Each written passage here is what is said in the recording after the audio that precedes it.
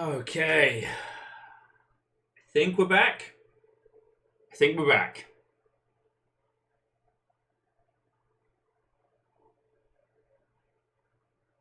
There we go. Hello, hello. Annoyingly, that will have not only nuked the credits, but also nuked the peoples we had. Shenanigans on Bale. It knows that you will kick its ass eventually, and is causing system crashes to prevent it. You know what, Bacon? I'm actually going to fucking agree with you, because last week we fought Bale for hours. And then I got the ice moves rolling, and I started getting him into that final form, and then, oh, oopsie doodle, system crash. And then this time, it just reset the rig.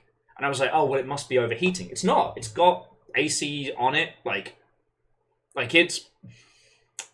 So, this is absolutely Bale pulling some hot fucking bullshit. Because, like, my name's Bale, and I don't want to get beaten. That's how he fucking sounds. Unfortunately, this means we've got to leave Bale alone for a while. Now, people did say that Bale's questline isn't affected by whatever the next stage is, but still. Well, so Evil Geek, it's a... I don't know what's going on with it. Like, in the past when we've had that same issue, it's been due to an overheat. That wasn't an overheat. And when we fought Fear's Dragon, that's a specific bug with the specific red lightning that Fear's Dragon has, and the graphics card in this system, which hasn't been fixed. So, whatever this is pulling, I don't fucking know. Bale's just pulling some fucking bullshit out of his dragony, charred, broken asshole. Curse ye, Bale! You fucking twat! Okay. And, you know, I just have to not let it dishearten. It's very easy when you have these technical problems on stream to be like, oh, cool, we've gone from having, you know, the full complement of Longshipians to 4 people and some guy named Greg. Your egg seems to have trouble with dragon fights. It keeps bailing on you. I want to be mad. I can't be mad, but I want to be. Thank you for the bits, Hall. Azrael, I'm Greg! I was saying boo earns. Okay. I don't know what we'll do.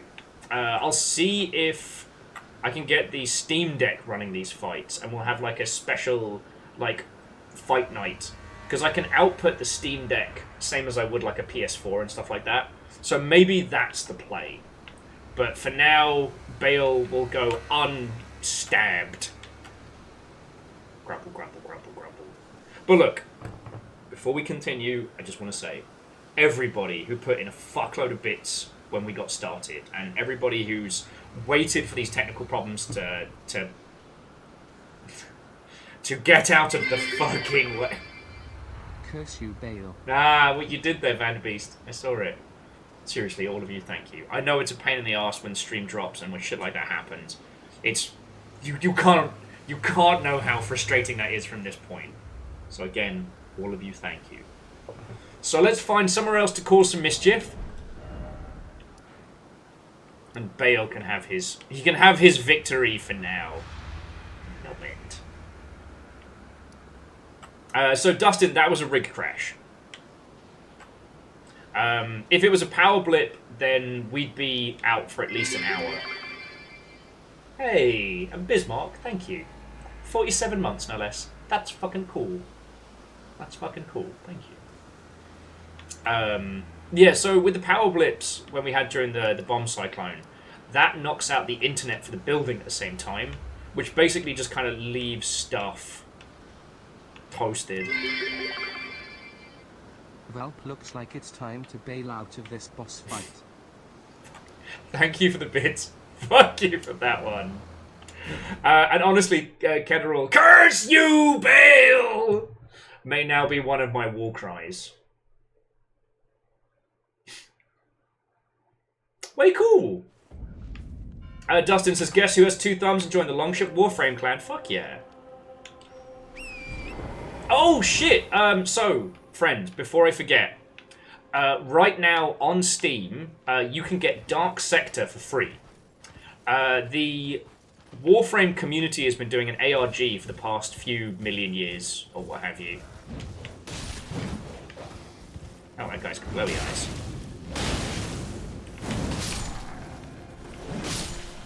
And because they've done so well, it's resulted in them releasing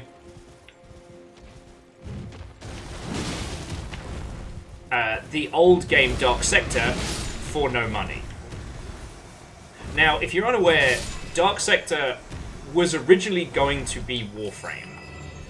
It was originally pitched to be this, like, you know... How the fuck do we get up there? Actually, before I careen on, to those of you that know, how do I get up here? How do I get up here? Because I feel like I'm missing something. I was going to try coming up this way and I realised there's no... I guess we go... Do we go through the Fog Rift 4 and then across and then up? Yeah, probably. The story of Warframe is a fascinating one, and I always love telling it because it's a great example of kind of like, hold on to your dreams. Initially, Digital Extremes pitched Warframe, i.e., you are the monster in a sci-fi game. You are this, like, Guyver-inspired biomechanical ninja who hunt, you know, the Grineer through this huge space hulk. You know, you are the ninja in the shadows. You are the thing they fear. You are the xenomorph predator. Really fucking cool. No one would sign that game. So eventually they made concessions and made concessions, and what they landed on was Dark Sector. And Dark Sector is kind of like sci-fi Resident Evil 4. Yeah, how the fuck do I get up there? It's sci-fi Resident Evil 4-esque, but, you know, you have a spinning glaive that you can control. It's set in some, like, a strange part of Russia. How the fuck did we get there? Alright. Do any of you lovely Mother Hubbard know how we get there? Because I'm not gonna lie, I am confused. It's now, like, up.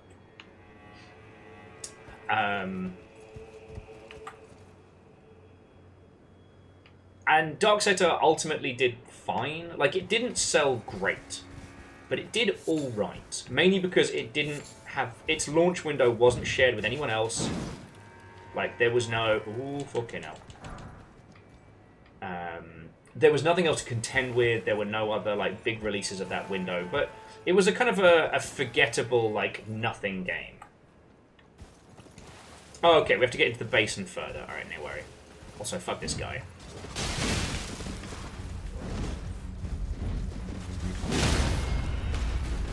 I think I'm even gonna get off my horse. I'm just gonna kill him from up here. Sometimes, friends, it's okay to punch down. Sometimes. Anyway, so Dark Sector comes out. It does fine, but not enough to, you know, light the world afire. It's not a Resident Evil 4 success story. It just is. And so Digital Extreme risk it for a biscuit with Warframe, like a full imagining of what they wanted to do, like space ninjas in space. You know, you are the danger, you are the threat. And, you know, thanks to a lot of heart and a lot of luck, you know, Warframe is now one of the huge entities. But it's important to remember, like, it wasn't a concept that was cooked up in a lab to be, like, the ultimate games as service, like, money wrangling, insidious nonsense, you know. Nobody sat down with a plan to, like, pull pound coins out of people's urethras. It was made because it was a project they really, really wanted to do. And the world of free-to-play was still pretty fresh, pretty new at that stage. But they eschewed the same thing that everybody else was doing, which was let's copy World of Tanks, and took it in their own direction, and they created something that really was original and really was unique.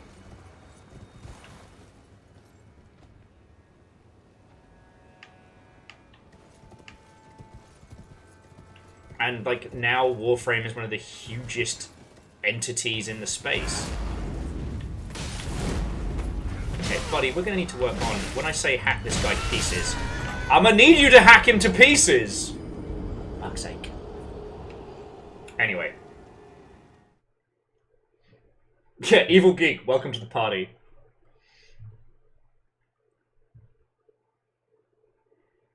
Yeah, no, Lance, absolutely. And what they...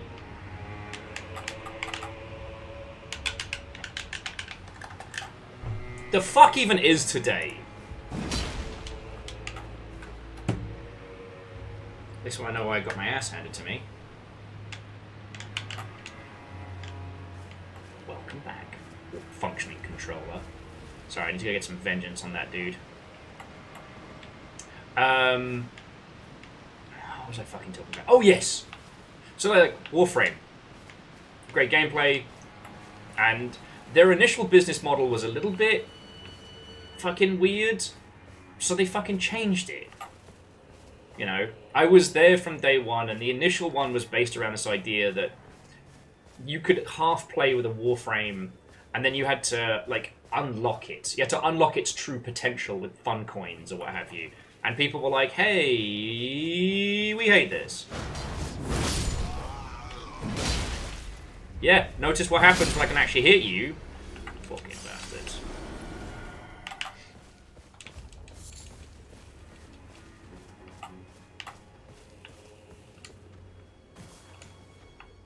I think I explored most of this.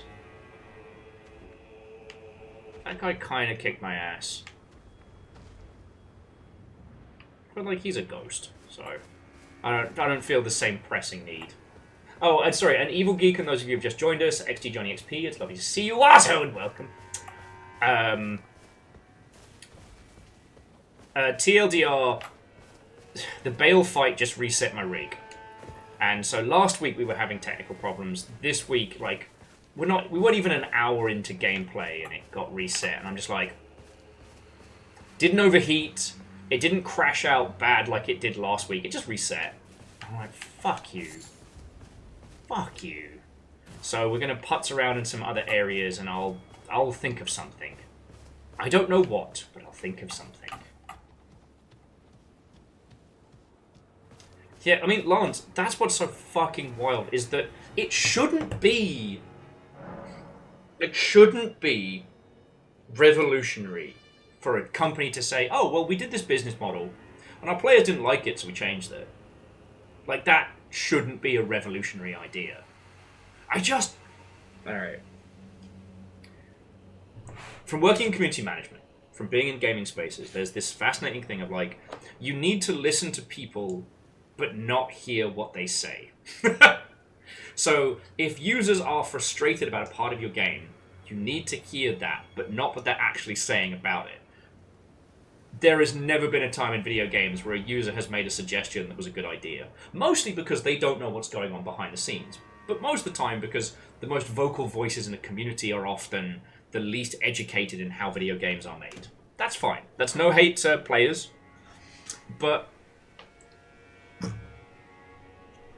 there's...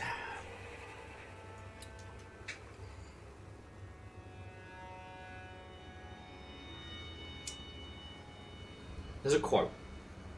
It is a troublesome quote because it has plagued anyone who has ever worked retail their entire lives. And the quote is, the customer is always right. But as I'm sure you're all aware, that's only a partial quote. The full quote is, the customer is always right in matters of taste. Okay. That was the guy who came up with Debenhams, one of the first department stores. And it was supposed to be that, like, you don't judge people for what they buy. If Davy Davidson wants to buy the ugliest fucking shirt you've ever seen and wear it with bright pink suspenders, then he's allowed to. But it also... There's a lot to take from it. One of the interpretations that I've always liked is that the customer is always right when it comes to how they spend their money. In that, if you have a store, and your store sells candles, and someone comes into your candle store and goes, I fucking love that table, I want to buy it. You say, yes, I will sell you this table. It doesn't matter that it's not a table store. It doesn't matter that's something that you threw together in 5 minutes. This person wants to buy your table, so you sell them the table. And in video games, listening to how people spend money and tweaking that is something that I can't believe we have to talk about as much as. Now, I know why. It's because as budgets have ballooned, as the AAA has gotten scarier and scarier, how we encourage users to spend their money is something that we've tweaked and changed. Oh yeah, I was exploring around here. God, I made it all... Oh yes, the Fortress of Reprimand was breaking my brain because it had weird shit. And you all were saying if we go past here, that's where the next story beat kind of kicks off. Okay. You know what? Whilst we're nattering, let's do the Fog Rift Catacombs. I think that'll be better for me for conversation. But yeah, so a lot of companies will bring in a monetization specialist. And the monetization specialist will usually work with head of studio or head of project. Not with the community teams, or not with the people who actually putting the fucking games together. And so that ends up creating this, like, you know, the stupid leading the blind. There are theories in... Oh, also, is there anybody who's playing, I almost said Legends of the Erdtree. Is there anyone playing Erdtree who'd like to join me for this? Because I'm fine with us just ruffle stomping this, because I want to talk about it.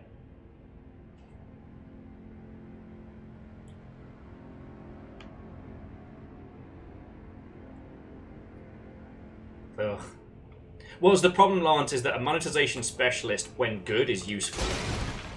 Because, okay, what a monetization specialist should do is look at your game, look at your community, look at how people want to do this and go, okay, here's what we can do to help keep this project going. Your users... Okay, the theory behind the skins in CSGO is probably one of the best hyperbole examples.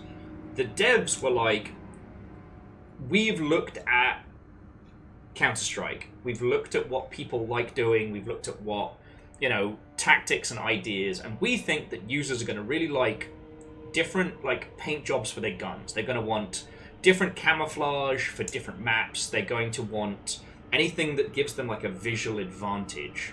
Oh, the catacomb is... No, that's zooming out. It is the Fog Rift Catacombs. Yeah, Chonris, if you both want to come in, and we can turn this into like a little PvP party as well. And what they found with CSGO is that players didn't want camouflage skin. They didn't want the ones that would give them a tactical advantage. They wanted insane, bright paint jobs. They wanted guns that looked like fucking, you know, Jackson Pollock's paintballing special. They wanted Banksy with a side of Mr. Blobby. Alright? So that's what they focused on. Now, I'm not saying CSGO skins are good, but, you know, Counter-Strike has been able to maintain its development through the sale and trade of skins in a way that their user base likes. That's pretty powerful. Now, it's not something that could be easily done, and it's something that no super-duper senior Wankstein would sign off on, because it relies on two things: trust in the user, and and flexibility in creativity, right? If you're unaware, whilst Valve make a lot of money on selling keys for boxes, so you get crates in CSGO and then you spend $1 to open them. I don't like that. I'm not pro gacha, I'm not pro loot crate. But it's the second part of it that makes it so powerful. Whatever you get as a user in that crate, you can do whatever you want with. You can give it to a friend, you can throw it away, or you can sell it on the market. You then get the money, but Valve and the game take a cut. Oh, sorry. We haven't updated the MP password in a while, so let's do that. Password is FECKIN BAYLE.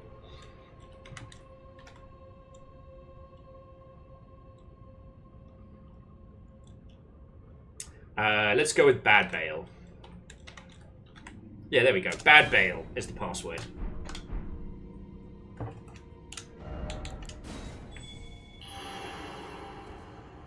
Yes, now Lance, that was an additional problem that they didn't see. I'm trying not to, like, commend Counter-Strike for being good and wonderful, but it's that articulation. Now, the proliferation of things like season passes in games where it doesn't fit, you know, the price point on skins getting more and more and more expensive. Like,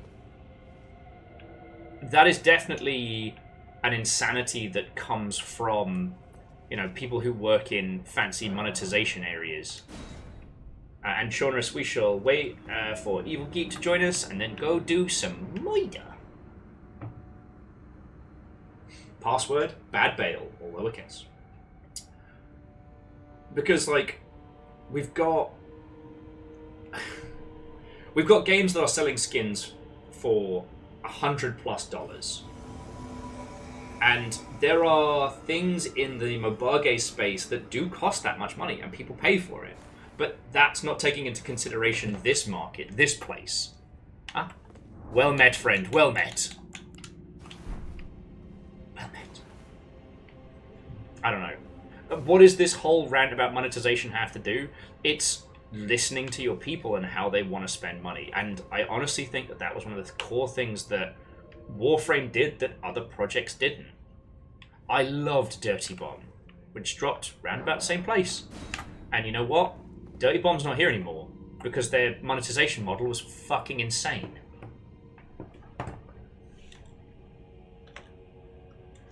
No, so Lance, here's the thing. Horse armor, even counting for inflation, is dirt cheap by today's standards. As a skin for a companion or mount, the horse armor from Oblivion is nothing. I got my stinky breath. I got my friends. Let's go punch some stuff.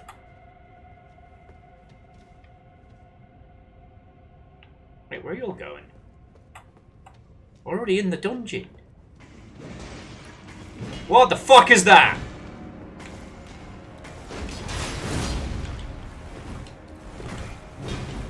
It's like some kind of fucking...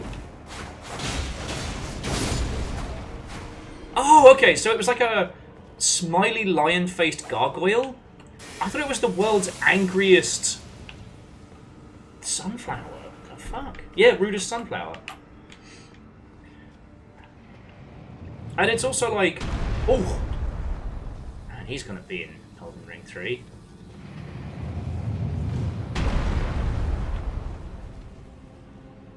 Okay, it's only half of that.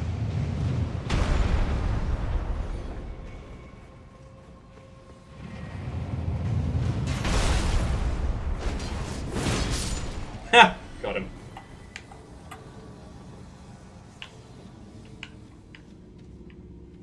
Oh, we have an invader.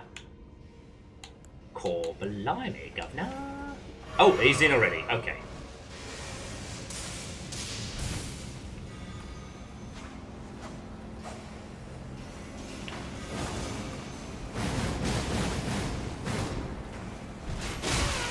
Oh, you absolute bastard.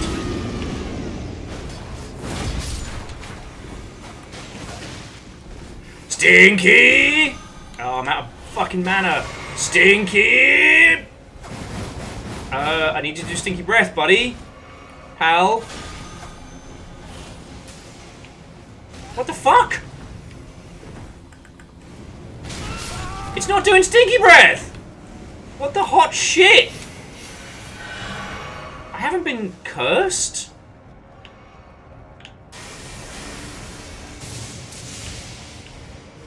I've got mana? What the fuck is going on? Oh, I'm getting some fucking weirdness. Yeah, this isn't Agent of Bale for sure.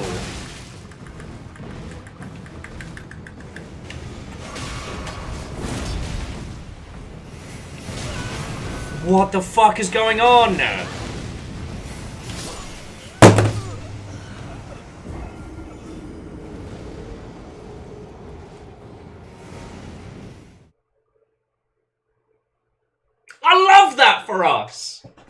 PC crash, pads broken. Fucking shitballs! And breathe. And breathe.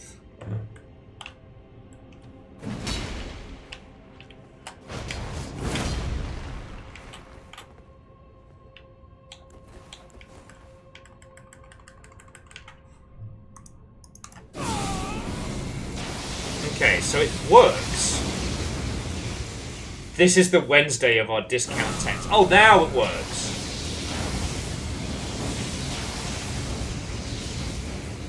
What's a Chaunerus? I had him dead to rights, and I couldn't do anything. Okay, we're going to take a breath and a beat. So, Chaunerus and Evil Geek, if you don't mind waiting like a minute or two, I need to take a beat before we go back in there, because otherwise I'll carry that rage through, and that's not how we do. That wasn't the good rage, that was the bad rage. It's like, I'm not even fussed, Mr. Invader. You're not even part of this. Like, I didn't lose to an invader, I lost to my own controller.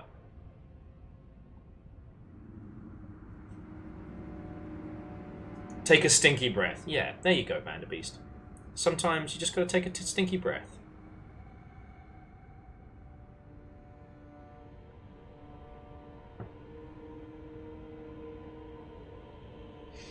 Okay. Anyway, sorry, jumping back. Warframe, very good. Warframe do monetization, very good. Warframe's still alive. Like, that shouldn't be a controversial fucking opinion, but it really is. And what was so wild, especially with Sony's whole... Like, we're gonna have 7 different games of service games all at once, was one, no regard that users only have so much time. So even if their games, even if they made 7 absolute 10 out of 10 incredible online games, all bangers, no misses, with incredible marketing, they're cannibalizing their own fucking market. Alright, great. And the other being that it really feels, with a lot of these expensive online projects, that they really did start with the business model and then work backwards. You know, someone asked me in the pub, like, we were talking about Concord, and how, like, the Amazon animation of Concord will outlive the game. And they were asking me, like, what happened with that? And I was like, all we got given before the launch of Concord was a very confusing CGI trailer and a huge big spool on the business model.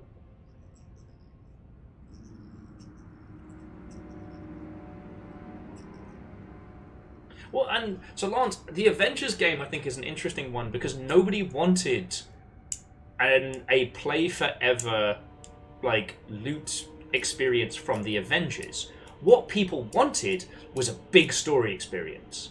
And hey, like, I don't think we've talked enough about the Guardians of the Galaxy game. That's just fucking good. Now, to my knowledge, that one's just single player. But it is a cast of characters that people know and love, albeit not the MCU ones. But it's an experience that fits with what people expect, both comic fans and both movie fans. Like, Thor doesn't unlock a better hammer. There isn't a +1, you know, blue version of Mjolnir. Or Mjolnir, I always pronounce it wrong, so I double guess myself. But, like, there was no cohesion between the business model that was being created and the experience that people were getting, right? Like, that disconnection was felt so acutely. And it definitely, the Avengers game definitely hurt Guardians of the Galaxy. And, God, the Suicide Squad game would kill the Justice League. Like, that desperation to make it into something that it wasn't, to make it into something that didn't fit. You know, honestly, I thought, what was it called? Arkham Knights was a great example of how to take a franchise into a multiplayer space. Now, Arkham Knights, I've heard, it's great with a friend, it's so-so, and that's fine. It's not targeted at us, it's targeted at the existing fan base around, you know, the Arkham series. Because the idea of Batman's gone, and it's up to his, like, incredibly dysfunctional family to pick up the slack. That's a really cool premise. And with the Suicide Squad game, like, the idea of it being like, okay, the Justice League have gone fucking...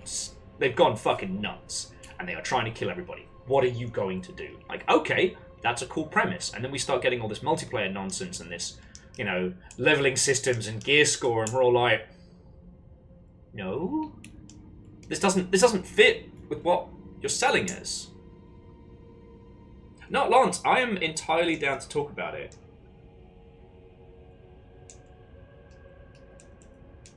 And Chaunerus, like, that's very true. Like, I understand, I wouldn't say Sega soured the well, but when Sega had the Marvel license, was back when we were doing cheap, shitey movie tie-ins for video games. Now, things have flipped.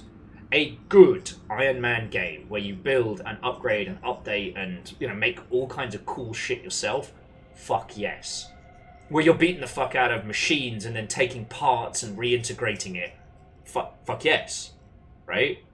But you can't put that in the same space as this, like, universal, everybody has an upgrade system. How does Bruce Banner unlock better shorts, I guess? What? No. Fuck off. When the thematics and the IP is so corely integrated, does he get more angry? I know I am.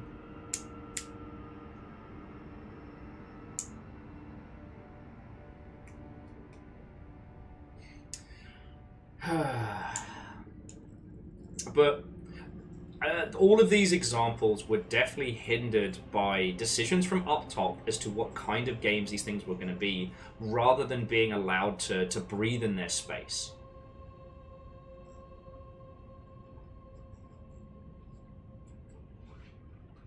Well, yeah, or Evil Geek, this is where, like, someone who is a monetization specialist should be earning their fucking keep. It's like, alright, let's bully the Avengers game first a little bit. Alright, so you have a cast of characters who all have drastically different styles of play, who have drastically different powers and arcs and whatnot.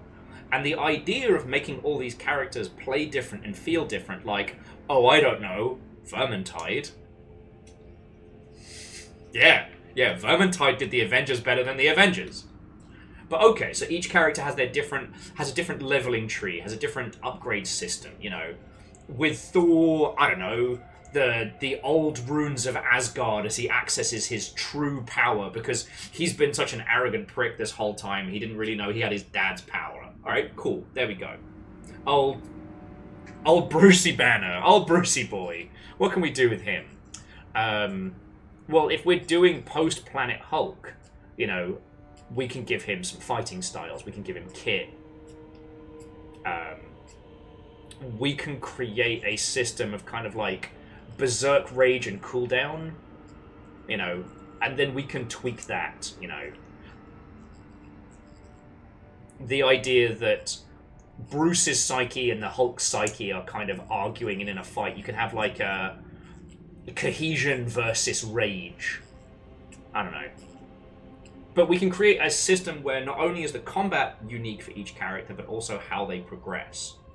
And then, instead of the season passes and leveling systems being about make number go up, we create them as like experiences, situations. Hey, Nova, lovely to see you. Watto, and welcome. Bale broke the fucking stream again, which is why we've only got 30 people hanging. We lost like 20 people, and I can't fight Bale. And my controller's not working properly, so we lost a fight with an invader. So we're talking about video games, so that the salt has time to flush its way out of my system. But then, okay, so what's the monetization system around that? Well, okay, there's already a bunch of different versions of these characters that we all want to see. You know? The thing about Thor is that all of his powers are predominantly based on he picks up the hammer, but he's also Asgardian, right? So we can swap him out for Frog Thor, Bear Thor, you know. I don't know if I'd want to do Lady Thor because she has some cool shit all her own, but you know what I mean, right? Brucey Boy is harder to do monetization systems around, but I'm sure if we put our heads together we can think of something. And then we have the idea that not all unlocks are based around just give me money. So we unlock... So if we're ripping the storylines from the movies, so the first bit is Avengers Assemble, Loki's being a dick, we're setting up for future stuff, cool. That is the main game. Everybody has their own little like mini adventures, then they all come together, Loki's doing Tesseract shit, love it, brilliant. New York gets fucked over, we get Shawarma in the credits. Who doesn't fucking love that? Robot Thor, he's a buddy, we went to school together, don't worry about it. Anyway. And then we do a blend of the old school kind of like post DLC, but with a season pass system. I.e., you spend $15 and you get like the next big Avengers fight. I don't know, who was it after that? Ultron. Ultron's a whole ass game, but whatever. Let's beat up... What's his face from The Blacklist, as he pretends to be a robot. Love it. Excellent. And what can we do with that? Alright, well, we have a... Oh, we'll beat up MODOK as well. He's like a giant metal baby. It's like Shadowblade, Shadowblade, Shadowblade. Marvel vs. Capcom. Me. Alright, my brain's careening out of... But anyway, so bring it back. So we drop that. And then what we do is we do a series of levels and unlocks based around that content specifically. Right? So there are special costumes for that, like, content only. But you can only get them if you get so many levels in that space. Now, we've given users a reason to play that new content and get all that new shit. You know, the season is self-contained, and people who come back to it later can play it. The FOMO of seasons and the ilk only works if you can maintain like a living environment, which you just can't with something like the Avengers. If you have to get sign-off from fucking Disney for every piece of content that goes into the game, you can't do live service shit. Like,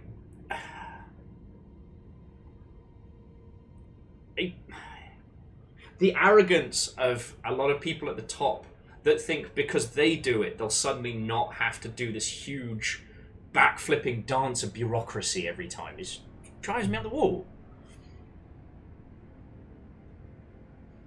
Drives me up the wall.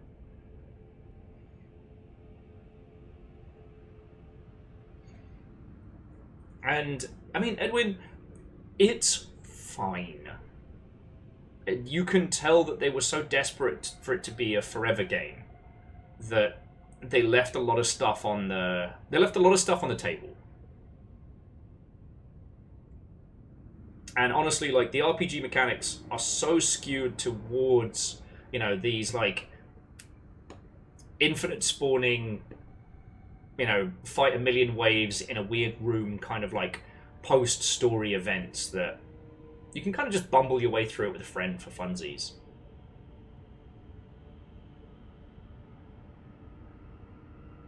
Oh, Evil Geek. There we go. Love it. Love it. And why are we talking about this? Like, why are we critiquing a gigantic multi-million-dollar AAA game? Because the level of nonsense and bureaucracy that happens is what gets in the way of these smart decisions. You know, Warframe is still kicking. They boxed clever. They made business decisions smart that backed up the game they were trying to make, not the other way around. And this is where it falls down. If you start with a business model, then you're just trying to cram your characters into a car they don't fit into, right? I'm trying to think of a good analogy, but it just smacks, and you can see it when it's happening.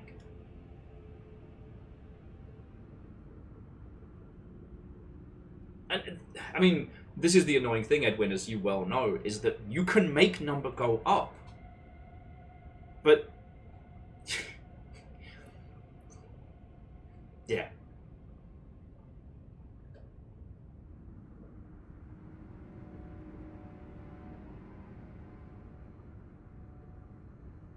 What, an evil geek? Absolutely. Okay, there are ways that you can do the whole, like, empowered character in the opening and then bust them back down. But again, like, you're not talking about nobody characters. You're not talking about people making their own in the spaces. Like, yeah. Even Big Lebowski style Thor is still Thor. You know what I mean? I don't know. And when you're dealing with an IP where the characters are so, like, entwined with them. Like, okay, I'm sorry. I'm not trying to proc Lance.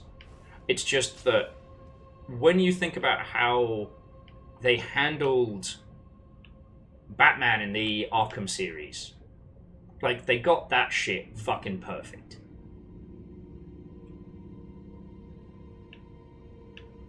And they looked at, you know, the old Caped Crusader, the world's greatest detective, and they made it fucking work. But with the Avengers game, there was no sit down and go like, all right, how do we look at this cast of characters and make a game that reflects that? It was, we need a game that people will be playing all the time. We need a looter shooter. What IPs have we got? Oh, Avengers is kicking around. You want to use that? Yeah, all right. Now fuck off. And users can smell that that lack of authenticity from a fucking mile off. But yeah, going back to the Arkham series, like, I did think that Arkham Knights was a smart way to experiment with multiplayer stuff, but everything with the Suicide Squad was just this upsetting design from up on high, throwing shit at the wall.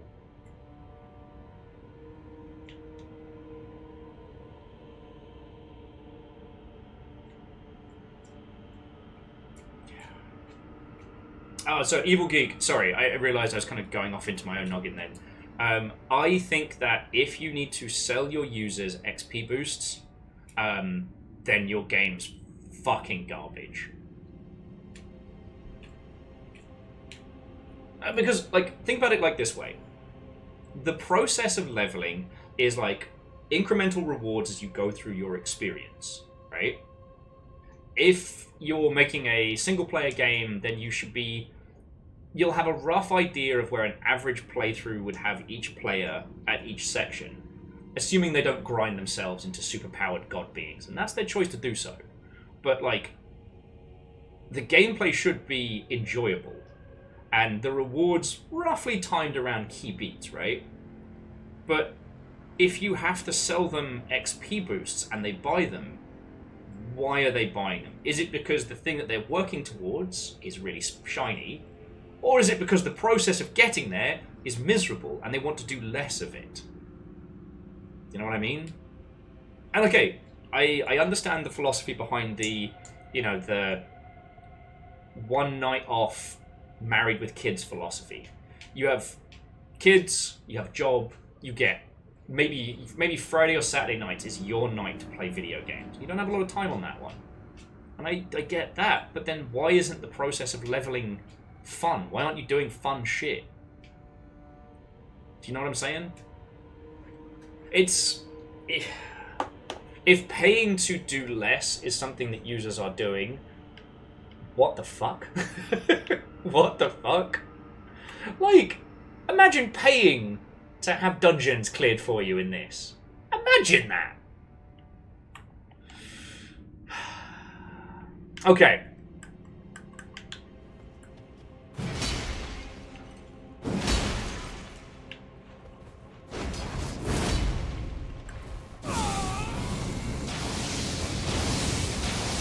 Okay. So it looks like we're back and working. Oh. Hey up, Chuck! I'm just having a little rage. How are you? I'm alright. Here. Bear with me just a second, friends. Fiona is hoiking and moving stuff. I'll make sure that they don't take all of my collection of cursed amulets. A lot of ghosts. I'll be back in just a second.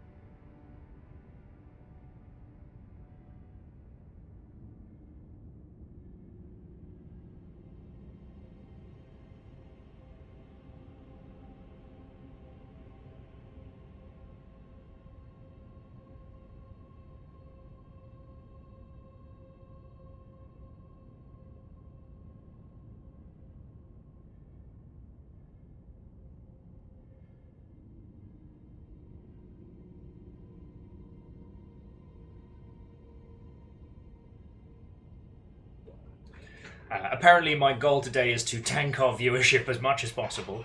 I just need to help Fiona move some stuff. If the stream drops, that means I biffed it and dropped the internet, in which case I'm just going to crawl into the tub and cry. So if any of you want to go grab tea, snacks, coffee, or what have you, now is the time. Sorry to get you all fired up and then totter away. But I'll be back in just a sec, friends. We'll switch to the big B needs tea. Boof. That's how you know it's serious.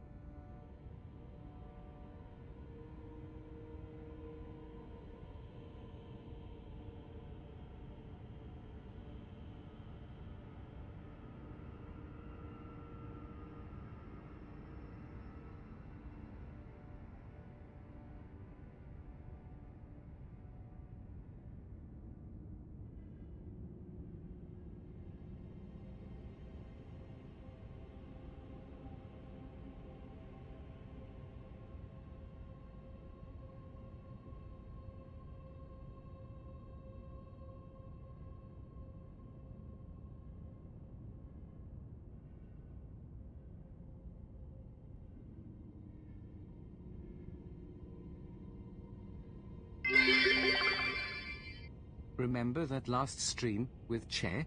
That was great. Good times.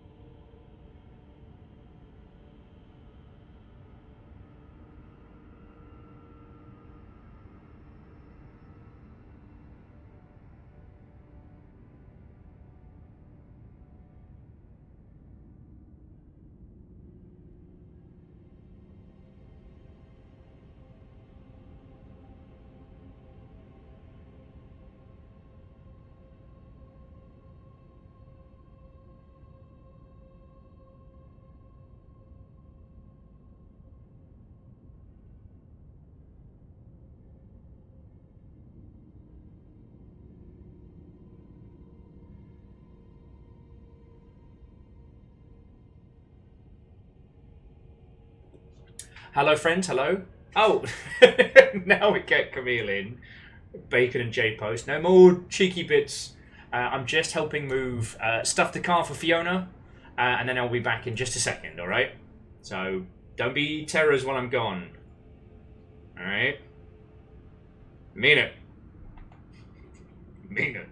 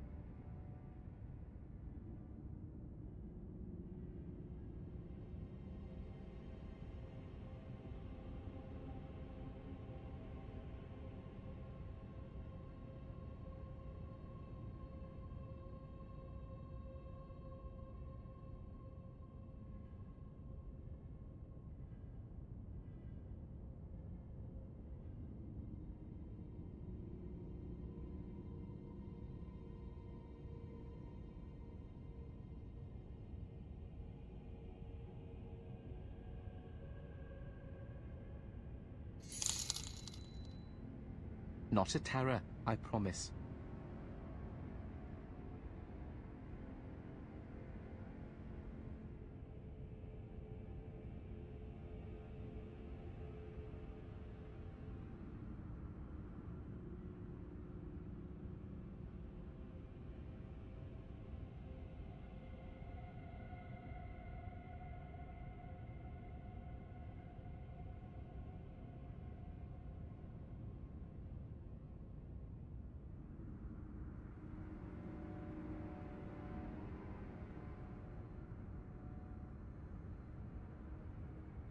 Reactor online. Sensors online. Weapons online. All systems nominal.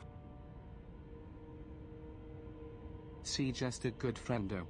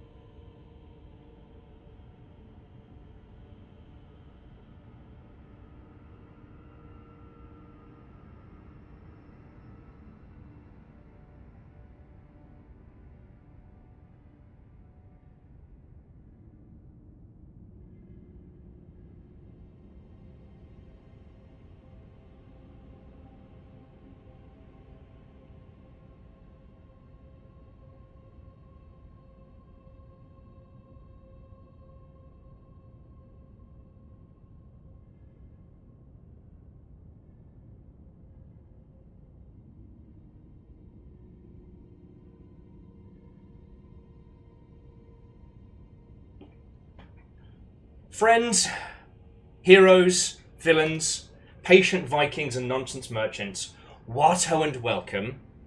Hello, hello. Camille did a thing. Oh shit. Camille, that is 6 years and 1 month of subs. Heckin' thank you. Heckin' thank you. Look at more chat. The chair is quite the conversationalist. You'll never say nice things when I'm talking banter.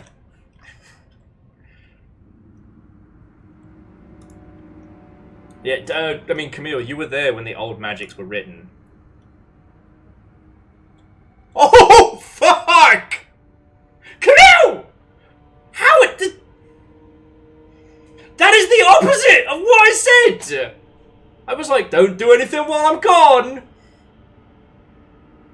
No one listens to me around here. Fucking hell!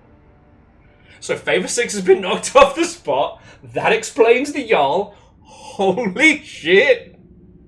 Holy fuck!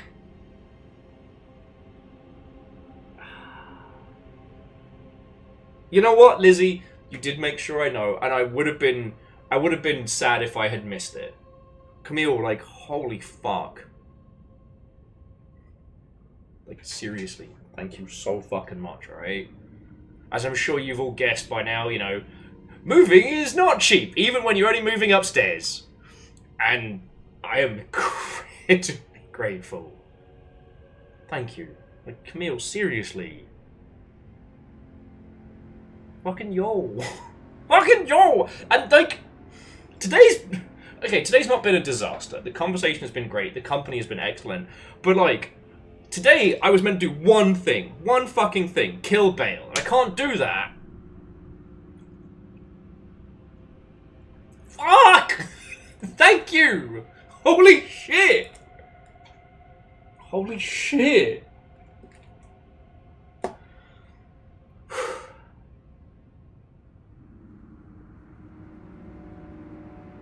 Fuck. Sorry. Thank you. You have no idea how much that is a help right now.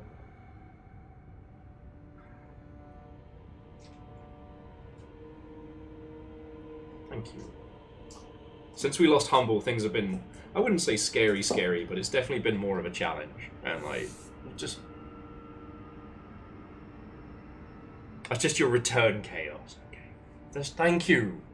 Sorry, I don't think my brain's processing it. I think... Kaplunk! What's that? It's going in the vault. And that means I'll have to process it later. Errands, thank you for the follow. I'm just kind of having a divide by 0 right now. What the fuck? On today of all days!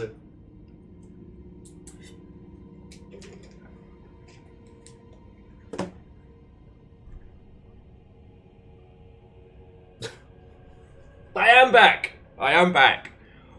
Oh boy howdy, I am back.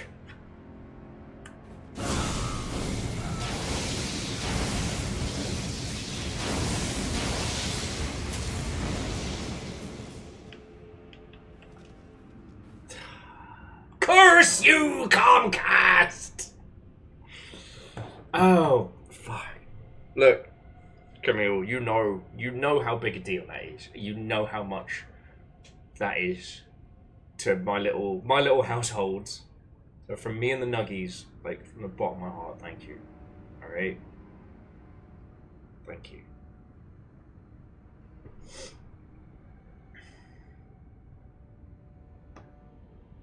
Fuck, that...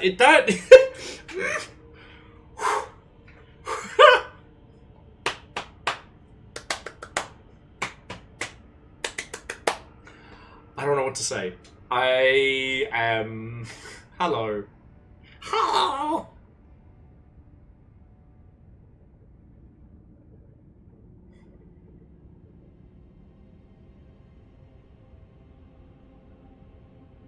Just thank you. That's it. Just thank you.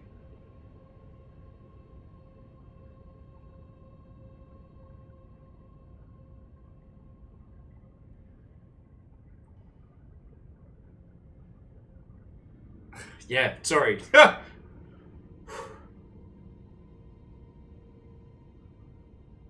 So how are you? Fuck. Hello. Okay. Does anyone want to come hit things with swords with me now?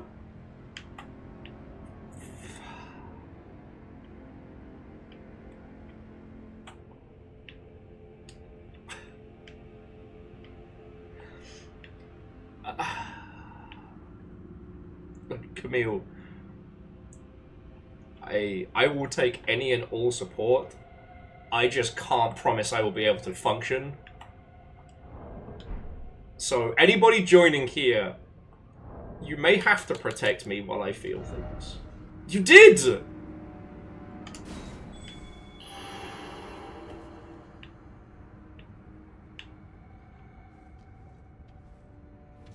You may have to protect me.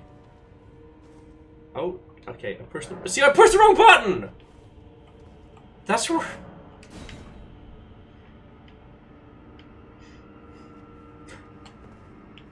Fucking wee. Well, it went from 0 to 1,000. It wasn't a break wheel kind of day. It definitely...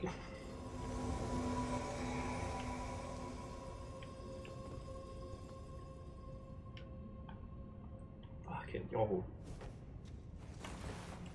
Yeah, we're gonna do it. Woo! Protect me, Cone.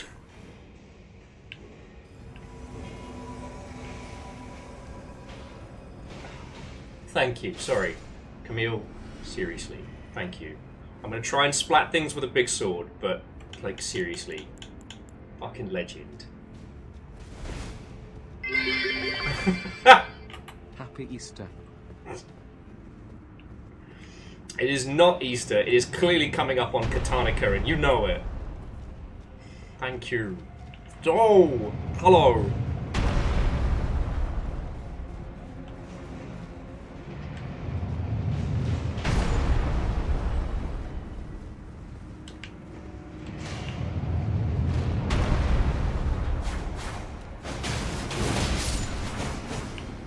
I just...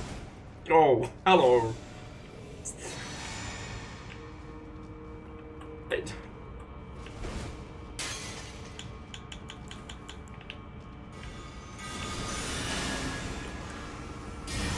Bees!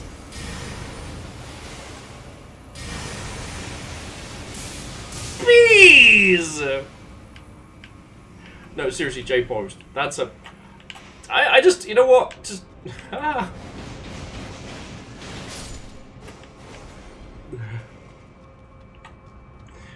But Camille, I don't know how not to do that! You know! I don't have a not thank you mode.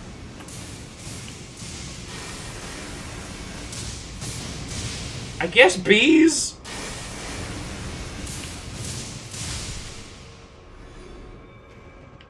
Why is that gargoyle like a heinous... You know what? I'm not going to finish that sentence. Shout out to Chaunerus and Evil Geek, currently trying to keep me... Oh... Shrek 2 on DVD! Stinky brother!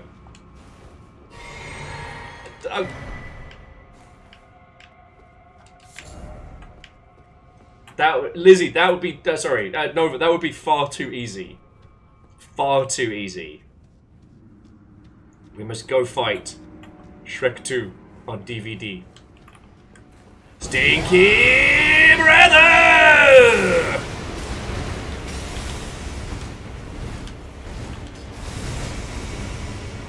Donkey!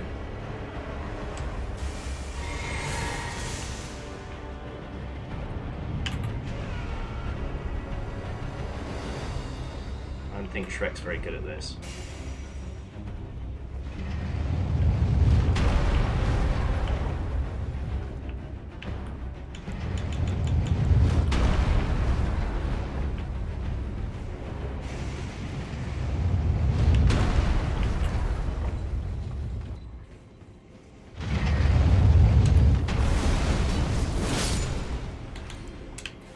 I shall be distracted by Shrek 2 on DVD.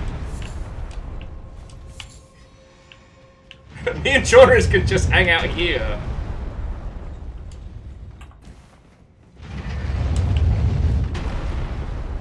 It's me, Avali. Fall in love again with me on DVD.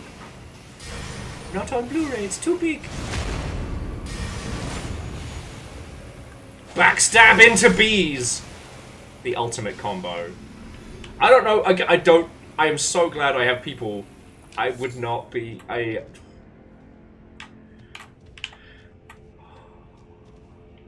We are 11 people away from 5,000 followers on Steam. Not Steam, fuck me. I can't remember where we are. On this place, this website that we're on.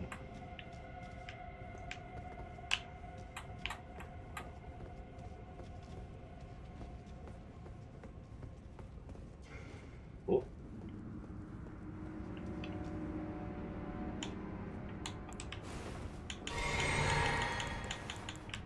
And as for these two, Stinky Brother!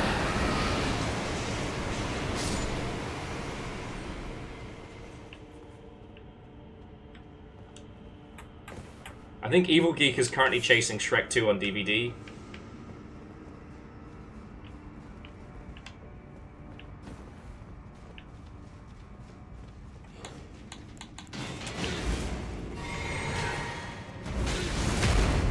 Ah.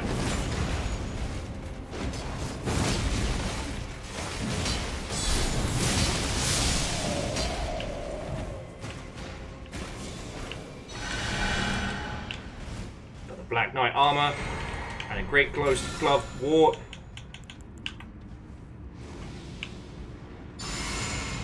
Everybody gets blessings, yay!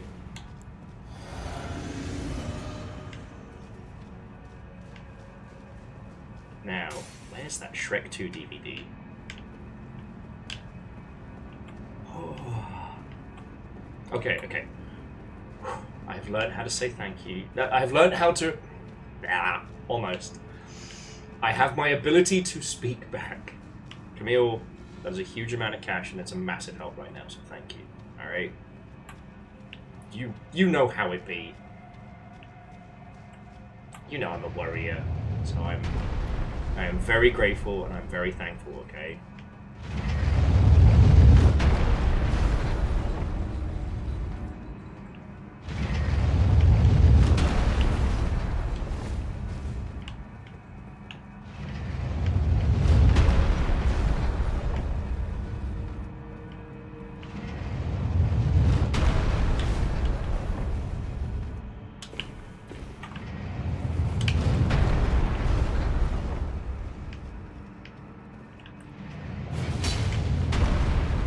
Okay, so that's the lift up. Okay.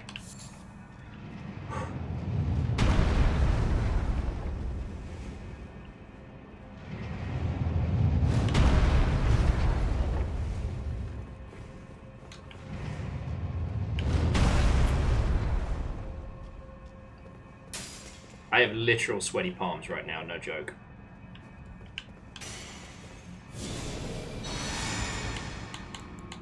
There he is. Bottom off. Alright, summon him up. Summon him up. Pull the lever, Kronk. Okay. Oh, we can't. Oh, cheeky bastard.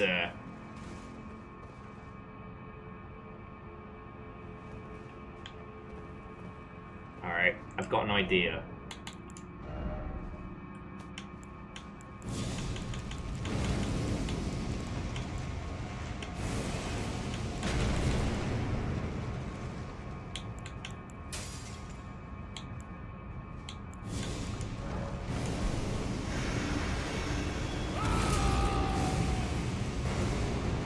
Ah, beans! They don't go straight down. Chase down foes, my ass. Okay. I actually had sweaty palms after that. I just need you to know, palms literally sweaty. Alright. Ooh! That was rad.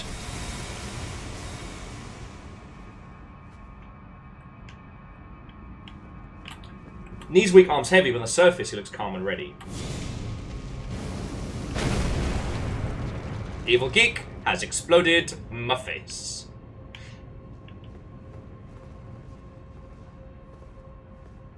And where's Featherfall when we need it?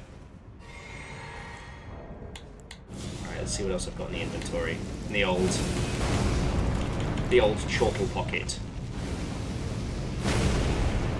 Ooh, what about one lost in death?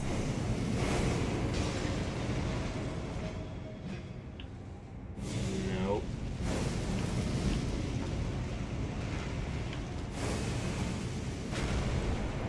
Let's see what else we got. Let's see what else we got. Anyway, so to the Space Cadet of Seattle, how are you doing, Watto? And welcome, it is lovely to see you. If I seem discombobulated, it was a 1-2 punch of we were trying to fight Bale, the game the game reset the rig, so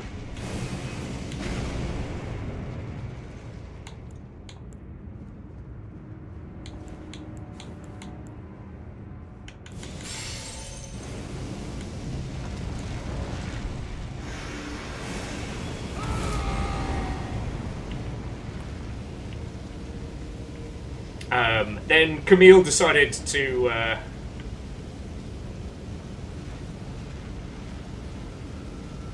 reset all of the things.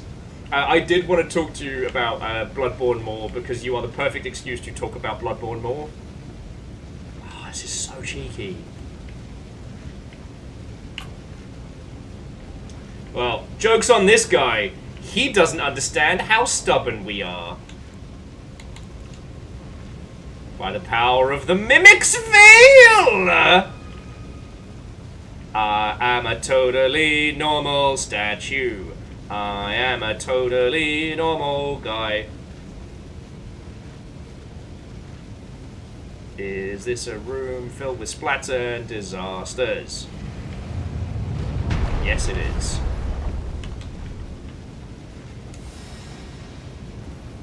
Okay, let's get to the other side first.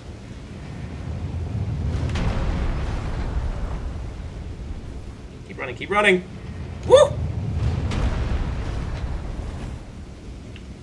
Okay.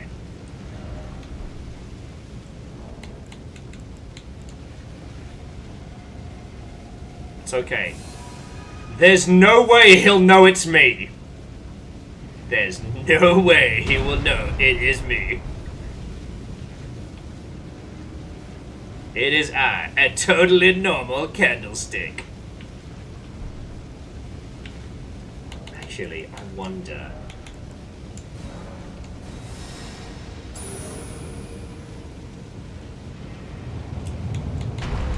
Oh yeah, no, I just, I did the witch's tongue. I know, I popped a finger.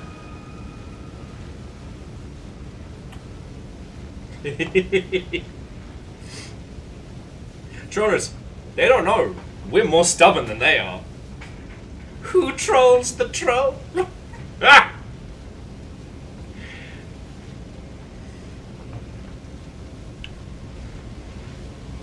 It's like a blinking contest, but instead of eyes, it's stubborn bullshit.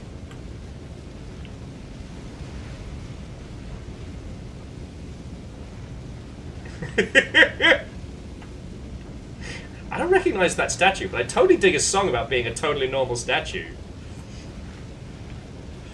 Okay, so friends, the Space Cadet of Seattle just finished Bloodborne. They got not the true ending, but one of the two endings presented to you if you don't have the umbilicals, and they haven't played the DLC. So I believe you said you were doing New Game Plus at the moment, and like I am down to clown to tell you about just about anything.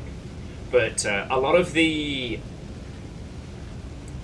stranger origins of Bloodborne, and literally the best fight in Bloodborne is in the DLC. So basically, Melania has a younger sister called Maria, and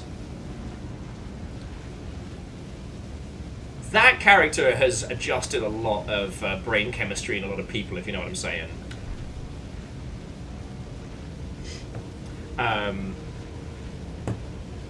But I do love talking about Bloodborne, and I understand what you were saying, like, Elden Ring is so freeform, and there's so much you can do with it.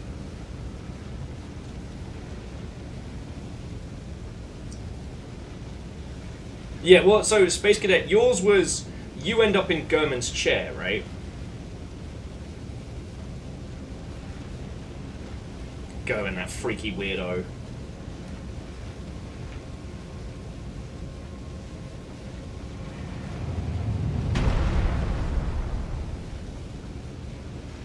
Well, so of the 3 endings, there is that one. There is you. The happiest ending is basically you wake up the next morning after the hunt, and I think it's supposed to be like you have no memory of what happened, but you got out. That's the happiest ending. But the core one requires it's either 2 or 3 pieces of an umbilical cord. The umbilical cord of an eldritch god, baby. Not even joking. And I do recommend either reading up on how to get it or having someone guide you, because one of them, if you say the wrong thing in the wrong place, one of them kind of goes AWOL.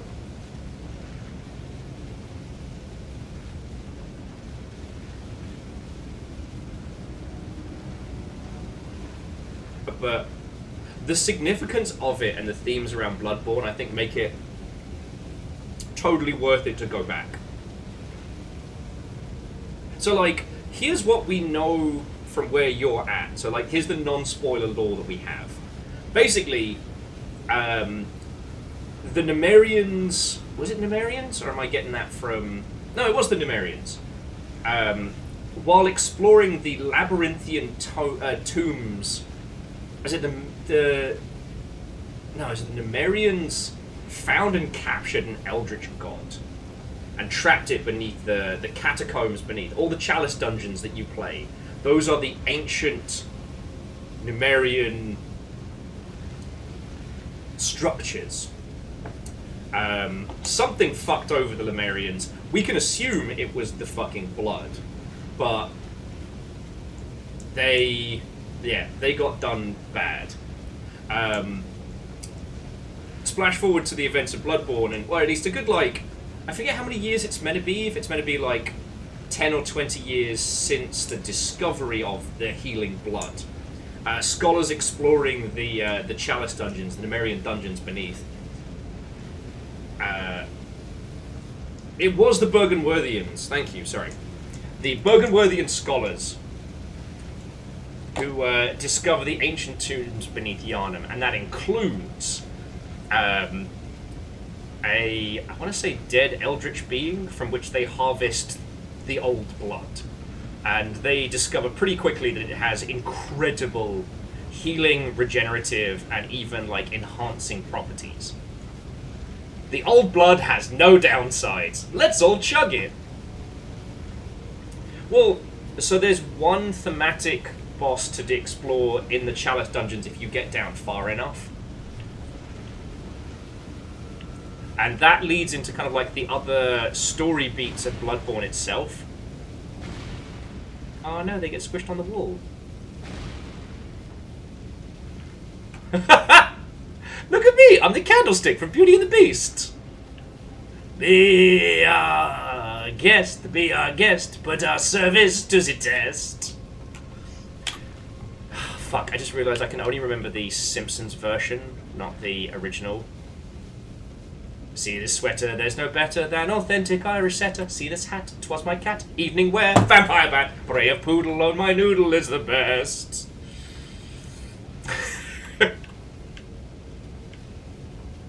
Sorry.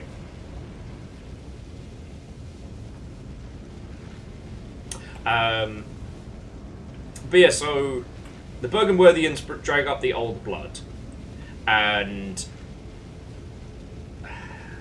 you know, I'm not doing a good job of giving you kind of like the TLDR. Basically, all the shit they harvest from this Elder God leads to all of the fuckery you see in Bloodborne, right?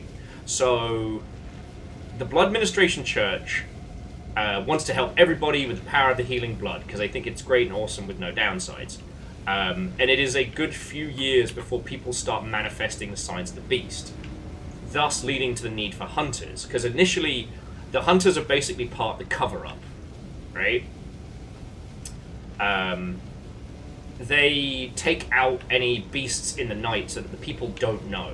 Like, it's real, like, fucking Victorian Black Ops type shit.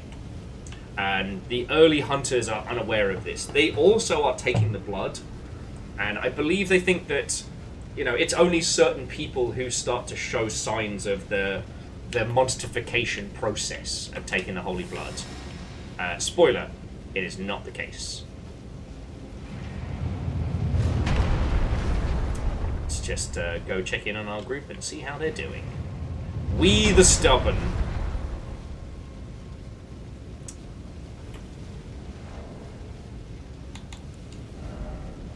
I was a candelabra, yeah, but, you know, the candelabra life just wasn't for me.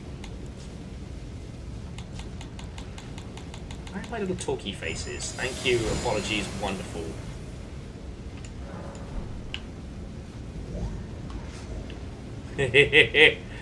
Shrek 2 on DVD. meet the director's commentary. Also, how fucking cool is that? You've got to admit, with the fire horns, that's fucking cool. Yeah. Anyway, so Holy Blood Church are doing their thing. Then you have, I don't know how much of this I can get into because it does kind of start touching on the DLC spoilers, but there is another group of experimentation using not the blood of the Eldritch, but the spinal fluid. And those bobbly-wobbly people you see intermittently throughout the... when you're heading over towards Bergenworth, that's them. Now, the other is obviously insight, knowledge, the eyes within eyes. The scholars who become so obsessed with seeing the truth of things that they start to cultivate eyes within their own skull. And that's the weird tentacle-faced monsters who literally eat your insight for sustenance. So... there's a lot of themes of, like, whatever people consumed turned them rabid. Then the people of Canehurst basically did their own version of, you know, of the blood. But instead of it, like, the Holy Healing Church sharing it with everybody and then realizing, oopsie daisy, we fucked up. Over at Canehurst, they just turned into fucked up vampires. You know, their servants became twisted and warped. That's why they're all like giant mosquitoes, but then the actual Canehurst, I think there's only one lass left by the time you get up here, and she's just like, everybody is a juice box in my world.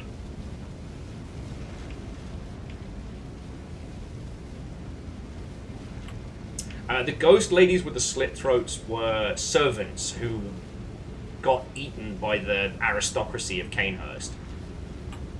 Then, you know, forever cursed to wander the halls. You know, still trapped in service of their vampiric masters, but, you know, they cracked those poor fuckers open like White Claws in summer, you know what I mean? Ha-ha! Get fucked, Shrek 2 on DVD! We win! You can't troll us with being stubborn. We're too stubborn. Alright. All aboard!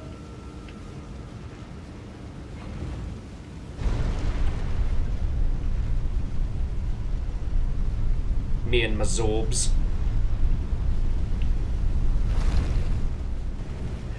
You know what? In a strange way, I appreciate Shrek 2's grift.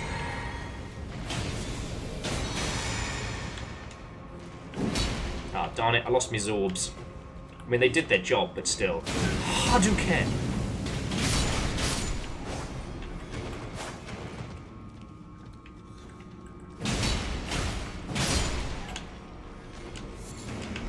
Look, a ring out's still a win. And so too is letting the timer run out.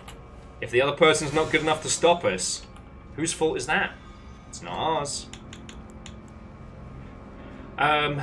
But yeah, so those are kind of like the base factions of Bloodborne, and aside from Canehurst, what's fascinating about it again is that no one was there intentionally being an asshole. Woo! Also bees!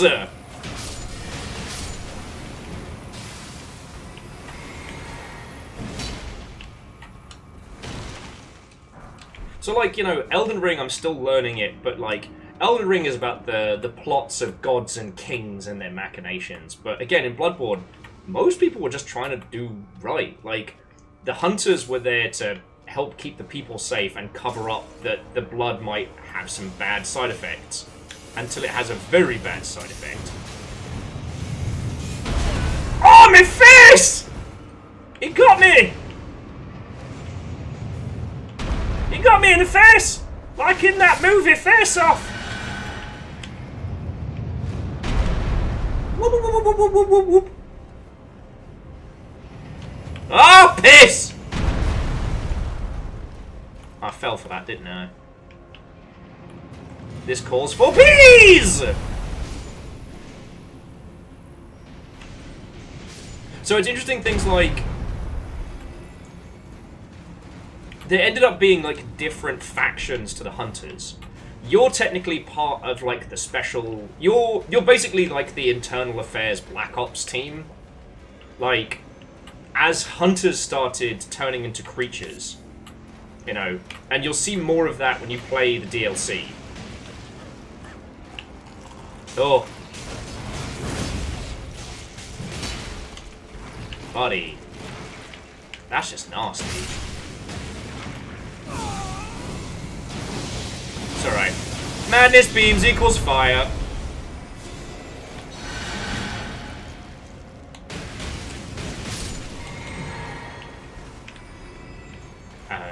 But yeah, as you see more of the different, like, Hunter factions, especially the OG Hunter factions, it's kind of interesting that for as weird and creepy as he fucking was, like, Gorman was there to make it better. He was there to unfuck a bad situation. But again, Evil King, no! No! They hate him!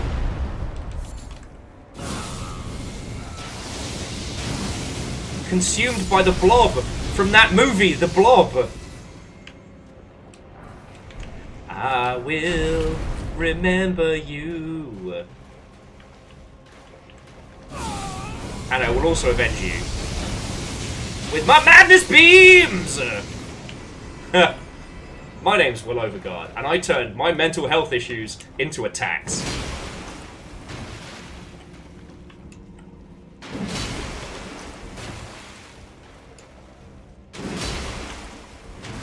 But yeah, what's her face? The Crow. She's one of the few hunters who's actually aware of you and what you do, which is why she doesn't go after you. Whereas, I forget what faction she's a part of, but is doing a similar job, i.e., like, she's going after hunters that have lost their minds. You, kind of similar, but your job is basically to fix shit. However, that big monster that gives you a fucking hug, that's who you work for. The Hunter's Dream was created to kind of unfuck it. Oh, Lyris, we're talking about Bloodborne. And that whatever machinations that are going on between what few old gods remain and the attempted birth of a new old god, that's where the crying baby in the sky comes from. That weird tentacle monster who makes you be the Hunter's Dream, who is responsible for creating the Hunter's Dream. Like, that Mother Hubbard. Here we go, here we go, here we go again. Oh, here we go again.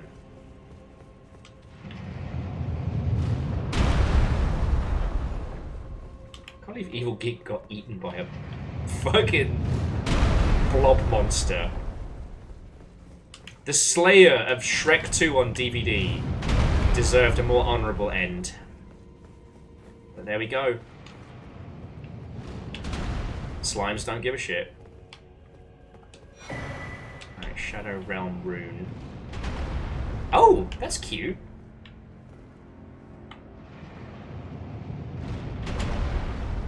Now, obviously, there are loads of people who've done much more eloquent breakdowns of Bloodborne's good stuff. But, like, this is when you start kind of realizing that, you know, the strange place that you're in when you even begin Bloodborne, let alone, like, your involvement in everything else. Ooh. Blink Bolt. Some fucking speedster powers.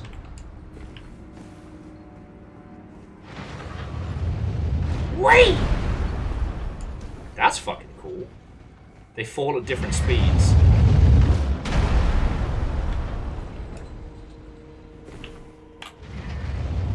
Oh, look at this tentacled shrine. I'm sure there's nothing weird here. Ooh, a stone-sheathed sword. We'll check the lore and item descriptions once we get out of here. Because yeah, I don't think we found the boss.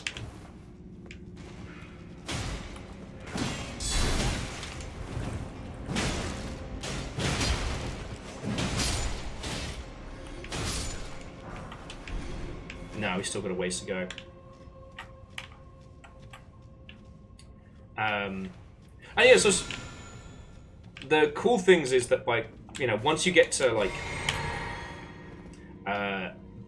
the old hunters and whatnot.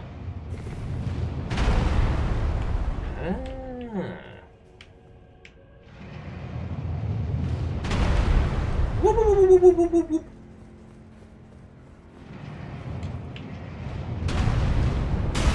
Ow! Two of you!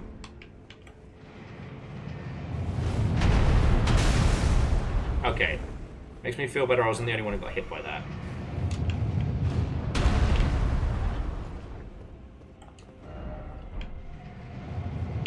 Okay, all aboard! This is actually one of the worst condensing of Bloodborne's story, but the reason I bring this up is it's so many of the little details of it can be lost, and that's okay. So it's things like, there are a group of people that you can save, air quotes, save, right? But when you kill Rom, when the moon is in its fullest, and the real madness of Bloodborne is unfurled upon you, that's when you start seeing how wild shit is. Like, the varying forces enacting on this world being held in check by Rom, and you gotta kill Rom to stop. So, to my understanding, the head of Bergenworth was able to communicate with Rom, right? Oh, hang on. Let's just do this, because we don't have to deal with this dingleberry. Come on, let's go do a murder.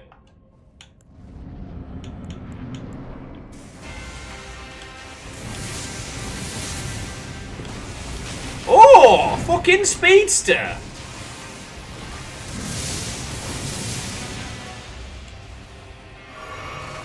Something tells me if I let this guy have his way, it will be bad.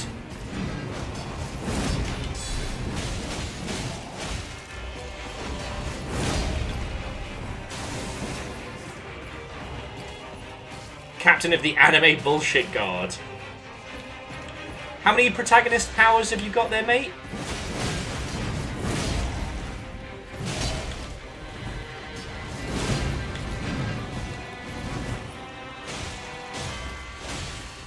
I swear to God, if he screams by the power of friendship, it's really fucked then. Let's fucking go! Love his cloak, though. A game respects game here. Woo! This guy's no fucking joke. Yeah, I've got nothing I can do with magic-wise. Gotta actually fight like we mean it.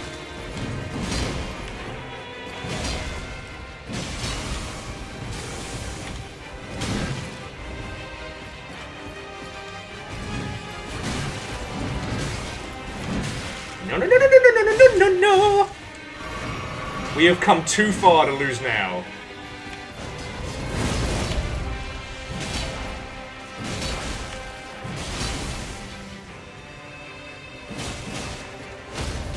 Oh, there we go, there we go, there we go! Back of the net! Oh, fuck.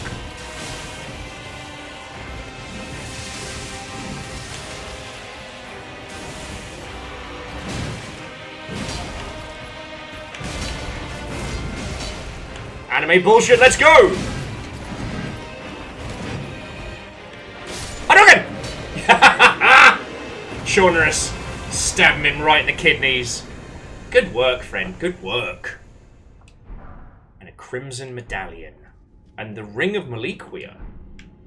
Oh, well done, friend, well done. So Space Cadet, I'm racking my brain to remember why Rom's doing it. I do know that, oh look, it's Flat Stanley. Yeah, Flat Stanley. I do know the head of Bergenworth was communing with them and kind of ceased to be people. The head of Bergenworth basically touched the infinite and had a little natter with... no, that's not Godwin, that's Flat Stanley. I think I just said it. Sorry, I'm a bit of terror today. I'm getting my confidence back.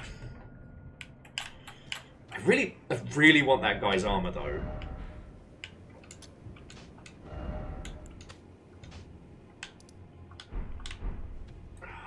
This place is filled with little jabronis. There we go. That was a good little, like, bite-sized adventure.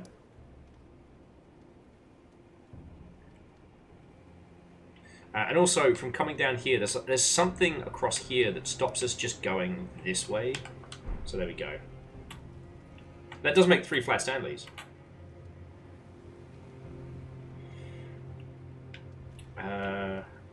I mean, Favor 6, Erdtree's DLC scales based on your tree fragments. Hang on, where were we hanging out before? Oh, here we go. Because the next spots I can go to are here, and then down towards whatever the fuck this is, or across the plains there. So let's go over here. So, for Erdtree, you get skibbity fragments. Who knew Gary's mod would be so powerful? No, you get fragments of the Erdtree, and they scale your powers, but only while you're in this area. So, I think I'm up to, like... I'm up to quite a few. Yeah, so I've got 9 tree blessings. So, if I look at my stats while I'm here... Yeah, see, a bunch of my shit is, like, scaled way up.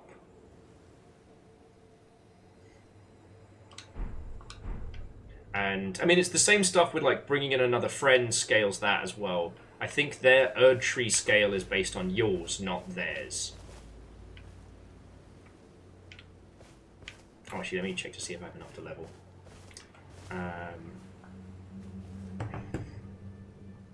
But yeah, so even inside, because you have Bergenworth and you have the college, is it the College of Mensis? Those are the ones where they go fucking loopy, and they all hide inside one guy's mind. So, you know when you went to the Nightmare Academy, that's inside a guy's noggin, that he basically, like, his theory was that they would escape the madness that was coming by retreating into a dream. But instead of it being, you know, one like the Hunter's Dream that's... what's his name? Gurman is the host for. That... what's his fucking name? That's the problem. It's been so long since we did a Bloodborne playthrough that all the names are getting a bit squirrely for me. But yeah, the dude with the cage on his head, the protective cage, ends up being the escape. That's why when you see him sat in that chair, there's that sea of people dead around him all wearing the same setups. And they're basically doing, like, infinite university in his head. But it's not quite perfect, which is why they're all blobby and weird.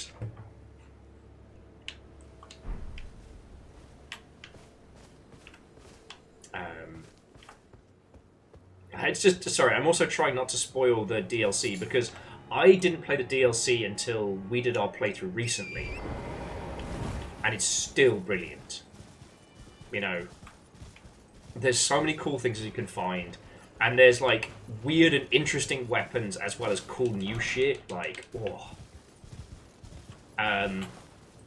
So, basically, when was Bloodborne going to tell me this wonderful lore? And so here's the thing that makes Bloodborne so special. Like, all of the FromSoft games do this kind of, like, Minimal dialogue, minimal cutscenes.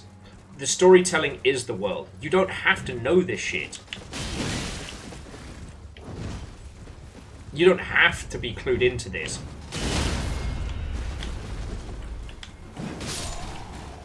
But you can be. It's not required of you. With Bloodborne, everything that you're experiencing is part of that. By which I mean... Oh, so there's the down. I want to go over there. Okay, and I'm trying to avoid... Because I think that firefucker is someone we have to fight. I haven't fought the other firefucker earlier on. The world of Bloodborne doesn't care if you know. Like... Oh, I remember you now.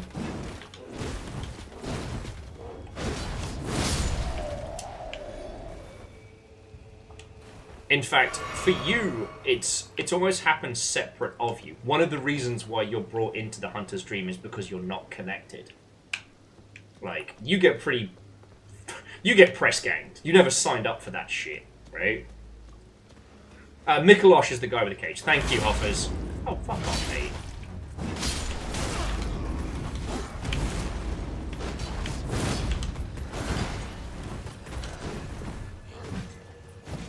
You know what? You two are talking a lot of shit for being within stinky breath range. Oh, no, I won't be able to get him.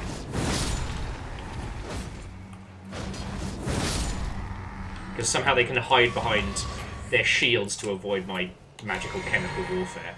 Anyway. Bloodborne doesn't need to tell you its story for you to have that experience. But it's there.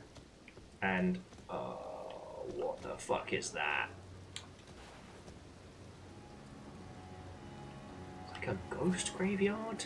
A double graveyard? One of the things that's so fascinating about Bloodborne is that not only is it the game, but also the mechanics are all part of the story it's telling. So, for example, things like Blood Tinge and skill being skills seems very stupid until you played it and you realize that, you know, those are stats that matter in this world. You know, in a world without magic. Did I ever meet Grandma? I don't think so, Evil Geek. I haven't met anyone who could be described as a grandma outside of the two-finger crones. Oh, it's another larval tear. It's a lava palaver. Ugh, I make myself laugh. Sorry.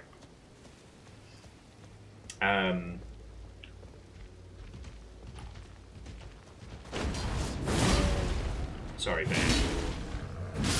It's Fat Bear Week, but not for you! God, now I can kick their ass, it makes me feel bad.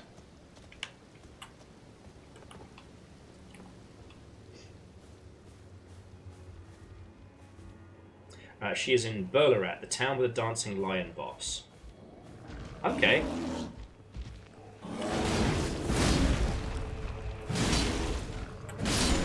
We can check that out.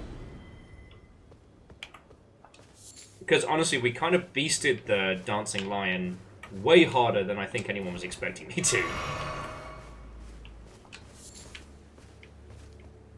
Hang out with the birds and see what the fuck is over here.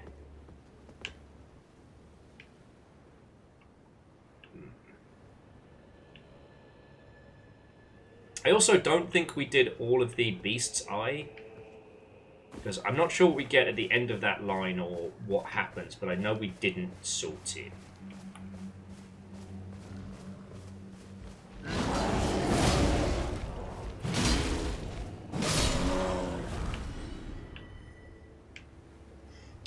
But jumping back. And again, Hoffer's like, thank you for the bits I'm forgetting.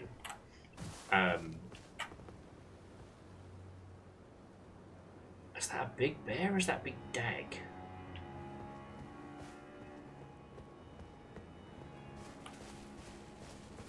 Oh, that is some kind of fucking nightmare bear. Alright, well... This looks like a job for Mini-Me.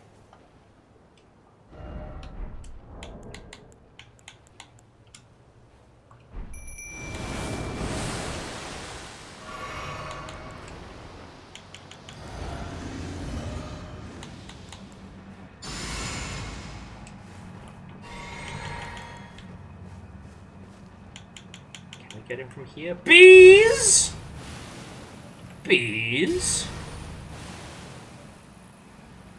No, he's too far. That would have been too easy. He might be in Stinky Breath range. Stinky Breather! Fuck me. Oh, fuck me! Alright.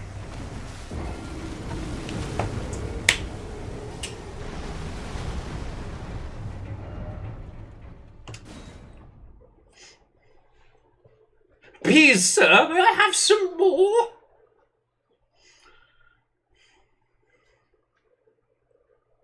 I'm sorry, I guess, Space Cadet, what I'm flailing around trying to say is that what matters with Bloodborne is that you're fully in that world, whether you choose to pay attention to it or not, right?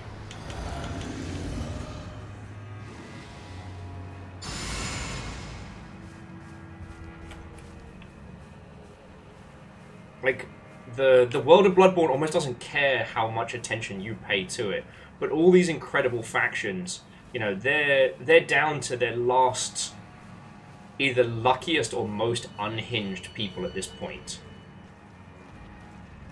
Even the equivocant of the Sun Bros, the guy that you meet in his little tin hat, he is fucking unhinged. Okay, I don't know why Stinky Breathy wasn't as powerful, but let's try once more, Fission.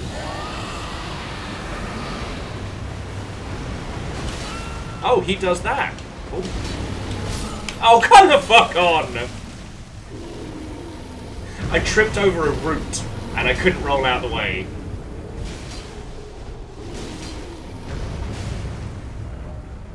Alright, me need to handle this. Don't worry about it. Evil Geek, I got a storeroom key, but I don't know if I got the storeroom key.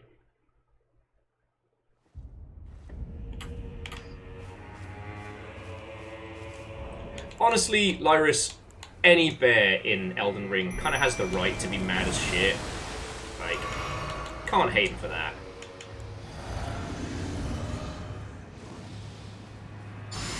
Also, Stinky Breath doesn't seem to do shit, but Fire looks like it was pretty effective, so I'll try some Madness Fire in a second.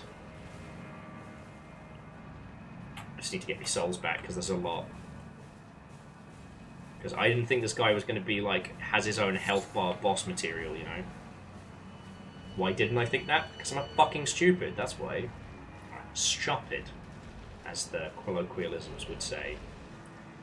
Is it me, or does this bear have the omen coils? Madness Beam! Okay, so fire good.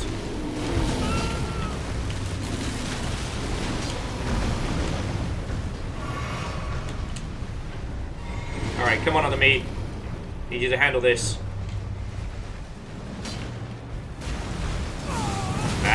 Oh, he broke my face. He broke my face. He wasn't even aiming for me. Madness Beam!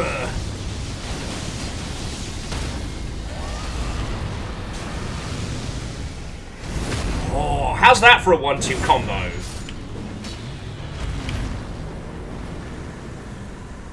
Other me doing fucking dragon, like... Ooh, the Pelt of Ralva. That's fucking cool. Alright, let's have a look at some of the items we've got before we continue the Will's terrible retelling of Bloodborne's shit. And at this point, like, Space Cadet, I hope you have the interest and the drive to go through the DLC as well, because it's really fucking good. Okay, so this was the pelt of Ralva, the Great Red Bear, worn upon the head without modification. Enhances incantations of what is jokingly called Bear Communion. As special bars for that. This untreated hide, won at the end of a bloody bout, is just the thing to make a wild bear out of a warrior. That's cool. Then we got Mesmer Gauntlets. Oh, the Death Knight's twin axes. Golden war axes of the Death Knight. A pair of weapons made to be wielded in both hands. Crackles with lightning, the power of the captain's ancient dragon cult. The Knight, once a personal guard of Godwyn, was also the protector of the Prince of Death's cadaver surrogate. I'm going to read that last bit again. Protector of the Prince of Death's cadaver surrogate. Cool. And his special move is anime bullshit.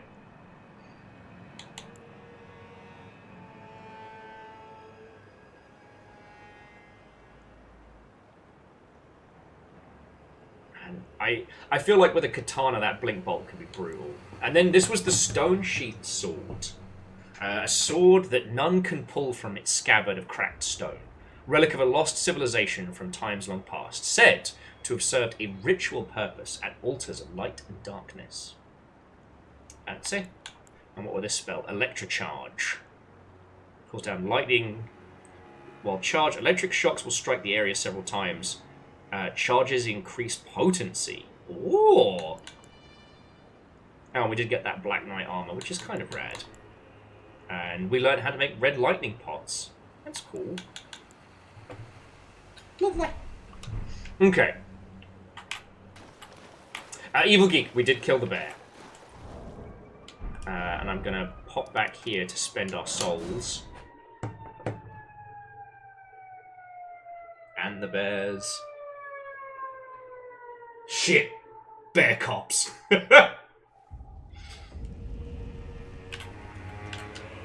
Yeah, so Space Cadet, like, once you've gone through the DLC and stuff like that, then there's so much to break down. And I think at that point, you know, we can talk about the different things that affected the fates of Yharnam, Bergenworth, all of it.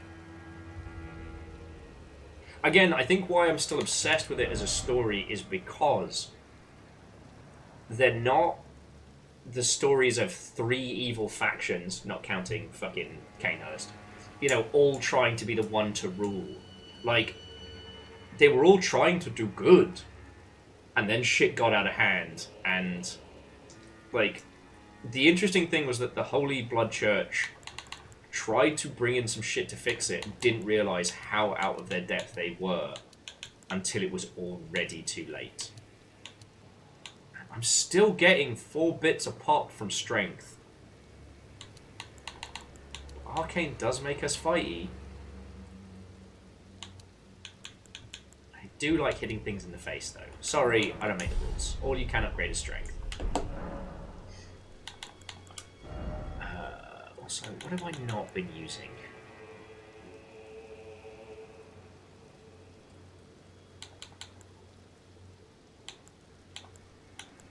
I have been using Madness Frenzy. Kind of thinking to swap out Cure Poison with just good old-fashioned Fire Breath. Like just classic Dragon Fire.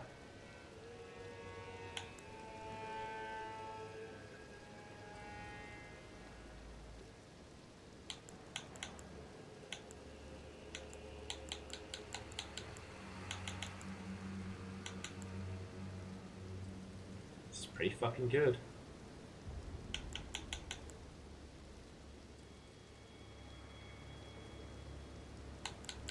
Yeah, you know what? Some classic fire sounds good for us. Okay.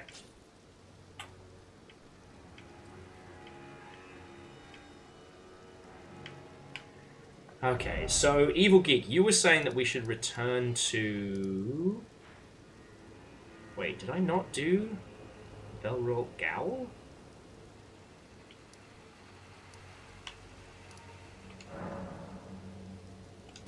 No, there's no way I didn't do that. Did I just leave the marker on it by mistake?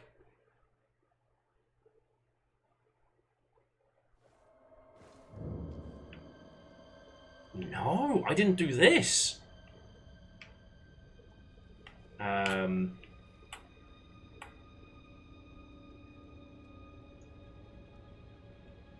Small private altar, go left of the door with 2 spirit casters are. Okay, so I'm definitely going to do that now, but Evil Geek, once we've done that, I'm going to have a quick snack break. Then, if anybody wants to come down this fucking adventure path with me, they are more than welcome. So you were saying... Oh, no, I've got to leave the... Gotta leave the gal. Because we came by this, like, little prison area, and I was like, oh, I'll come back to this. Several months later.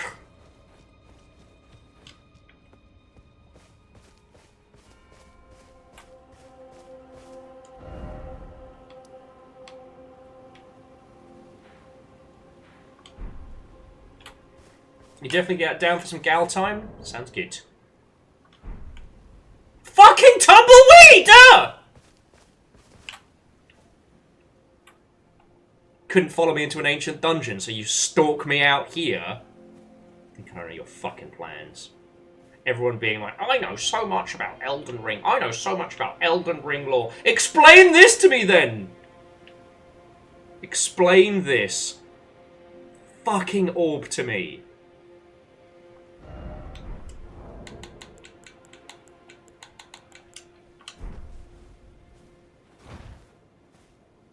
Explain me a tumbleweed.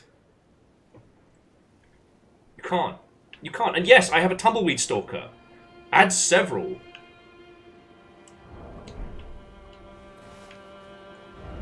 I swear, we're going to get to the end of this game. We're going to get to the end of this game, and it's... I'm going to, like, plunge my sword into the heart of whatever god is flailing about. And then just as I withdraw the blade, you'll see my head get obliterated. And it cuts back to the tumbleweed with a fucking handgun. Okay, so this was the altar. Yeah. Vanderbeest, Holy Boss, Lance. It's fucking tumbleweed. New Game Plus, you play as a tumbleweed in someone else's game. Okay, so yeah, this was the small private altar. Left out the door where the 2 spirit casters are. Hey, you bastards! Nerd. Alright, world's most embarrassing sword fight. Okay. And there we go, we've used the storeroom key.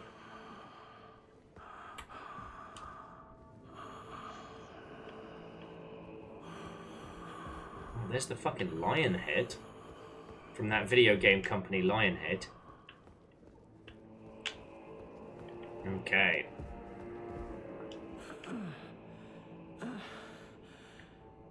So it's an omen lass. Okay. Can I get you anything? You want like a paracetamol or ibuprofen or something? Get some aspirin.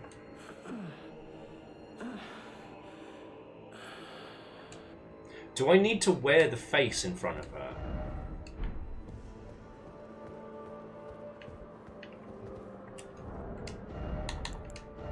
Because I'll do it. That dude needs a Sprite. Alright, now where was it? Alright. Oh, hey, old lady, it's me, Beastly Beastface. I sure am glad I'm a cool beast that you made.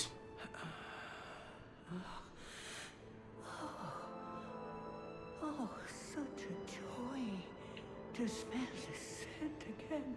Just ignore the blood and vomit. To keep her stand before me. 100% that person that you just said.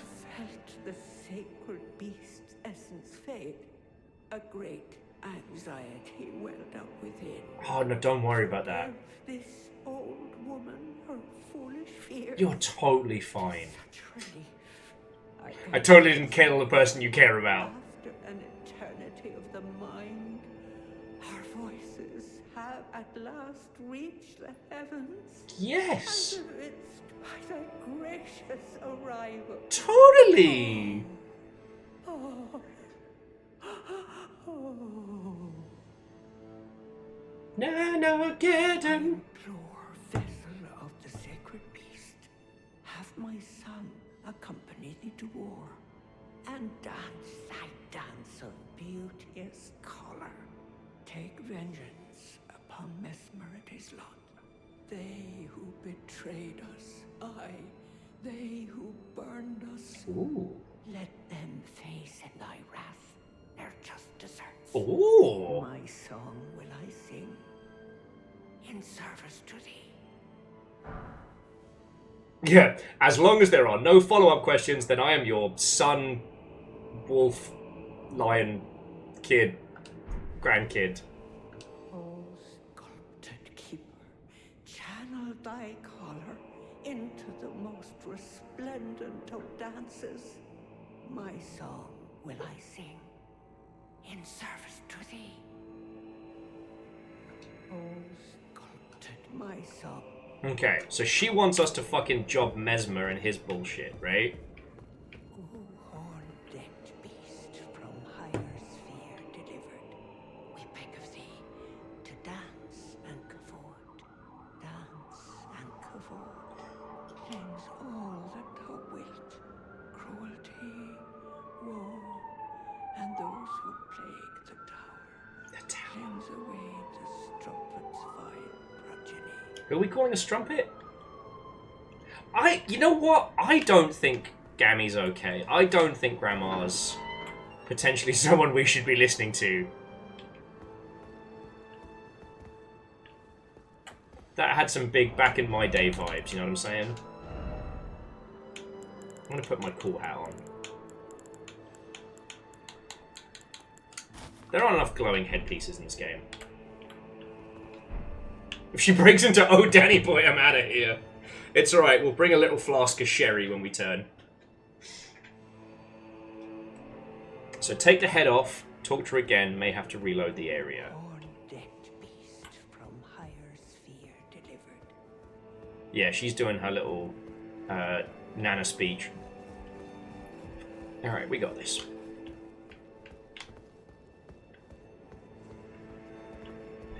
So, Scotty, that was one of the bosses of this area, who I thought was going to kick the shit out of me, but apparently I was just exactly the right kind of sicko to fight it. And the reward we got from it was a spell and its face. So yeah, now take the head off, talk to her again. Alright, may have to reload the save. That's cool, we'll see what happens. Hadouken. Oh. You two are embarrassing me. Horn-decked beast from higher sphere delivered. Welcome, O glorious sculpted keeper. Okay. Thou art kind indeed to this aged crone. Am I, or am I making it worse? It's a fucking FromSoft game, I'm probably making it worse. Where are my manners? Surely thou must hunger, O sculpted keeper. I could eat. I prithee, partake of this modest dish. 'Tis only plain fare, but sup to the lees, and it will surely grant thee ample vigor. Scorpion stew. Now, what's the over-under in that it's either hella spicy, made of actual scorpions, or both? After all the... at last, after all this time, we have arrived at the old soup place! Grandma's house. No one told me the old soup place had a crossover with this. What do you mean you're at soup? But also the nana that's like, "Oh, you're so thin! Oh, time to get you some soup!" Decked shouldst thou be by hunger, thou art sure, though, if the flavour doth thy tongue offend. Okay. So she's gonna give us free healing soup. Let's have a look at what we've won. Scorpion simmered in black soup. A traditional meal of the Horn Sen. If you've never had bugs, the texture of their chitin, chitin, or whatever you fucking call it, it's very sandy. So even when it's tasty, the texture is weird. That in a soup makes me feel weird. Once made with love, but... While they're all pretty old here, you should expect the economy to bounce back soup first. And Scotty, thank you for the 200. Once made with love by a certain elderly woman for the family table. Having long gone cold, this soup gives off a rank, sour smell. Oh. Gonna be honest with you, not a fan.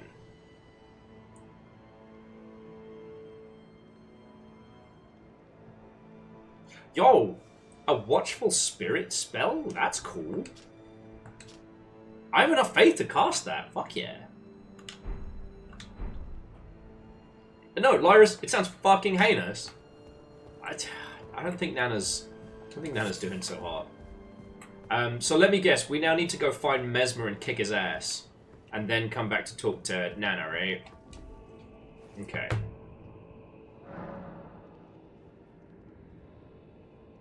Oh, it can also be traded with Horn Scent to get Furnace Visages crafting items. Fuck yeah.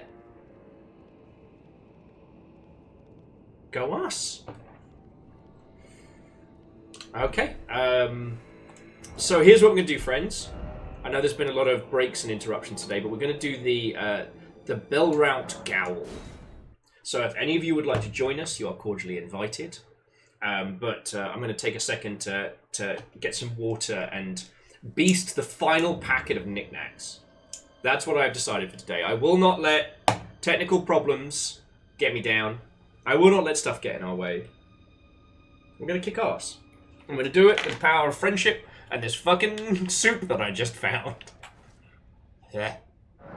I keep thinking about it. My body's like, don't you fucking dare. Black scorpion soup, just like Mom used to make. Flavor for the ages, Kestrel. Flavor for the ages. Oh. Sorry. So, as you may or may not know, Kestrel, I'm in the process of moving. So I'm boxing up all the little, like, Longshipian church keys and things like that people have sent over the years, yourself included. And I found a couple of the ones from, like, way back in the day. And it was last night as I was packing things, and I got a bit of the old moo. I remember when this came in. This was a Kestrel gift from year 1. It's good times. Anyway, give me 2 secs. And if you would like to come fight with me in the Elden Ring DLC, you are cordially invited. Alright? No doubt we'll probably end up with some invaders to battle. And if you're wondering why Camille's HP is so massive, they decided to destroy me earlier, and I didn't break, but I was fucking close. I think it's because Camille was threatening more breakage. My little brain was like, hold the line! Hold the line! I thought you left, Camille! I waited until I thought, I need to learn when to shut my fucking mouth. Okay. So, Camille, one thing I didn't ask, because I was kind of going, is, what is your Jarl's decree? Because that Jarldom is not going away anytime soon. Camille is always watching. What is your Jarl's decree before it's snack time?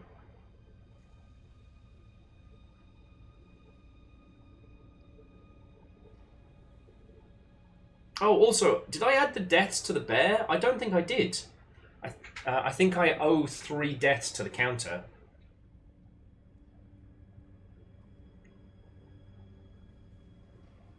Yeah, because I added the frustration death. Yeah, I owe 3 bear deaths. 1, 2, 3. Oh, fuck you. Camille says you have to compliment yourself, and fucking what? No!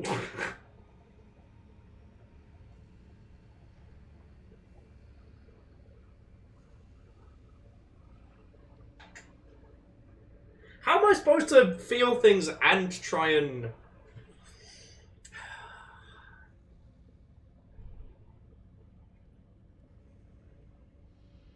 I am very proud of my tenacity.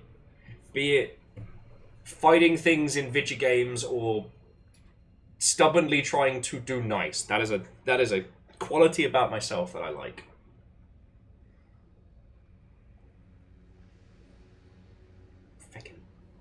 Just thank you. Fuck you. Thank you.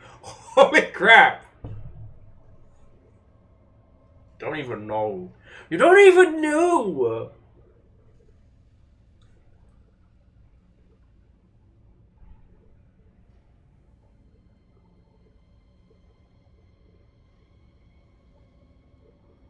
Fuck. You win. You have fucking... Yo! Snotty already! Alright. Friends, I will be back in just a second. I'm gonna wash this snot off my face.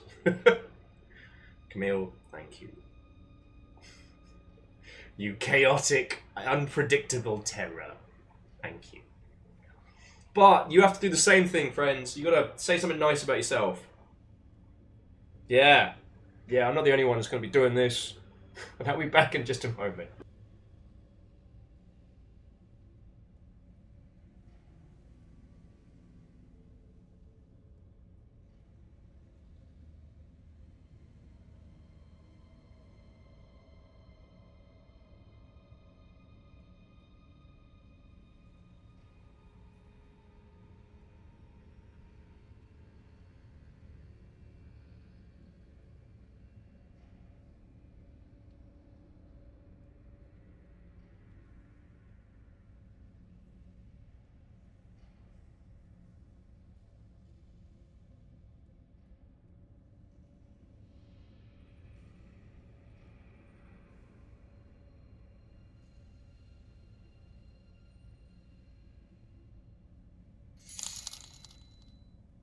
Sneak.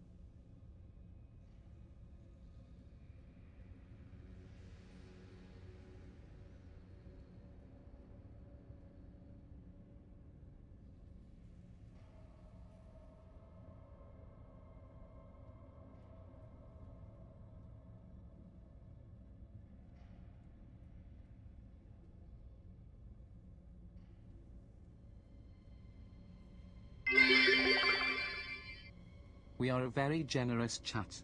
That's a nice thing to say, right?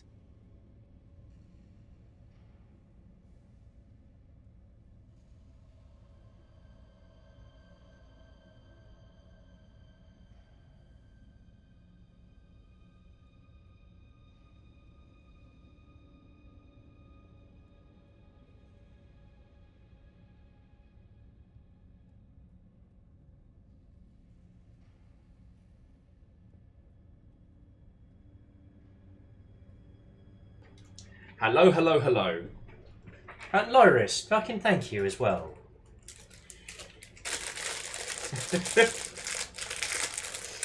So, in celebration of this chaos, the final pack of knickknacks has been opened.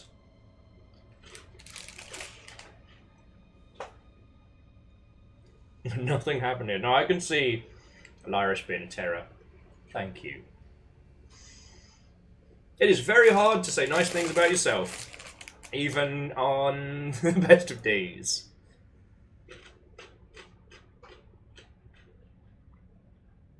Wait, what do you mean boring chat? What did you do? What did you do, Kestrel? Oh, fucking hell! Favor 6! I knocked a whole blip off of Camille. Holy fucking thank you. Favor 6, thank you kindly. You already threw in like a whole bunch. Like, I remember if it was today or yesterday. The dates are the days are blurring into each other. But still, fucking thank you!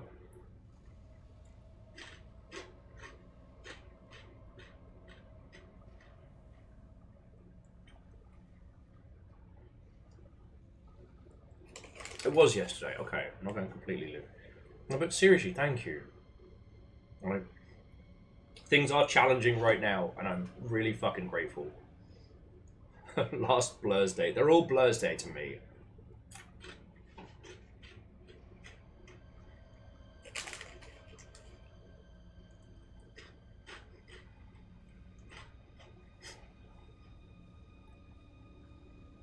Yeah. And Favor 6, you almost got away with that. I'm not even going to lie. You almost got away with that. Kestrel definitely ratted you out.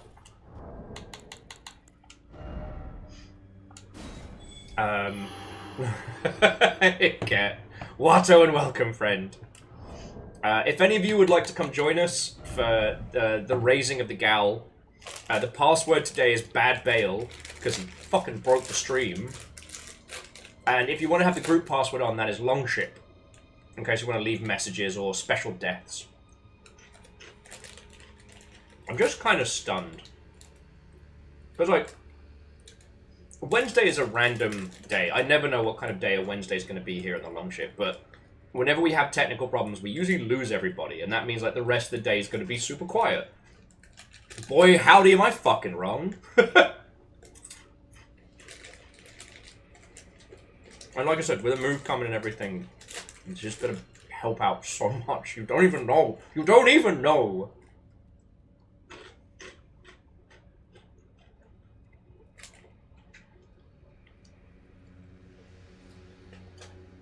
Oh god. Lance saying that Bad Bale sounds like a Bad Dragon OnlyFans. It's definitely a Bad Dragon product. And it is. It is the day before Thanksgiving. Tomorrow I will be streaming, but not because I'm staying alone being sad boy, but because honestly, I want to get some more packing done tonight. And also, because I can, you know? Like, the idea of just spending time with you lot and the guinea pigs and streaming some seems really relaxing.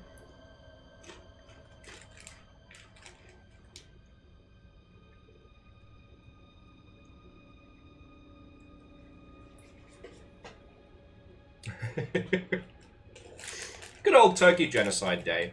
The turkeys know what they did. They know what they did. And also, I don't know if Favor6 and Scotty want to chime in on this one.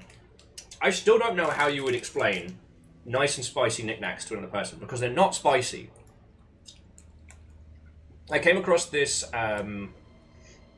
it's referred to as a hot sauce, but also not spicy, called tiger sauce out here. That's like a tangy, almost citrusy. And it's more in line with that. They are nice. I think they've got a hint of, what's the stuff that makes your mouth vibrate? Capstan? No, that's the thing on the ship. Capsaicin? It's got the slightest hint of that.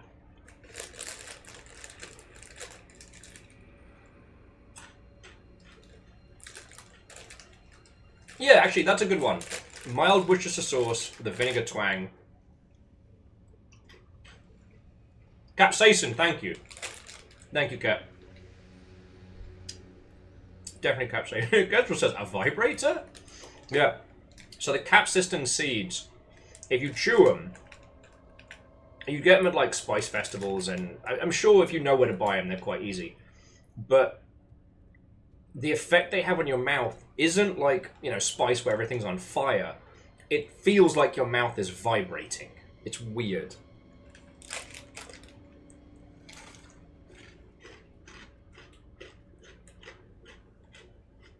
Well, holy boss, go have fun.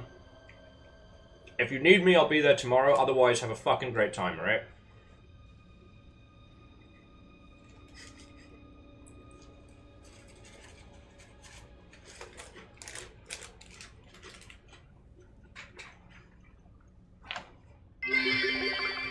Hey! What hope. Today's random quote to walk into stream on is, it feels like your mouth is vibrating. It's weird. Quasi, thank you for the bits. I was talking about capsaicin. How it's classed as a spice in a lot of places, but it's not actually a spice. Okay. Oh, and also, if anyone would like to join us for this Gowl, Trowel, Vowel, Howl, you are more than welcome. We're getting silly with it.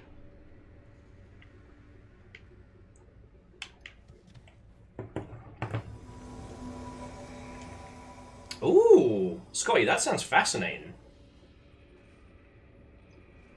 Scotty was saying that they found a sour pickled onion ring snack. Ooh. Now, don't get me wrong, I love pickled onion Monster Munch. And I am very, very, very lucky that peeps back in the UK will indulge me sending me some stuff across.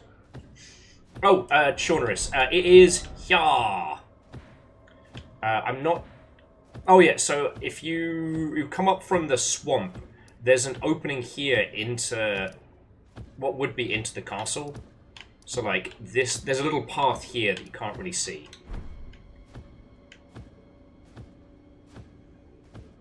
Evil Geek giving us the beat for a good old shanty. Of course, my brain's gone shanty blank. Hoist up the thing, batten down the what's it? What's that thing spinning? Somebody should stop it. Turn on to port. That's not port. Now I've got it. Trust me, I'm in control. It's the only one I could summon from my brain.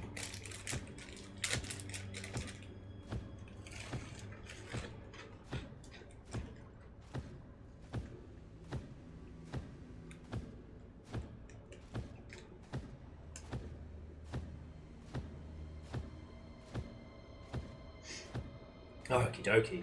But yeah, so how's everybody doing? Ket, what's going down? Are you prepping for family festivities tomorrow? I will say, I still tell stories of legend of your family cooking, yo. Are you doing it the day after? Okay.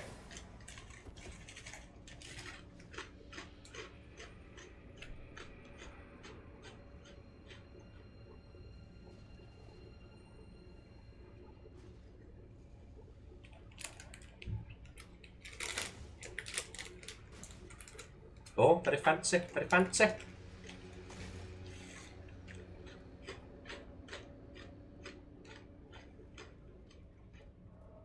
You went to Costco the day before Thanksgiving.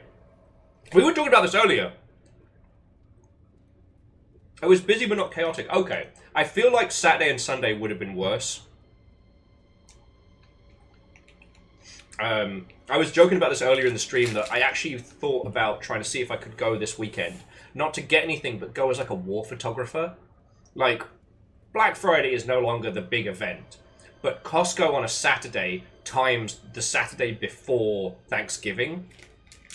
Holy shit.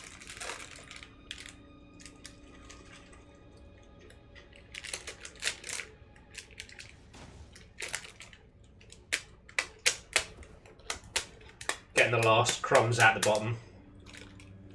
I'll miss you when you're gone, knickknacks. Yeah, like Black Friday Dead Rising.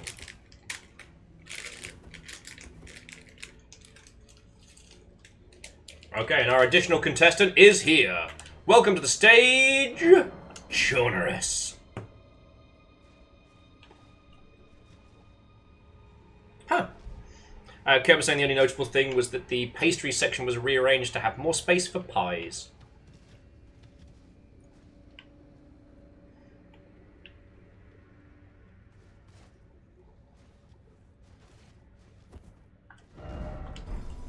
Woohoo! Now the gang's all here. Way! Have I heard anything about a new release called Strinova? It rings a bell. If you don't have to dash off, Camille, I'll have a look once we've done a little bit of murder.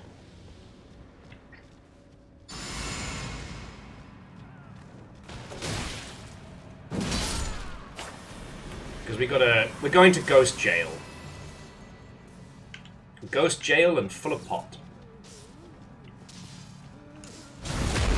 Oh! Well, he's not going to be an Elden Ring 2. Fuck.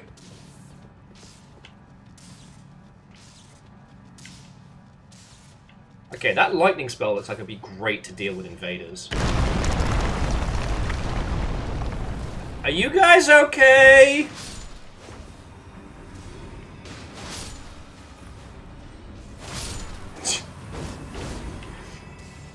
Alright. Bringing the homies on this fight might have made me violently OP. And I'm okay with that!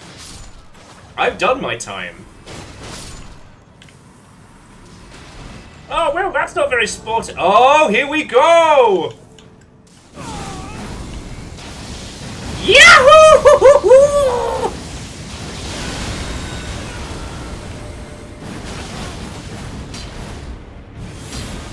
I appreciate his style.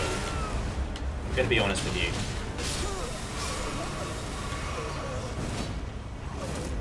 No, I'm gonna bow to him because he got a bum deal. Oh, and he managed to take Evil Geek with him. No mean feat.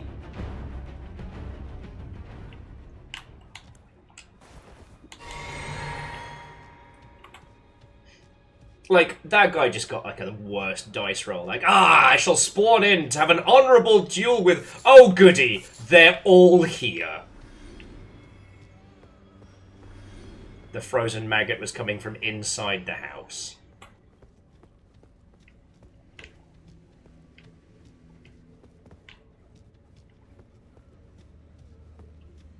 I never really did invasions when playing Souls games throughout the years, but...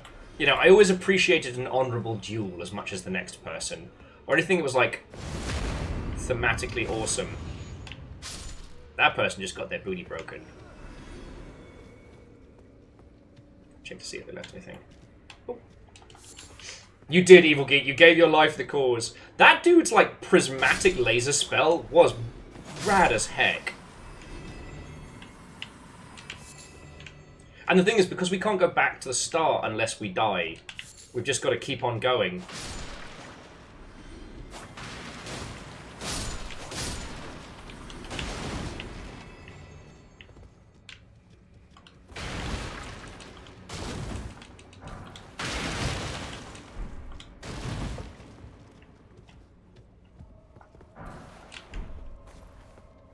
Ha! Got them thwart frost balls.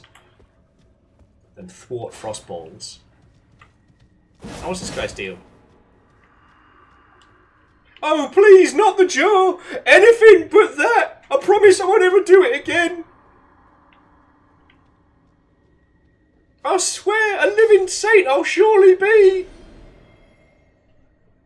Please, you must forgive me! Forgive me, please!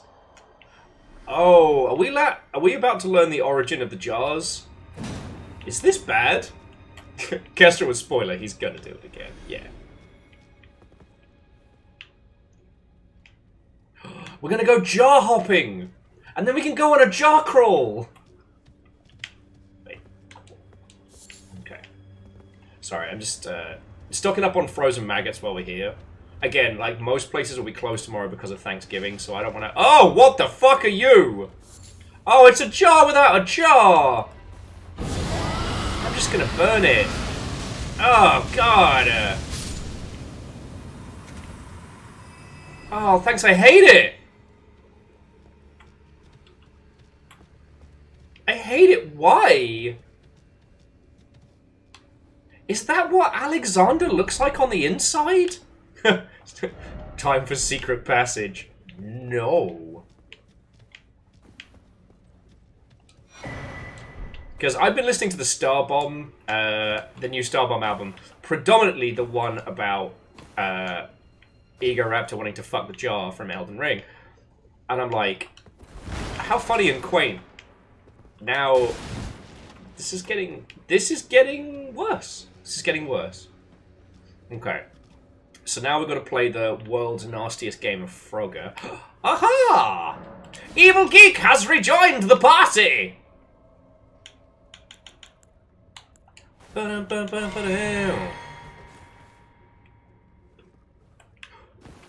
I nearly biffed it there. That that would have been a fuck up and a half.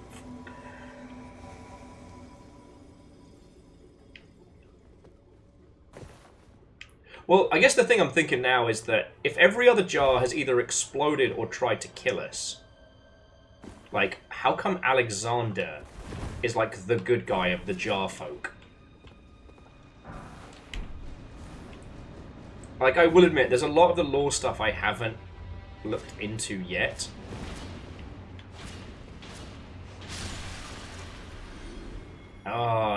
If it sounds like meat pies in tins exploding, you know it's jar time! Oh, there's the innards again! Thanks, I hate it!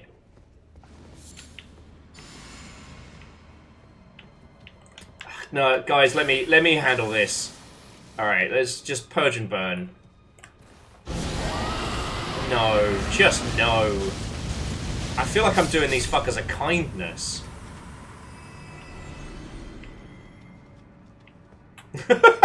Sometimes you gotta fight for the delicious soup in pots. Oh, actually, Ket, can I interest you in some black scorpion soup? Inner meat!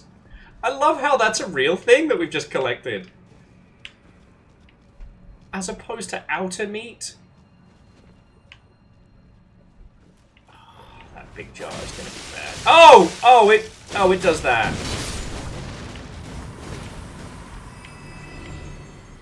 What the fuck? I simultaneously want you to explain this to me, and I do not want to fucking know. There's no way this gets better with knowledge. It kind of jumps back to what we were saying with, whatchamacallit. Don't worry, I got this guy.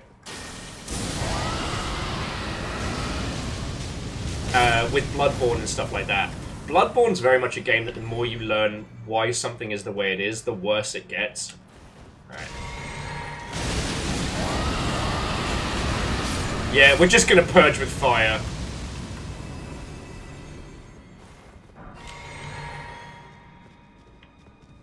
I don't think there's anything else to be doing.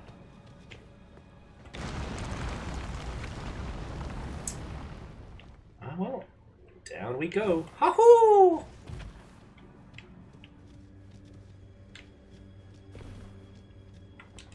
Like, so this is clearly a prison because it's a gaol. But it seems to be just people being turned into jar folk. Jarheads. That's a funny joke that I came up with, and I bet no one else has made that joke yet. Oh no, I see you there, upside downy. Oh, it's just so damn.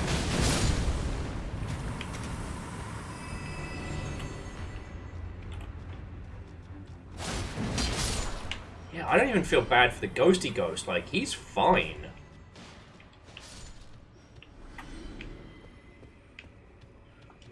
Kestrel has been watching a lot of lore videos. Alright, I tell you what, Kestrel, let me get through this, and then you can tell me what these jars really... Okay, we know it's people. And we know the arms and legs come out of the jar. But, like, what we don't know is the process. We don't know the how, we don't know the why.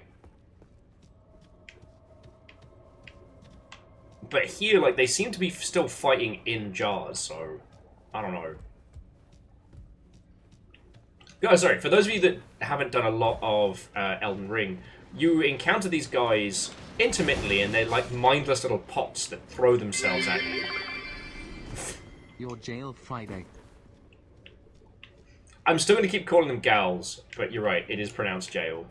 Welsh guy correcting me. Am I going to get up there?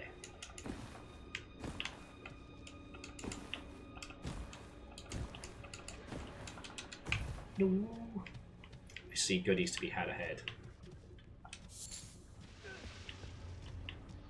But, like, whatever this icy segment is, this is definitely part of the bad times. I doubt they are jars by choice. And then it begs the question is, like, why is Alexander, like, a wonderful, charming, shining beacon?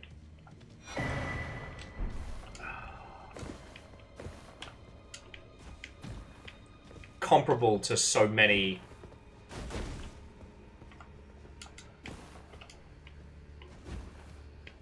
Okay. We'll parkour this somehow. Oh, here we go. This is what I was after. Kind of go... Oh, wait, no. I have confused myself.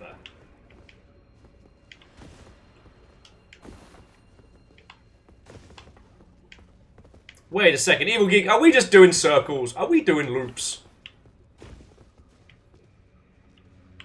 Are we the idiots? Did we make it worse? So I want to be there. The Spice Girls wrote a song about this. Okay, so Childress knows where we should be. you know what? They're handling the wet problem. And that's okay. I do not like the implication of a cookbook. Oh, fucking hell!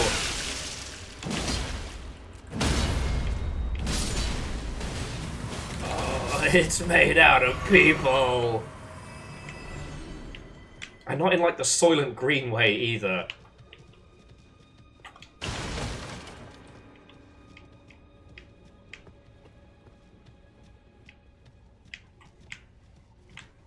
So, Kestrel says they've only heard a little bit about this area. But, in theory, if you know how the pots are made, we can extrapolate how bad this is. Alright, well, there's one good thing. Scotty's like, pod friends be full of the green instead of the red. That's the kind of... That's what it should be. That's what it should be, Scotty. But we know it's not.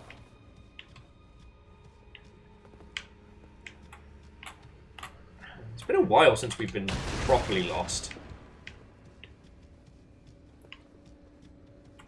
Somehow, Shaunarus got to the spot that I wanted to get to.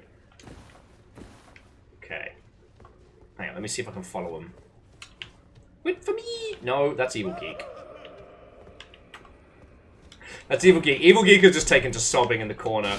And I'm not far off myself, friend. Shaunarus has got this place down pat. Okay, Shaunarus, show me the way to get the goodies over here. Show me the way to walk across these pots. Show me the way! I want to get those goodie treats. Show me the way! Don't tell me what is in these pots. And so then it begs the question as well, like, why do the pots move around? Why do some of them explode and some of them don't? It's almost as if the enchantments on the jar are alive and in control, and the contents is alive and just kind of a blob. A cookbook in here? Well, you know, you have to cook by the book, or the stuff will be crazy. Which would explain why nearly everything is hostile. Do you know what? That's a good point.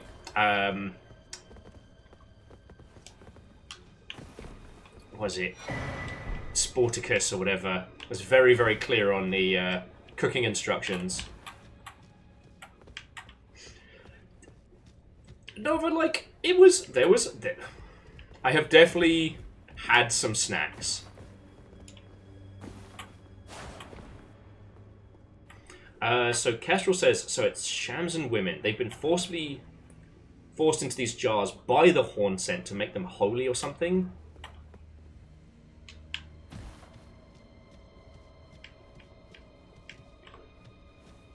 Okay.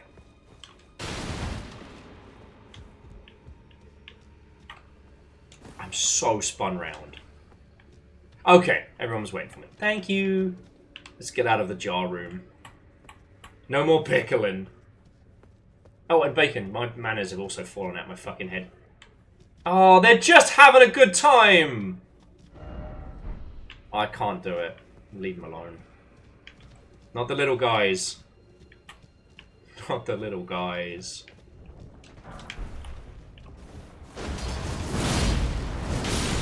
Ah, it's so damp. It's in my mouth.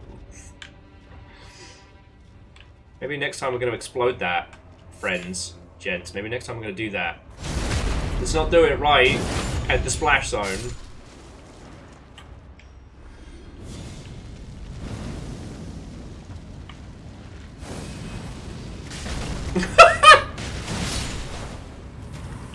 The fucking jump. Oh my word. Yeah, I don't think I like the new suit place. What the fuck?!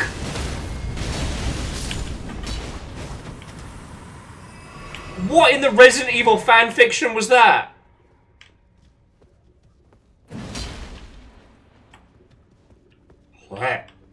I'm glad I didn't eat more than some snacks, because after this I feel like I need a fucking shower.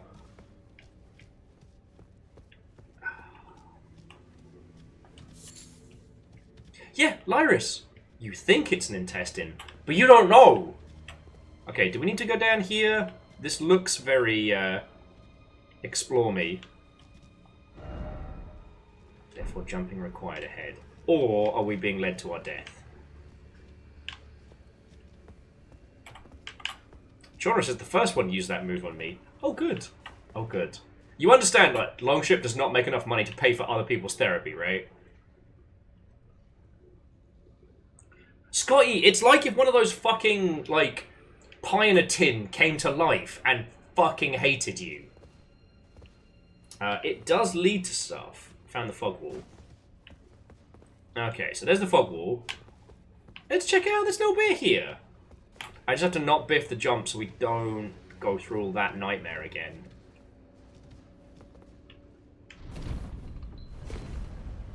Oh! Oh!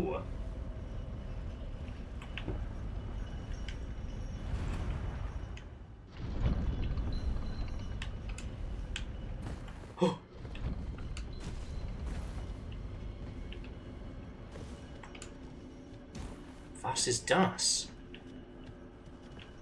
This looks like a thing I should be able to, like, smack or, like, booty slam or something.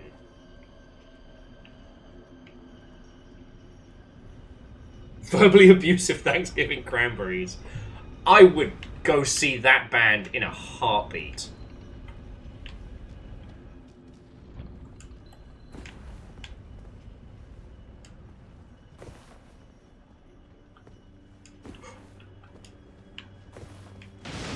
Hey, remember back when Souls games didn't let you jump? Okay, ow.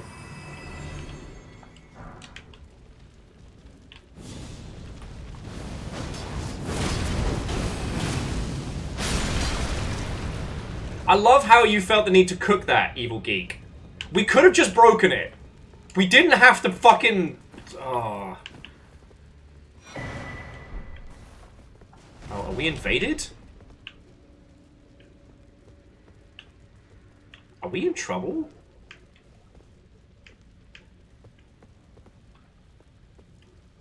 Is that the... Is it an NPC of this area, or have we summoned some fucking demon? Is it a bastard, or...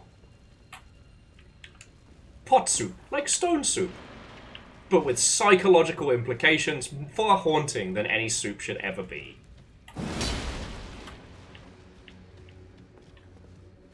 Is this our way down? This is not good soup. This is not good soup. I miss the old soup place. I'll take that fucking scorpion soup over there. But on the plus side, the two little pots are still happy. They are pure and must be protected.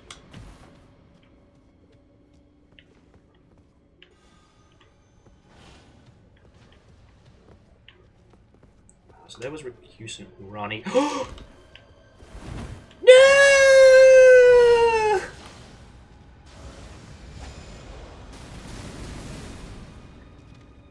We will remember you. Oh, you are shitting me sideways.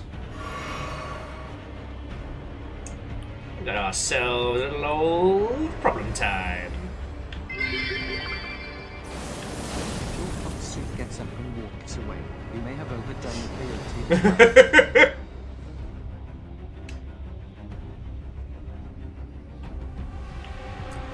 I mean, that's the fear, right? That's the fear. Oh. Enjoy these bees! Enjoy these slow-moving bees! Everyone falls for the bees eventually. Kestrel, the game never stopped.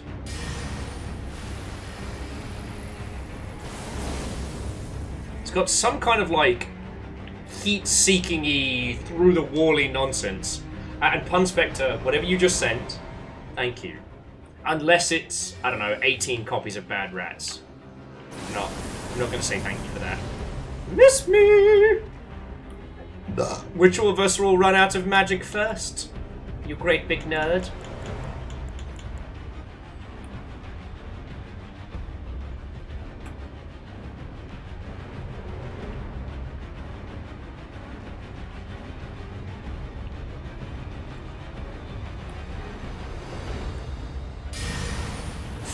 Exterminate my bees!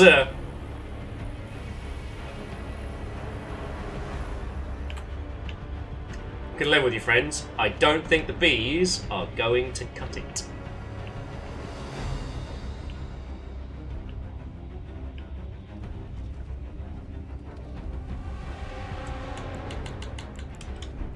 H-O-T-T-O-G-O. My bees think you should fucking go. No, I could have done better. They must behold my power! It's over, Spammerkin!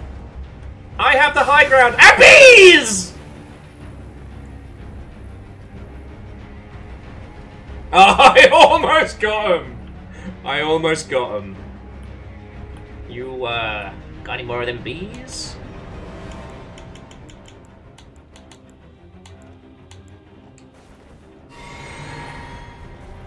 Trying to lure me into doing a plunging attack. You know I can see your cannon.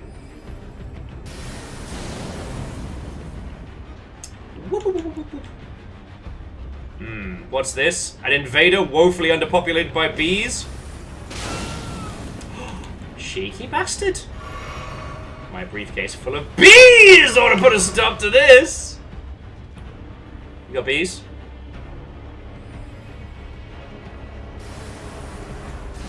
Miss me! I know, Chaunerus, no worry. Whatever this pot boss is, I'll have to... I think I'll have to earn my own... Oh, so cheeky! Whoop, whoop, whoop, whoop, whoop. Whoop, whoop, whoop, whoop, whoop. Bees!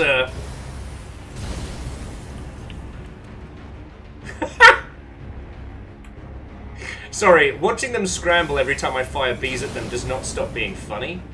So I guess they've got some kind of, like, glintstone artillery piece? Fascinating. A bees?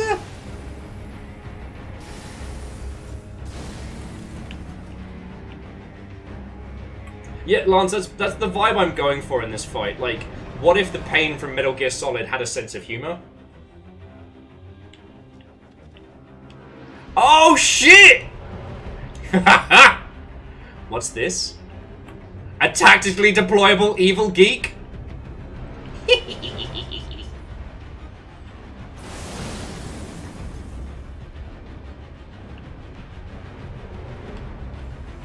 Alrighty. Hang on, let me give you a quick blessing. Go! Go! Go! Wave after wave of my own friends. Yeah, you power a Grayskull that shit. Woohoo! Fuck him up! Wu-Tang ain't nothing to fuck with! Yes! Bees!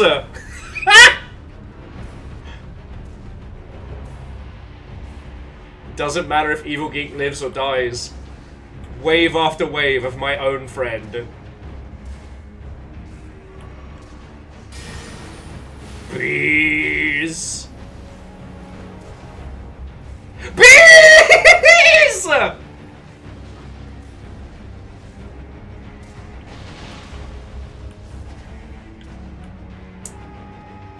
Evil Geek has died. Okay, friends, we're just gonna need a moment of silence for Evil Geek.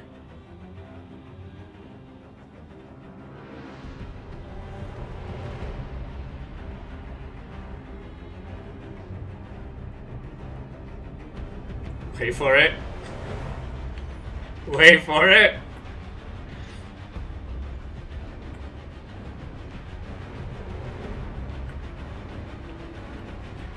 Okay, that's enough silence. Now, time for more Evil Geek. Because Bacon's not dead. Also, Bacon's not playing Elden Ring. I can't summon Bacon. Oh, the power to summon Bacon. Oh, fuck me running!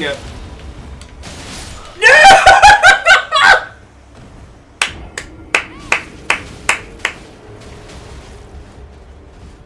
You know what? Fucking bravo! Bravo! 1, I deserved that. 2, that was funny as. That was fucking funny as. I don't know how they got behind me, but that was very impressive. And let's be honest, I just spent the last, like, 10 minutes cackling from my platform. Exactly! Monologuing. Gets them every time. Oh, that was fucking good. That was fucking good. Now I'm gonna try and get my fucking souls back. Alright. So I think Chaunerus is taking a break, so I do have one more slot. If someone would like to join in for the Bellrat Gowl adventure for 3. I can promise you, icy chills and pots made of questionable people.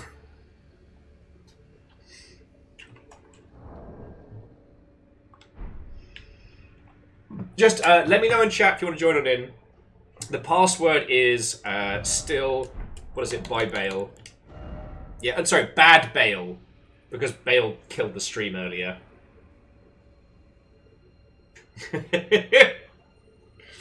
Look, Lance, I understand that the ginger vibes give me certain preclusivities.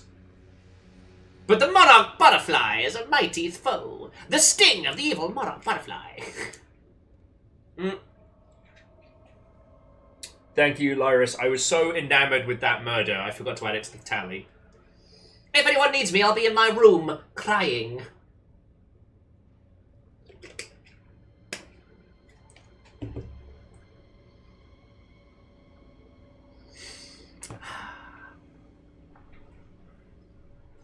But yes, again, the password is Bad Bale, and if you would like to join in, you are more than welcome. Well, so Favor 6, they've gotten into a really good place with Elden Ring, right? You don't need to have people come invade you. You can play this game offline, not have to worry. And the only time peeps come in to invade you is when you have other people. But what you can do is, alongside summoning friends, you can also have a special rune that will summon in an anti-PvP PvP player. So it could end up being like 4 of you versus 1 or 2 invaders. So like if you want it, you can have the stats on your side. And more often than not, like, people do silly shit. Like, that person was dealing with me being a fucking coward and staying up on that platform. Like, but then there's also times where we've been the monstrous troll. So earlier on today, Shrek 2 on DVD, who wanted to try and wait us out, not realizing that if there's one thing that we are, it's fucking stubborn.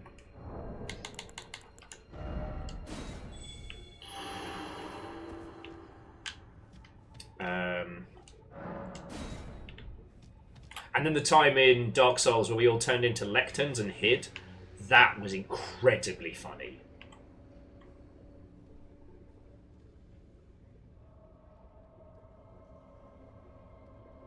You know.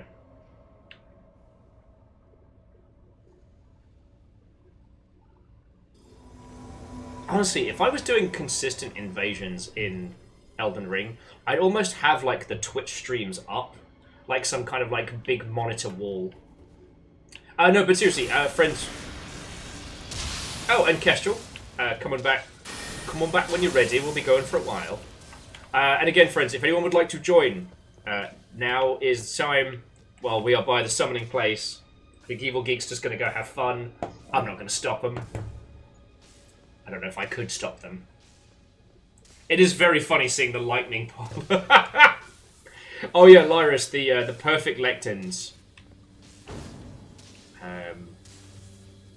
We may...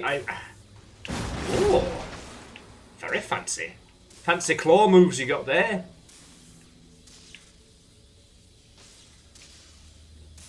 Is it just going to be us?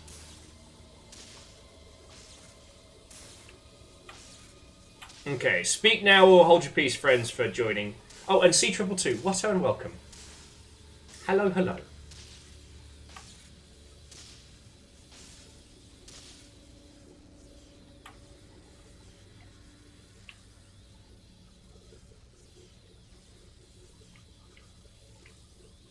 Alright.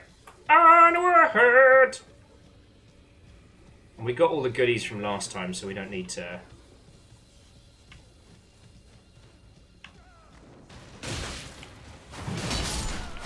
And there's Chunky. He's dead. DK. Chunky is dead.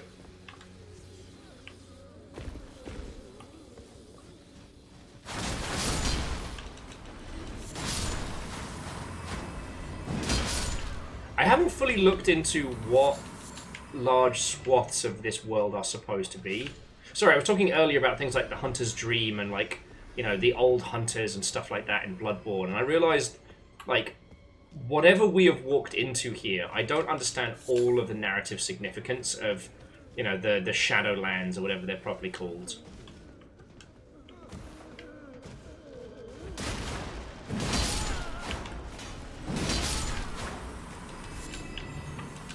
Sorry, I thought you'd already slain that man.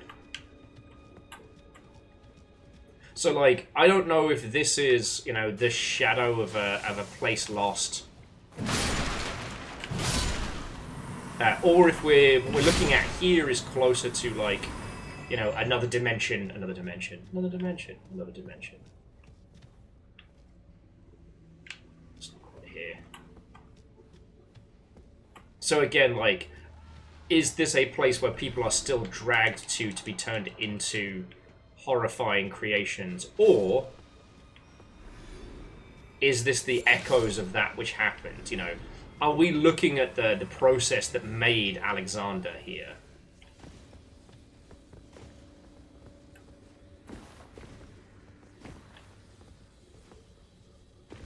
Okay, we're definitely looking at the process that made Alexander, but, like, you know, timeline shenanigans are very real.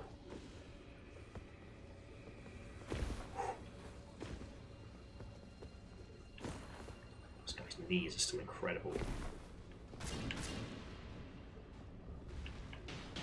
Oh, that's a good point. I wonder how I get that treasure. Anyway, let's go help her. Okay, not what I needed to be focusing on there. Still, super gross.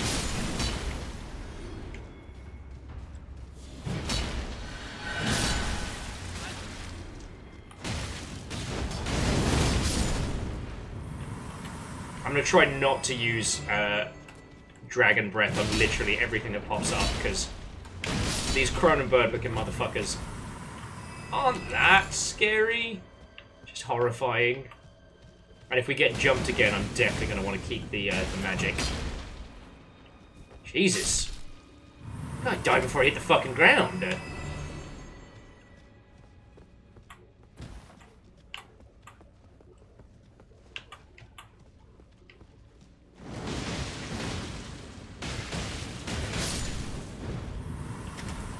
Yeah, I might indulge a little bit of fire here, though.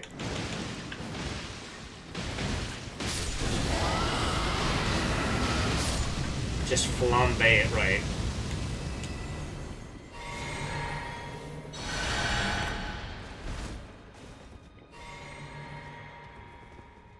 Oh, cool. Now here's the unhealthy spot. Now, Phantom Zone, quickest route. No freeway.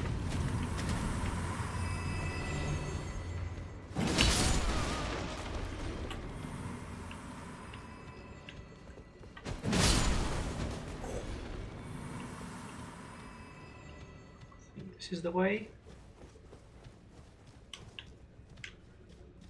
Maybe? Nope, I got spun round again. Brilliant. I'm usually really good with kind of like maze-like environments. Oh, there we go. I was.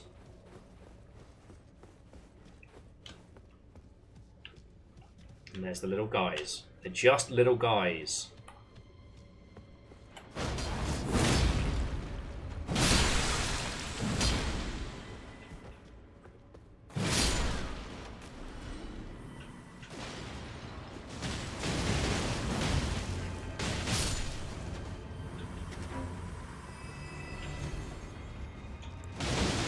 Okay, this one does call for another round of fire!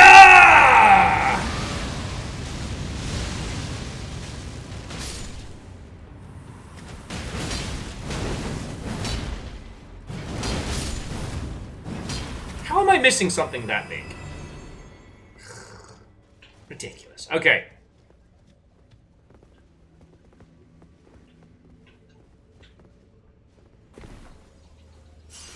Souls have been reclaimed.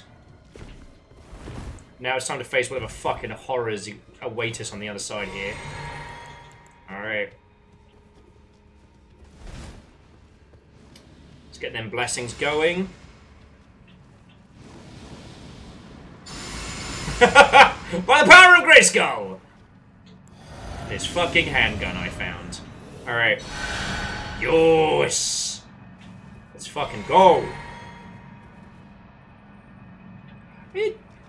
You know what C222 I have? And they were fucking haunting. Oh, fuck me running! Alright. Alright, alright.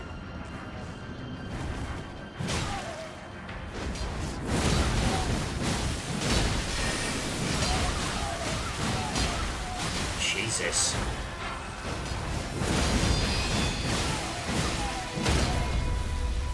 Are we the baddies? Are we the fucking baddies?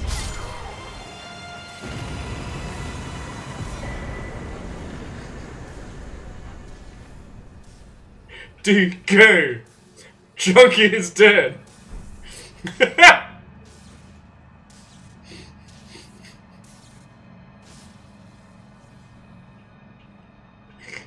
Oh, fuck!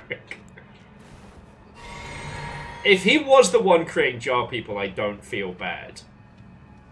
But if he's not, then... fuck. He was just the one held at the base here.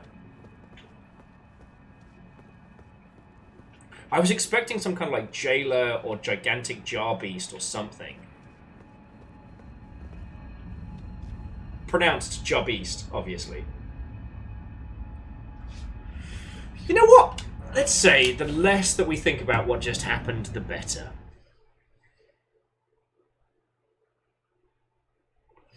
Oh, and Chaunerus, an evil geek, thank you for coming with me on some Gowl ventures. But I'm not the baddie! I'm not stuffing people into fucking earthenware to make them into fuck knows what. Like, hey, in this house, we stand Alexander. That's cool and fair, but at what cost? At what fucking cost?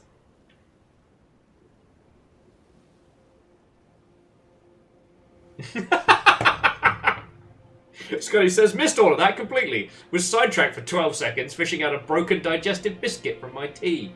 And I assure you that digestive biscuit proved more challenge than what we just did to that guy. Okay.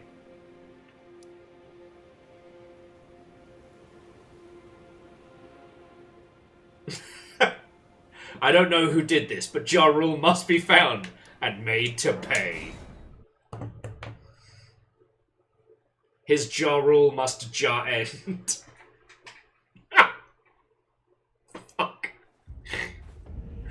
Are we the last people to remember Ja Rule even exists?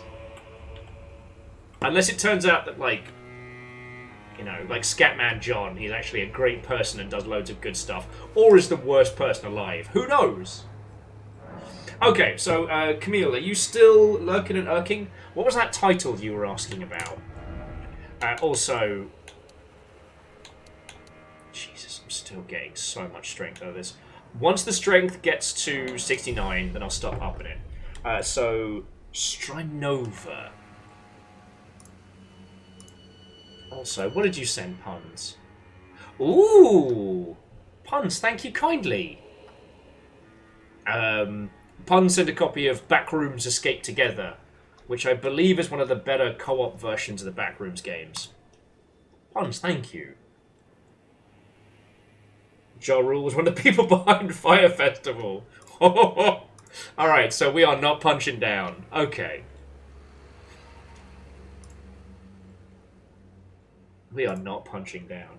Well, I used to have this whole bit about Scatman John. just because it was funny. And then I found out that he was actually like a good guy and like did loads of charity work and helped people and shit like that. And I was like, fuck. I've been dunking on the good guy this whole time. Oh, okay, so Strinova. I've seen this doing the round. There's kind of like a not quite Overwatch, not quite CS, but somewhere in between. So it's an Animu shooty gunbang title. We nearly did it for a sellout Sunday because there was a big old Twitch bounty on it, but it was like the bounty was up and done.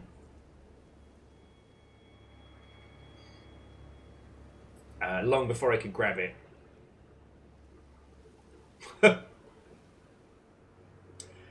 Sorry, Famous6 says Vanilla Ice went into real estate and interior design. Yes, and paying back his lawsuits.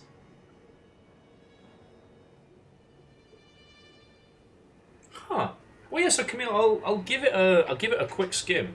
Like, obviously, I haven't had the chance to do things like Valorant properly and stuff like that because I'm old and my well, I wouldn't say that. I'm a pisshead and my reaction speeds are shot. So I have to live vicariously through others. I can't go back to Counter-Strike style games. But I'd be curious in this one. Could Jar Jar Binks be behind these Jar Jar crimes? Either that or Jay-Z. Lance, same brain cell.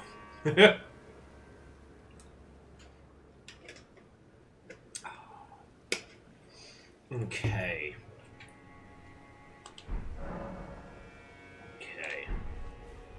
So, to those of you that know the DLC well, so this is where we're currently at. We've got a big fiery bastard to beat here. I don't think I can jump down this way to here. I think I need to come at it from, I guess, from here? So, I'm not going to the finger zone. I'm not going to the finger zone. I know I'm going to have to eventually. I've got the Finger Ruins beacon, but like, it's going to make me scratch. It's going to give me the itch. I'm not looking forward to that. There'll be time for the finger zone later. Spoken like a wise individual. It's time for the finger zone later. I blame Professor Kilner and his glass jars. He's always hated earthenware. Shadow Realm, Scotty, they're expecting you. They're expecting you've got premier parking at the front. No.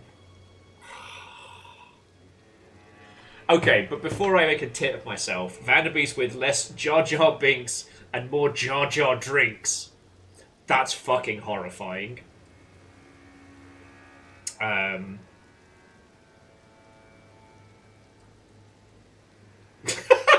Lance says, I don't think we should go from the jar zone to the finger zone without washing.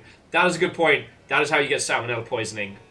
Or pink eye, depending on... oh, look! Another dab! I love that for me. Actually, I can't be mad, because Camille and Favor6 are both throwing in a whole bunch of cash today, which is going to help me move and stay alive. Just bear with me. I've got to move... Well, actually, no, there's enough room now. There's enough room now. Oh, I actually got to stretch first because I have not been as active today as I have been in other places. Oh.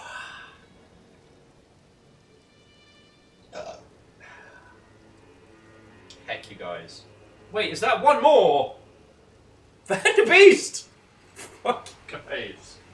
Cool, I guess we're doing 3 now. I love that for me. I love that for me.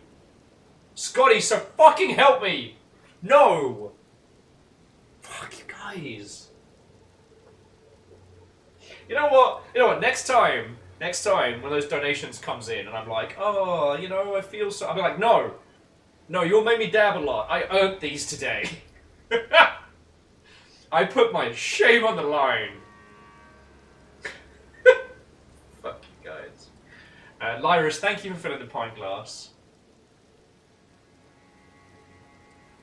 Cardio for your cardi bro. I love it and I hate it with equal measure. Alright, I'm gonna do 4 dabs. Fine. Try to make sure I don't pull something. Ha! Ha! Sha!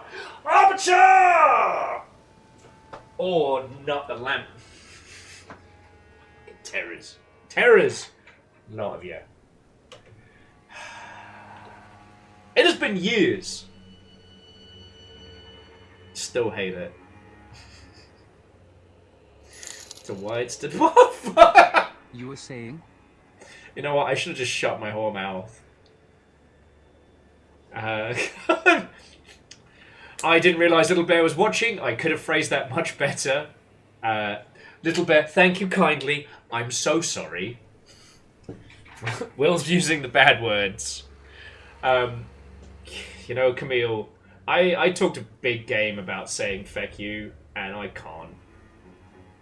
I can't. Thank you, alright? Thank you. Right. The deposits and stuff for this place aren't a lot in the grand scheme of things, but they definitely hit like a brick, and you'll have covered me more than you know. Thank you. Alright? Thank you. Even if I did have to make a monstrous tit of myself. Dance, not to dance! Hey. You would be amazed how far I'm prepared to go to keep the longship going. The sexy Roman outfit is still coming. That is not off the table. Sneaking stream, sexy Roman outfit, and the Hot Pepper Gaming return.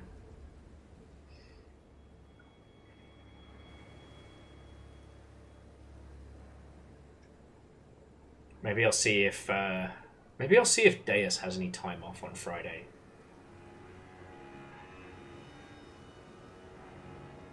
Hot Pepper Rising Revengeance. Well, Favor 6, I promise you I am a man of my word. If the purple tick happens, then the playthrough of Raft will happen. And Fred, you didn't miss the fight with Bale. The Bale fight caused my rig to reset, and I'm very frustrated about it because we lost a lot of people. But we have fought horrifying jars, and we have gone on adventures with friends. And Vanderbeest, not on Twitch anyway. Yeah, my rig bailed on me.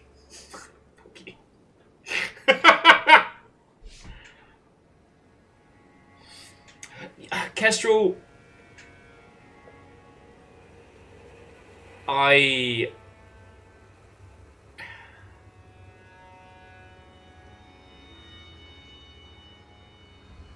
not to downplay their badassery and their advancement as a person, but in my heart of hearts, Little Bear will still be the person that sent me that card that one time, alright?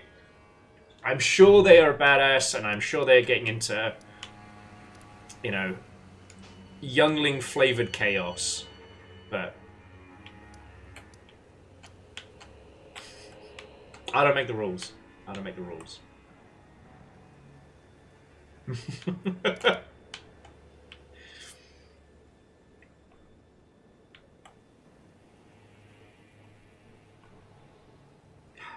Again, Camille, just thank you, and all of you, alright? I know I call you terrible names when you make me do stupid things, but I wouldn't trade you lot for the world. I mean that. Okay. I want to try something. I can't beat Bale, but I wonder if I can beat one of the Wickermen.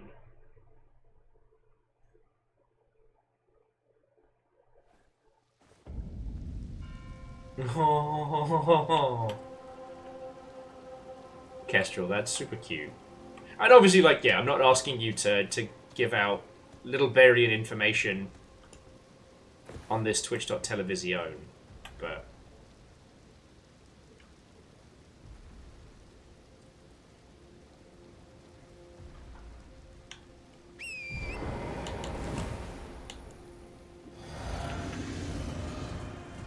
Because the last time I swung at this guy, I was very, very weak. Okay.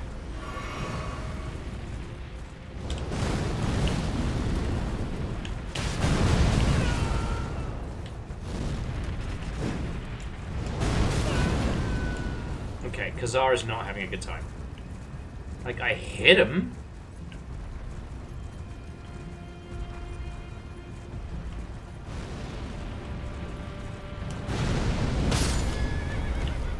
You know what, Evil Geek? I'd love to know a secret technique. Because if you didn't learn it through your playthrough, it's not like it's a monstrous spoiler, right? Like, I assume ice spells would fuck up his day.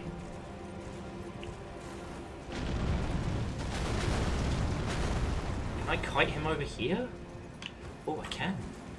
Oh, I can? Is the secret technique get good? Fuck. If it is, then I walked into that and I have no one to blame. Okay, now he can't come this way.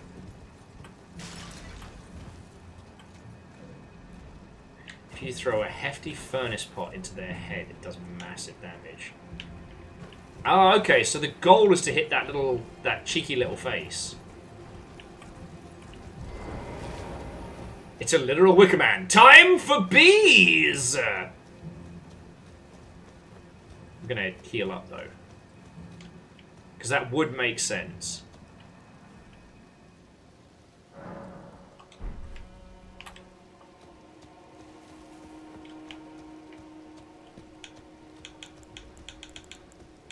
Or somehow, if I can get the Dragon Ice on it.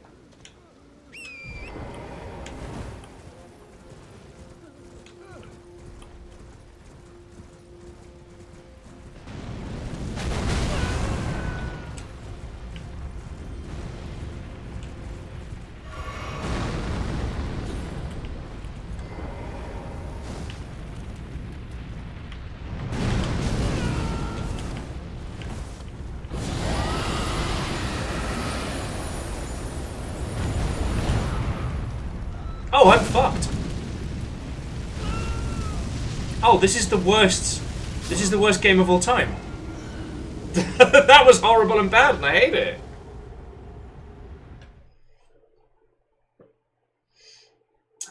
Angel Kalina. I mean, respect to you. You survived. You went into the Eye of the Beast. I went before starting because I knew it was going to be hell on earth. Oh, it smells like cooked bacon. Is there such a thing as like an ice pot? The old roasty toasty Viking special, yep. Bacon's not dead, he's fine. Bacon, stop telling people you're dead. Makes my... Oh. Nope.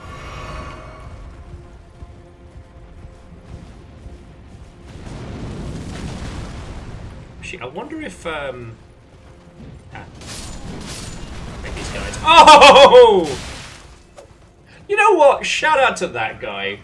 Just getting a cheeky stab in as I'm running away. Like, I wonder if I can hit him with like a bow or something. Like, do it proper Breath of the Wild style.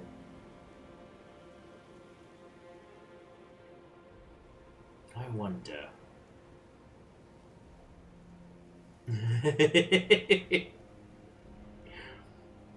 You're all terrors. You're all terrors. None of you are without sin.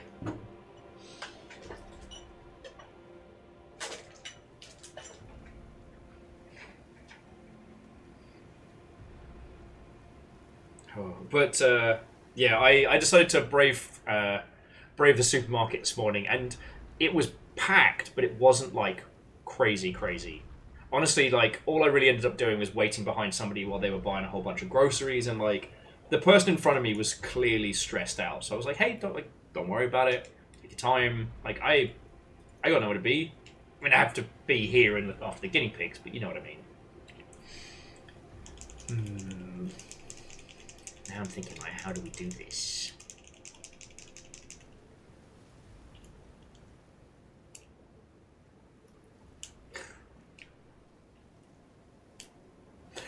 was it that started the Bacon is Dead movement? Because I need to thank that person profusely. But yeah, there's a trick to you, you big bastard. I don't know what it is.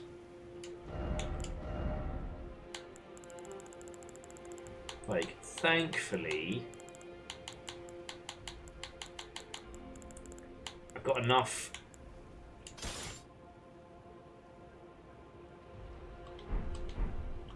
Actually, I know what we can do. Go back to the central hold and turn that into an ice bow.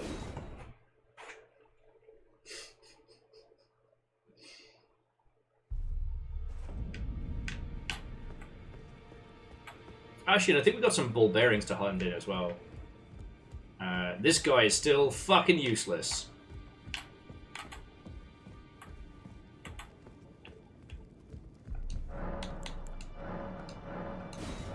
Okay, who wants mushrooms? We could just buy them now. Actually, that is kind of rad.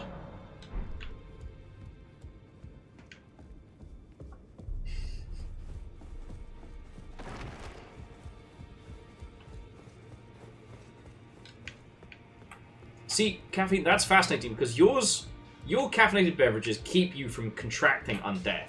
Mine keep me animated despite having expired several years prior. Alright, so strength and armament. Okay, so the pulley bow. The pulley bow can't have an Ashes of War. That's a pisser.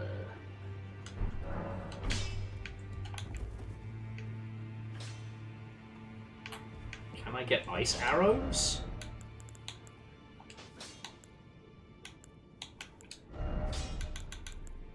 Dwelling, Spirit Flame, Citrinian. Let's see what we can craft. It can both prevent death and give life back to the lifeless. Coffee. It's fantastic. Magic Bone. Ha! Magic Bone. Cold Bone.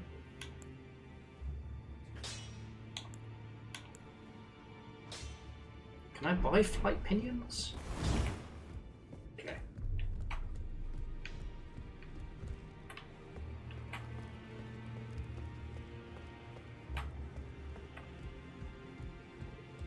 Can you buy frozen maggots? Verdant, I don't know if I can get frozen maggots now. And honestly, at this point, you'd probably have to go to Costco or something to get them.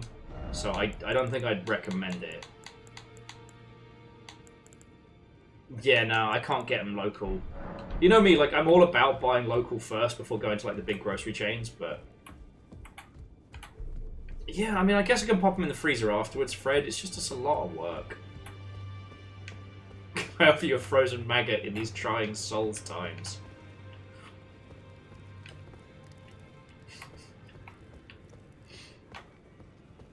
We, Alright, this is a little dark. But please understand, this is dark in a funny way.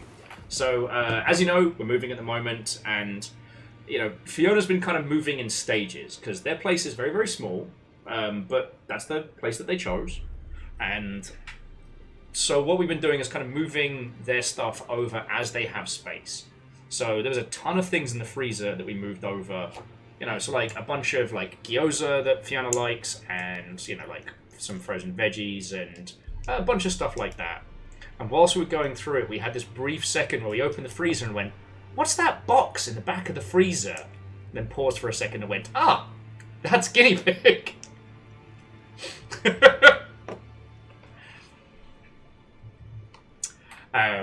So just, we both had the brief moment of being like, I don't remember what that is. Oh, it's guinea pig. Don't worry, Mercy. With wee little Anya, we haven't decided what we're doing yet. We don't have the money for cremation right now, so... But also, here's the thing. Little Anya was a real fighter. Like, hey, I love Perun, I loved Atticus, I love him with my whole heart. I miss those little nuggies. You know, like I said, big personality, tiny nug. You know, there's Disco Perun, forever immortalized. And with Atticus, Atticus passed away right after or during Slugfest. So we had the money to just get it done there and then, which I've said thank you for, you know. But with little Anya, like, she literally looked death in the face and went, "Fight me, you fuck." Like, you have to understand that, like, right up until, you know, right up until she hopped off this mortal coil, like, she was eating and drinking with the eyes of a fighter. It wasn't like watching a creature sadly, you know, descend into sickness. It was watching a creature being like, I know I gotta go, but they're gonna have to fucking take it from me. You know? She is the nugget that looked death in the eyes and went. So, we're thinking of doing something similar to what we did for Gunnar, which is actually holding like a little Viking funeral for her. You know, that's the nug that goes to Valhalla. So, that's the other reason why we haven't decided what we're going to do, because that will need to wait until it's a little bit warmer and stuff outside, you know? I did a big old post about Anya the other day where I was trying to be like, you know, obviously it's sad whenever your pets leave you, but, you know, this is a creature that lived when all told us, nah, she is not going to make it, you know what, you just put it down. We were like, no, give her a shot. She took a shot and she ran a fucking mile. She is the embodiment of the do not ask for the courage of lions. Ask for the courage of guinea pigs.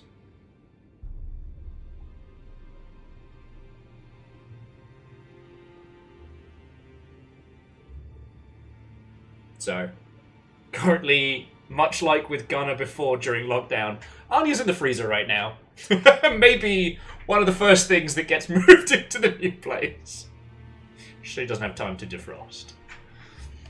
I know, like I said, dark humor, but... Now, go forth. No, I just wanted you all to know it's not a sad story. It is a funny one. And Baron von Sheepington III, you can absolutely get a hell yeah! Watto and welcome, friend. Exactly, Lance, exactly.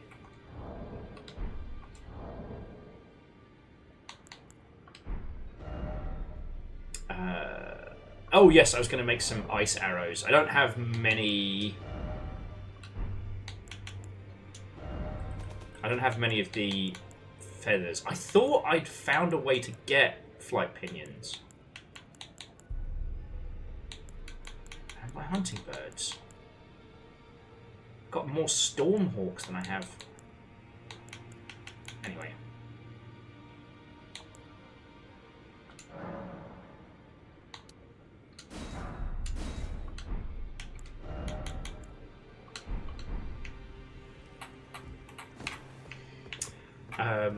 But yeah, so Baron Camille has been attempting to destroy my feelings and been very much succeeding.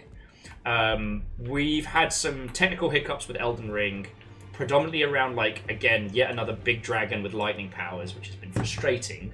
Because today was supposed to be the showdown between us and Bale, and he reset the rig, which I think is a bullshit OP technique, and I don't know why FromSoft put that in there. But it is what it is. So now we're kind of putzing around, and I'm going to try my hand at slaying one of the gigantic flaming wickermen.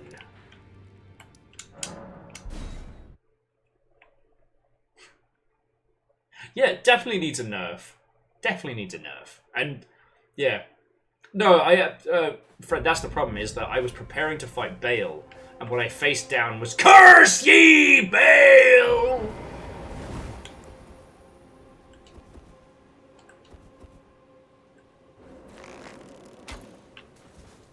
Okay. Let's see if we can do this.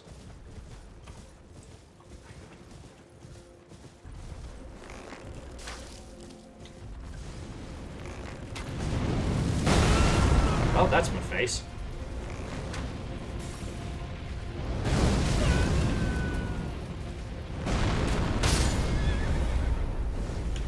This did not work.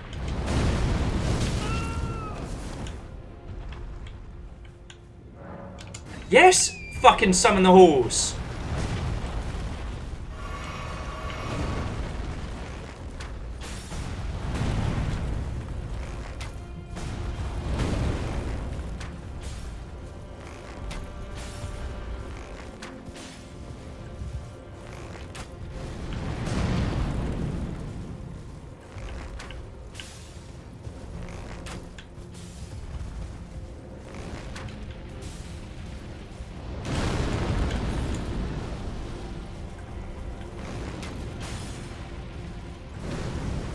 Oh, that seems very bad.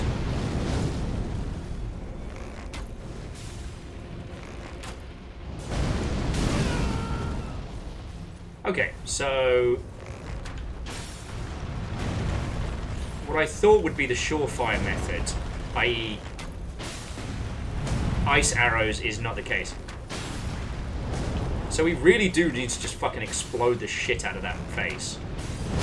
Oh, fuck you!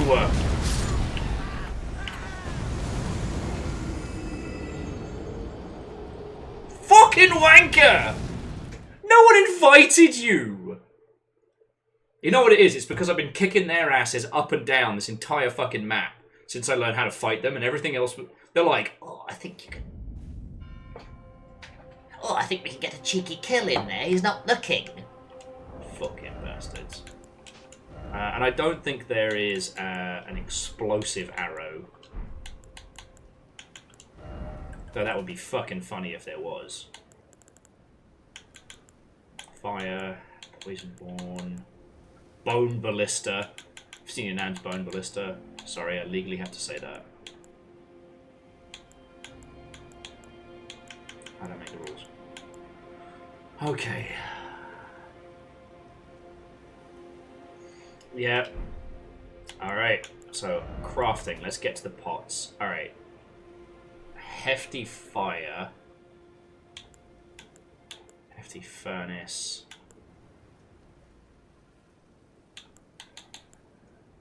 Oh, that hefty oil is nasty. Hefty red.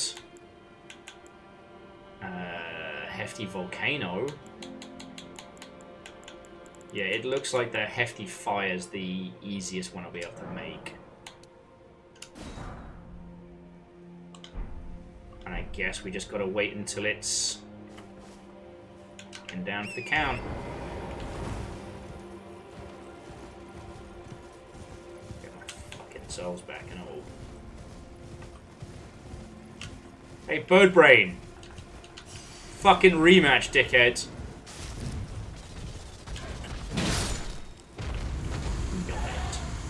Oh, look at me! I'm a great big turkey! What they fucking sound like.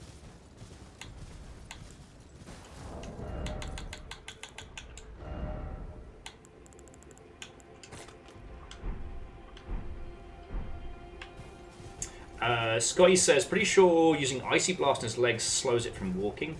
Possibly? But honestly, like, I hit him with the full-on Icy Dragon Breath, and that was the shit that was wrecking Bale, and this mother hubba did not give a single solitary fuck. Yeah! Fucking dodged you, mate. One more swing. Ah, fucking missed. Horse is dead. Oh, piss. Oh, piss.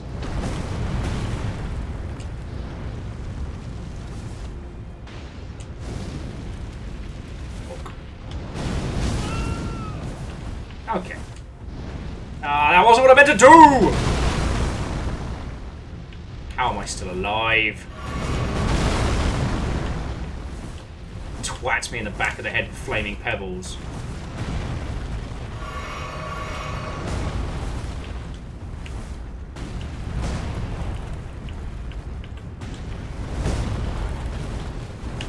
Oh, you are not invited to this party again, you bird wank! Ah! Let's hear it for friendly fire. Oh. or... Huh. So he does that. Cool. Let's rest a second, shall we?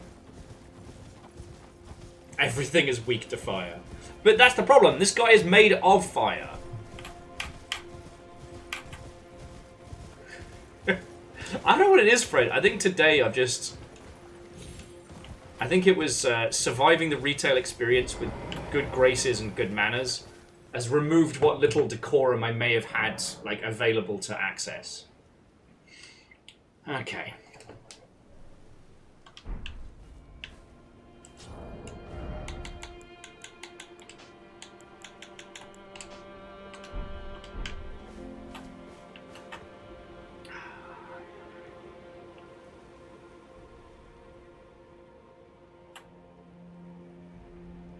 So you got to knock him over and then do the dunk. Any recommendations on how we're going to bust out that Mother Hubbard?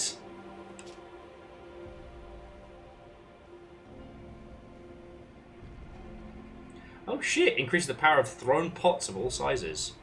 They offer up prayers to the innards of the great jars, such that they might be reborn one day into sainthood. This is the cycle of death and rebirth, taken into the hands of mortal men. Ah?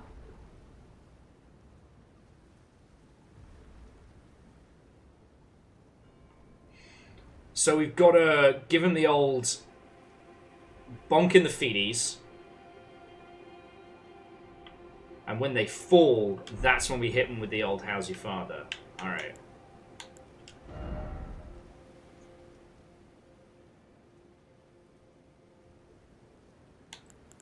Okay. Now we're doing good, so we still have more than enough to do the hefty pots.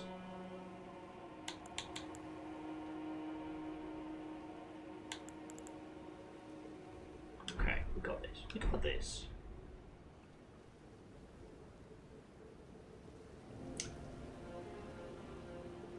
Actually, Lyris, you make a good point. The despawn, though, is pretty clearly over there. So that's what we're going to do. We're going to aim for... We're going to aim for doing sweeping his legs. We'll do this dragon hunting style. Alright.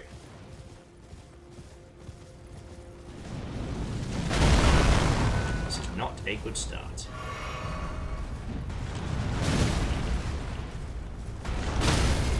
Oh.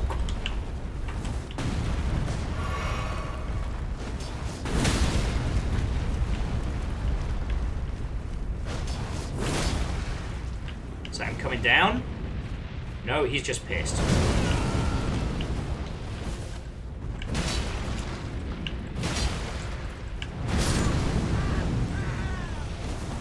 I could have sworn I heard the noise of I've knocked him the fuck down. I guess I just pissed him off a little. It's not very Chumbawamba of him. It's not very Chumbawamba of him at all.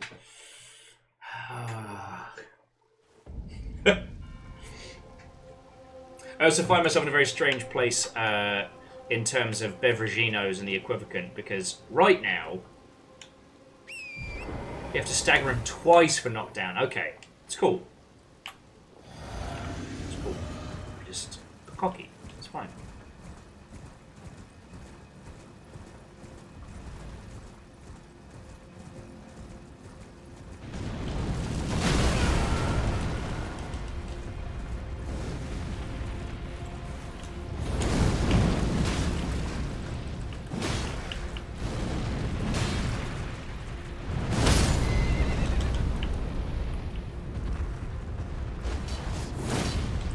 Dare he move out of the way.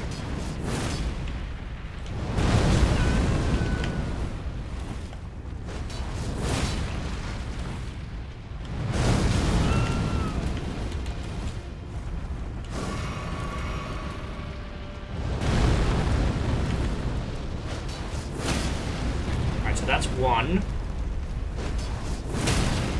That's two.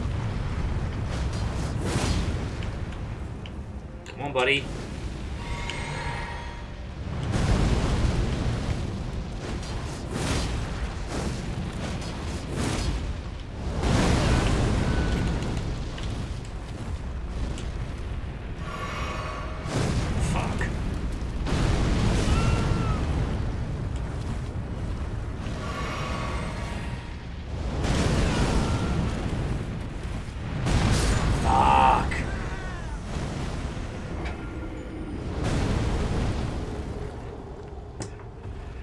Kestrel, still on fire. Still getting my ass kicked. Oh, and sorry, the thought that trailed off in the face of gigantic legs on fire was that I basically have, in terms of beverages, I have 0 or threat and nothing in between. So I've got my water, which is good, keeps me alive, all that shit. And the other drinks I have in access to was Fallout branded Arizona iced tea energy drinks, which come in massively upsetting tallboy cans. And crap tons of gin.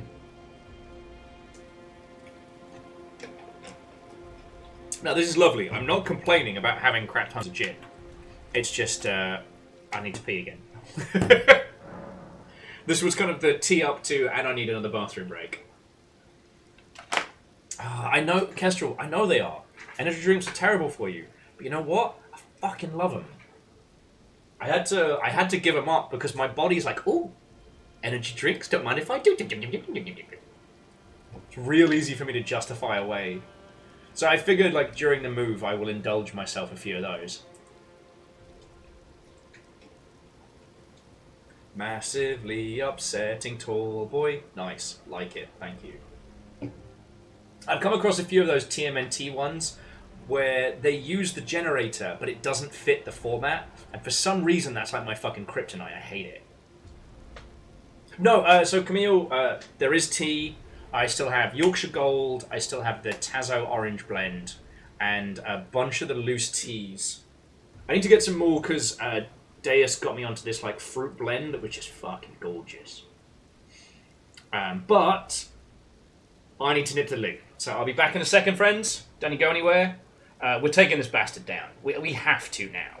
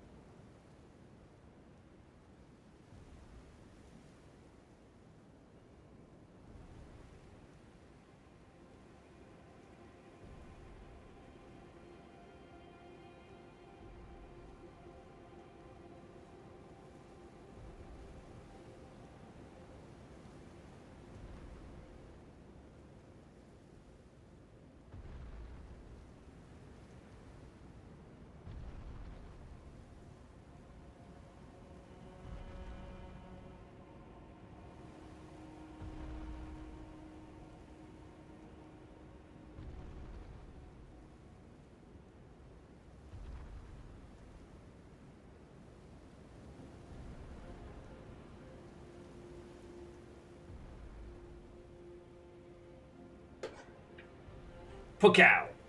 Pukow. Oh, Verdon. Thank you. That's really fucking cool of you, alright? Like, thank you. Hang on, actually, bear with me just a sec, friends. It's actually got jelly in here. Oh, babies. My little picky eaters.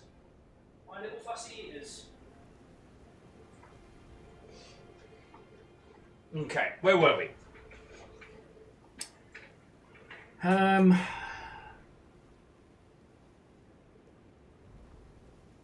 So I tell you what, friends. I don't really have any plans on stopping anytime soon, right?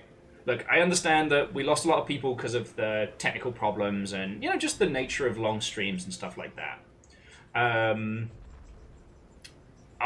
am going to throw a pizza in the oven and intermittently we'll kick this guy's ass. I think that's my plan for this evening, you know? And, hey! NBD, just 6+ years. WTH.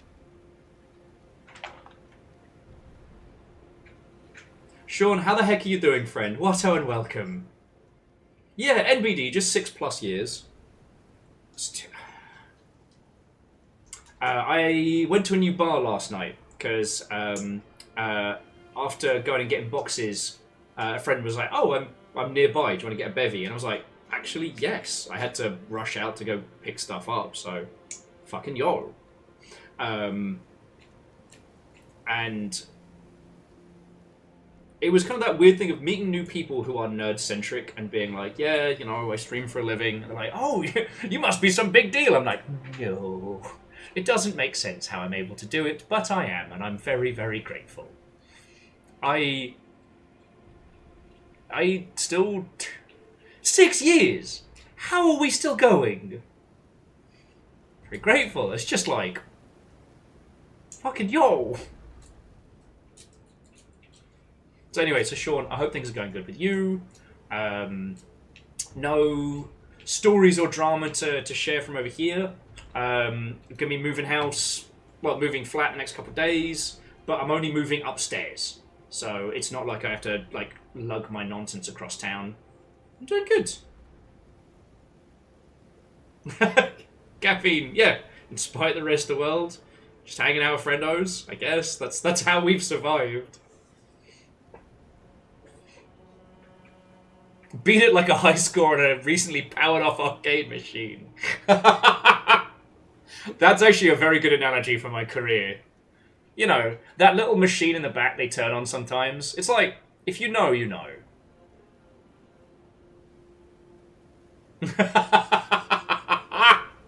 Why do you hang out with me when you're funnier than me?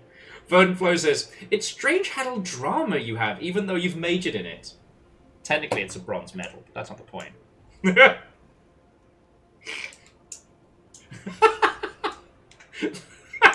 Lance says, "Just lie and tell people you're Markiplier." Yeah, you know, I've been told the resemblance is uncanny. Fuck. Fucking hell. Fucking hell. It's gonna be a good night. My friend decided to make a floating brewery and serving people at sea. He reached a boat lift and had to get help raising the bar. Shadow Realm. Scotty Doggy's already there. Don't worry, you'll have friends. Shadow Realm. Well, and thank you for 31 months. On top of all the bits and stuff you throw in. Like, friends, like, seriously. Thank you. It's... 2 years, thankful for the good times and company. Oh, PVS, the honour is mine. It feels like we have been hanging out for longer than 2 years. In a good way. But I'm going to try not to get feelsy again. But it is an honour and a privilege to be your person in the chair, friends. It is ridiculous that this is a thing that I am still able to do. It defies logic and, at times, gravity. And I hope you all know that I think about that every day. And I try not to make it anything more than a thing that I am incredibly grateful for. Alright? Thank you.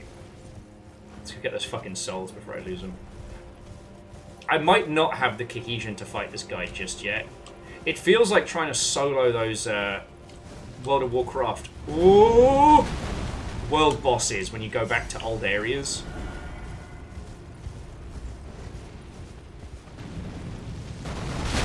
Oh, straight in the face.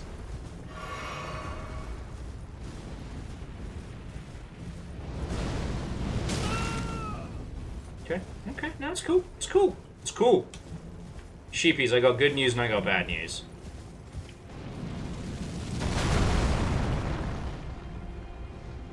I think he might be mad at me.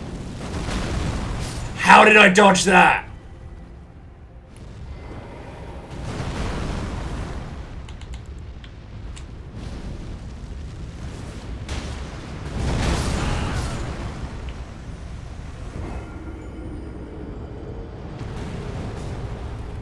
So the pot didn't quite do what we hoped.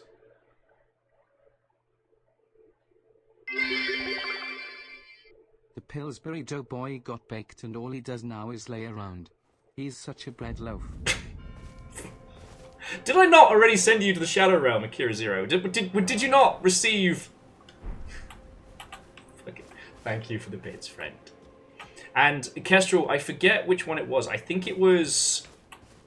It was Burning Crusade, and I think it was the guy who looked like a giant, like, fell steel farming robot who was infamous for sneaking up on people. Because it was like, if you attacked him, he'd start his whole boss range.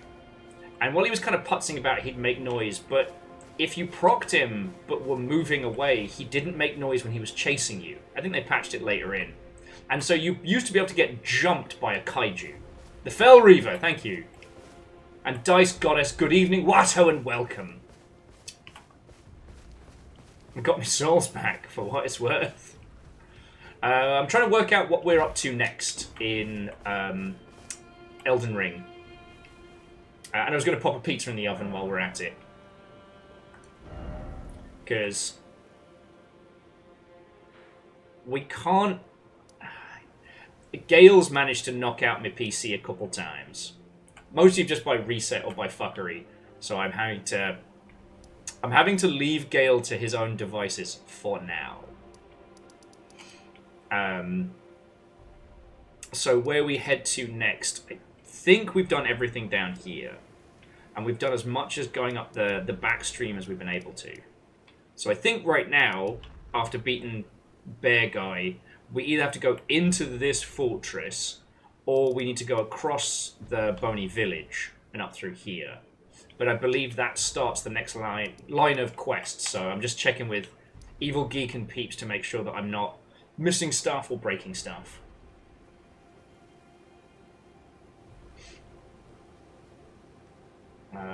Find all the maggot people for the cookbooks. Hey, Rebels, we can do plot. Plot and pizza sounds like a good theme for the night.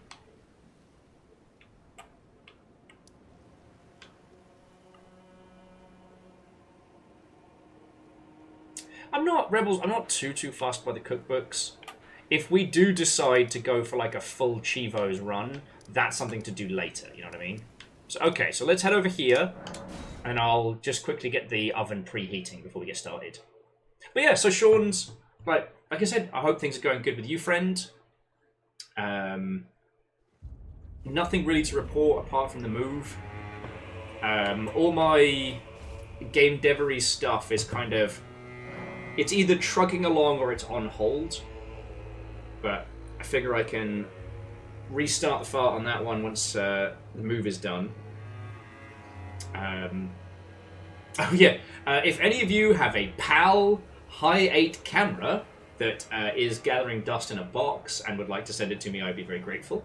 As guess who got a whole plethora of videotapes of Tiny Will? It's this guy. It's Will. Will got tiny tapes of Will. My goal is to cut a couple of films out of it.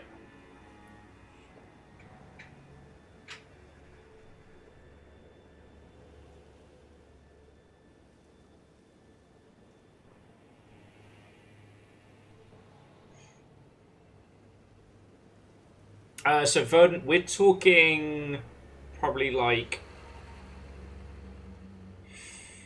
15, 16 through to 18. Because I got chucked out when I was 19, and I'd kind of stopped making videos at that point. Tiny tapes, tiny will. They simply won't get any tinier. Unfortunately, they're recorded on PAL tapes, which means I can't just pick up a cheap recorder nearby. There's some PAL ones on eBay that I've been looking into, but I don't know. Excuse me. Sorry, and I'm not telling you all this to fish. It's just with Sean and Peeps stopping in, like this is the winter project that I'm kind of setting for myself, you know.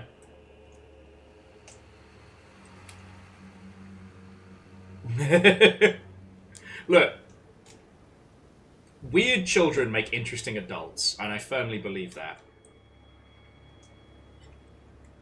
And kids who are cool in school tend to stay in school, but not for the right reasons. And, you know, I'll be honest, like, I'm kind of curious to see a little bit of the tiny self, because you have this mental image of who you were as a kid, right? And I was a fucking dork, and really awkward, very weird. But actually, Dice, I haven't checked Facebook Marketplace, but again, for this one, I need to make sure that it's PAL, not NTSC. So that's the only bit where I have to be a bit fussy. If it was just regular tapes and I could play them on anything, we'd be fine, but, you know. Younglings these days, they don't remember what it was like dealing with PAL machines and dealing with NTSC. It were a fucking nightmare. I bought Bill both ways.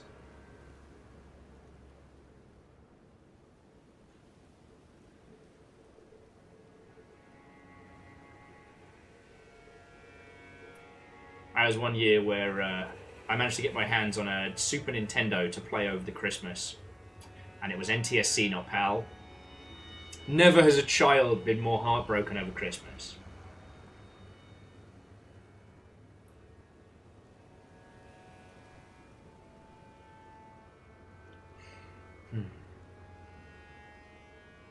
You know, I was referencing this in relation to something, but it has dropped out of my head. Alright, give me 2 secs just to turn the oven on. I'll be just a moment. Boop.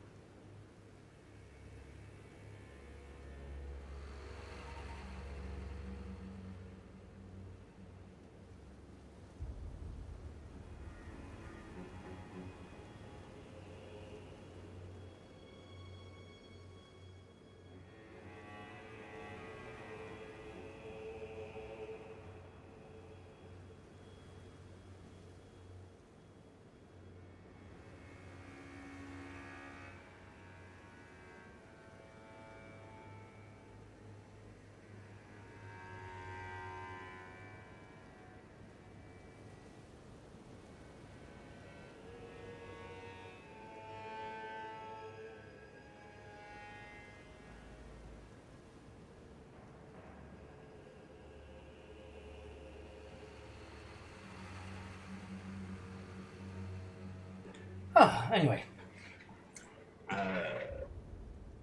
Okay. Sorry, I guess we're just saying that video cameras weren't a thing when they were a youngling, and they only had one because their dad was a video geek. You had to carry like half of the VCR with you on your shoulder. Reactor online. Yup. Sensors online. Weapons online. All systems nominal. Wheeler Glad to Dealer. be here for another installment of Will Gets Kicked in the Nuts. Your timing is perfect. We're going to start breaking the seal on some plot. It's either that or fight the big Wicker Man up in the village. And by the looks of things, Village Wickerman might not be the way to go just yet. But we shall see. We're gonna head across a bridge and get some plot popping. Oh, thank you. This is my therapy sword. But Wheeler Dealer, how are you doing, friend? Actually, okay, so I had a thought, and sorry that I always kind of bring this nonsense up when you pop on in, but you reminded me. It's like, I was trying to think of fake video games last night. Oh, you're editing concert pics and watching Free Rent. That's fucking living, friend. Fuck yeah. Now, that sounds a great way to spend an evening. Oh. Sorry. That was messier than it should have been.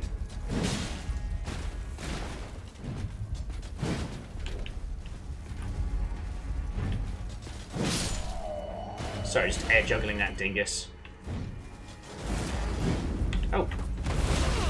Man, I think I just definitely need food.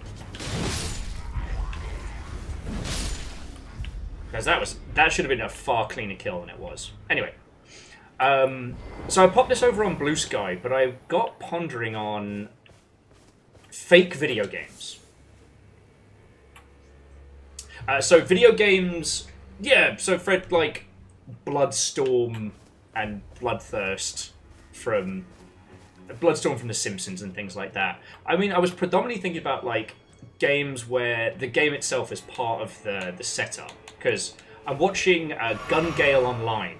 It's the second season of that, which is a spin-off from Sword Art Online, and Gun Gale Online is just drastically better. I'm sorry, I don't make the rules. I don't make the rules. But sometimes I do. Shut up. Don't worry about it. Anyway. That was Bone Storm. Okay, thank you, Freddie.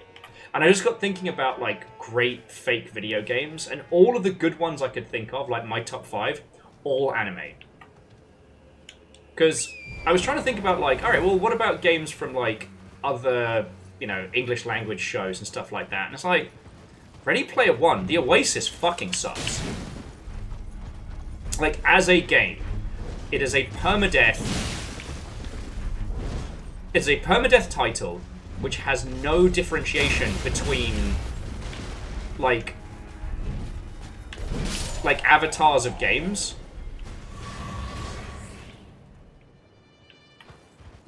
You lose all your levels and progress when you die. And despite that, it has a real-world money marketplace. Yeah, fuck off. Like, the idea that you could be playing, like, an RPG with your friends, and then it gets a bit spicy and you get killed. And you lose everything in every game. Yeah, no, fuck it. Fred said the video game in the setting for Wreck-It Ralph seemed fun. Oh, yeah. That kind of reminded me of, what was it, Burger Time?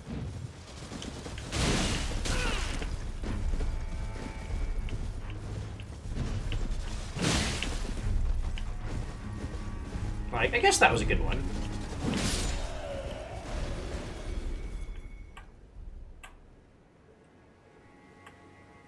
I think it was Burger Fucker. Yeah, that's the one where the guy fucks the burger. That's the game I was thinking of. Ready Player One was a lot of cringe. Look, I'm not trying to hate on people who like it, and visually as a movie, like, you get to see the Gundam fight Mechagodzilla. That was what we wanted from it. But, yeah, as a game, there was no way that became the great game in the world. There's no way.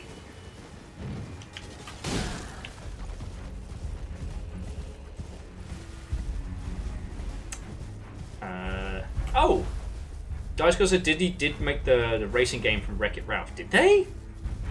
Was it, like, arcade only, or am I just not... Is it because I don't really interact with younglings, I haven't encountered it? But yeah, so I was thinking more about, like, games that don't really exist, but are there in some form in other media. Okay, you know what, I deserve that. I was not paying attention.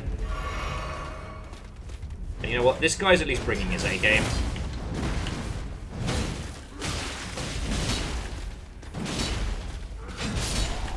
I feel like I'm ignoring this little toddler with a flaming knife, but... Wheeler says, I like to think Aliens Colonial Marines doesn't exist. Me too, friend. Me too. I tried to play that on April Fools, and it backfired on me, and these fuckers made me play through the whole thing. I was fucking tumbleweed! Sorry. These things are stalking me. It's a conspiracy, I promise you. Yeah, it felt like that, stealing your parents' cigarettes as a joke, and then they make you smoke the entire pack. It did the same amount of damage to my internal organs. But no, like, all the ones I could think of that are games that I think would slap is stuff like Shangri-La Online, you know, Gun Gale Online, The World from .hack, shit like that, you know. And .hack does kind of count, because even the game, you're playing a fake MMO, right? So Verdant Flow, I would actually count Hello Kitty Island Adventure, because it was a bit until it wasn't. In the same way, I count it's a failed prototype for a Castlevania spin-off that ended up being in Metal Gear Solid 3 when Snake has a fucking nightmare about vampires. Because it turns out OG Snake is afraid of vampires. He's not afraid of death or dying. He's not afraid of, you know, battlefield combat or chemical weapons. But vampires is where he draws his little line. Actually, did I explore everything around here? I think I did. Oh yeah, because we did the Menard Ruins, and the Fort of Reprimand doesn't make any sense to me, and it's driving me up the wall. Alright, so I think we can just blink to Bonnie Village. Predates Twilight Vampires, but I would assume that he's afraid of Twilight Vampires as well, yes.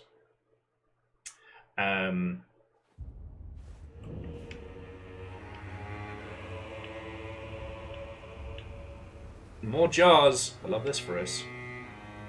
So yeah, I would also count that, because even though it's a game that you play, it's a fake game that exists within something else, right?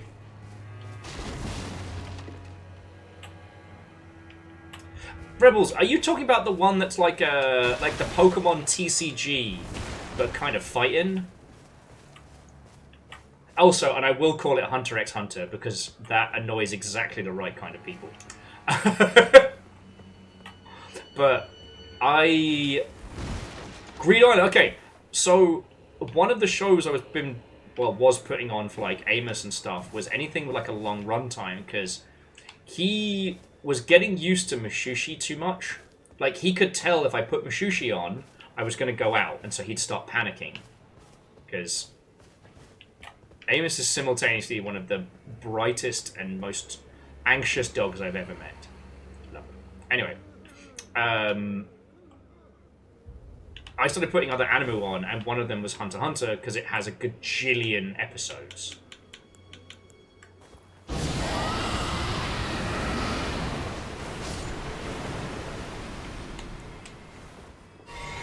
Sorry, just making sure the village is clear.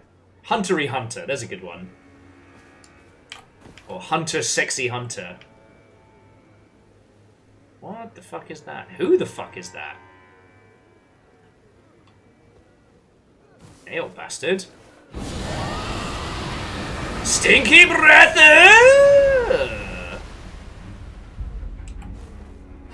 Huh. Unaffected by rot, eh? Well, I'll just have to resort to the other thing. Oh, you cheeky bastard.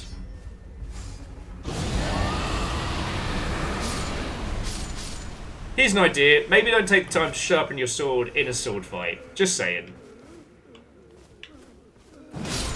Thank you for giving me carte blanche to kick your ass.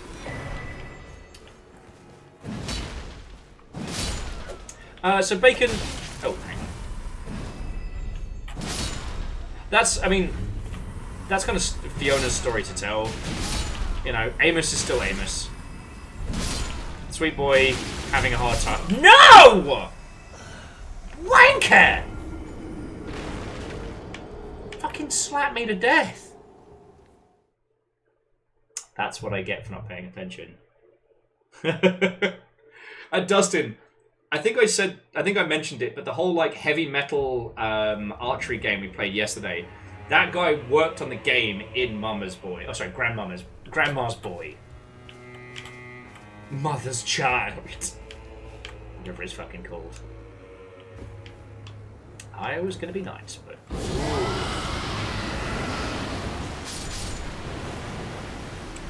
Fucking gas this town out now.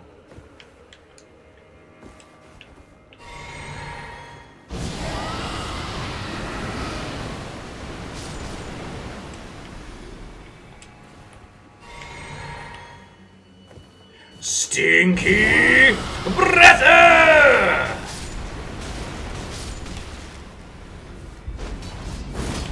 Oh shit, actually. Let's get that now. I have that pre-pizza hubris.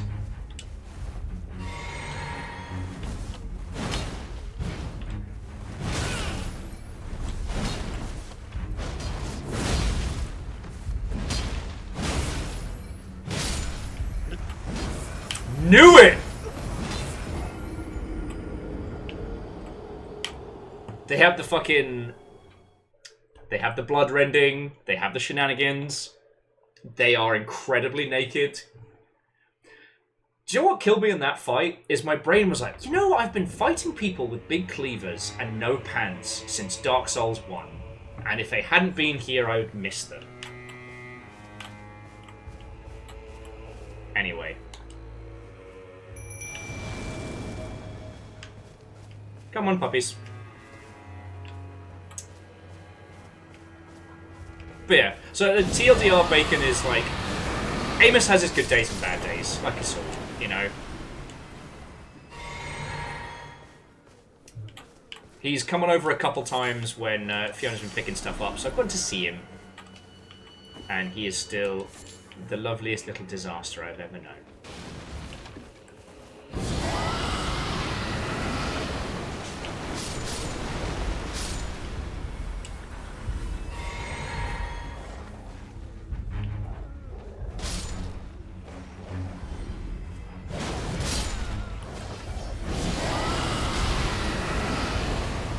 Stinky breather! And this is why the dogs are so powerful. They get this massive... They get these constant interrupts. Yeah, get fucked, mate.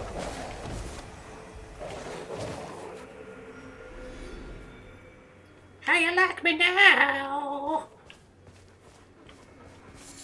Puppies, you may destroy them when ready.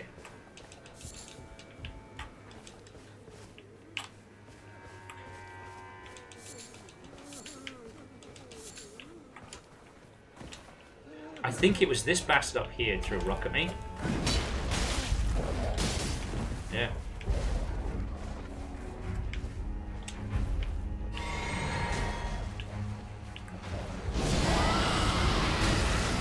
Okay.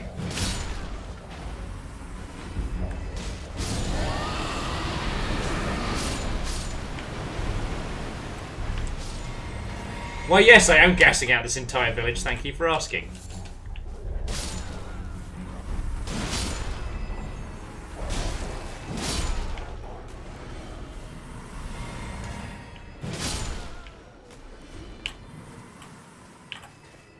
Bonnie Village is the opposite of thank goodness you're here. Exactly.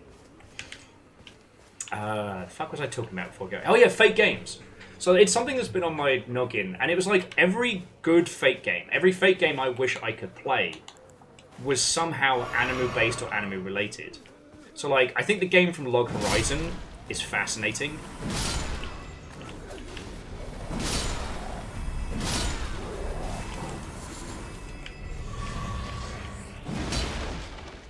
Again, the actual game from Sword Art Online is also pretty dog shit.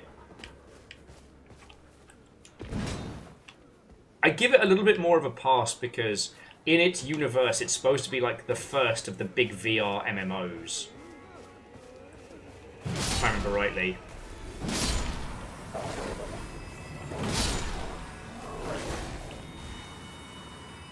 Well, I guess we're not going across that way.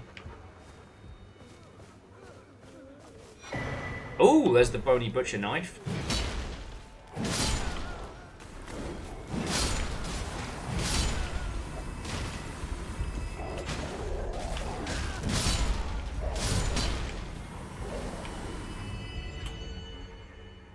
But like, I know I'm kind of rehashing a little bit of old conversation topics, but it's just, I was watching Gun Gale Online and I was thinking about, why am I enjoying this so much? You know, as somebody who works and has worked in games, as somebody who fucking loves video games to a near unhealthy amount, like, what is it that what is it that these titles are doing? Oh, okay, so I can either continue across. Okay, so I can go this way and here, or I can go across the bridges. Does anyone have any recommendation? You know what? Fuck it, let's explore. I'll shut my mouth on that one. Sorry. But yeah, so like, I'm watching Gun Gale Online. I keep thinking, like, why am I really enjoying this? Because Gun Gale is a super hardcore, like, gun physics FPS, but it's set in like a quasi-realistic, quasi-fantasy world. And like, that's not anything super new. We've come across that a few times. Okay, go either way. Talk to NPCs after the thing happens.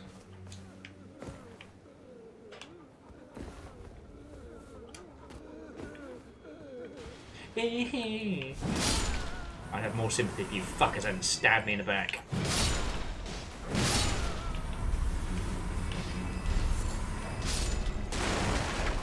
Cross the bridge is close to a great weapon. Is it a good weapon, or is it a great weapon? Let's go find out together. Actually, let's go spend our souls, and then find out together. Because we have enough to level.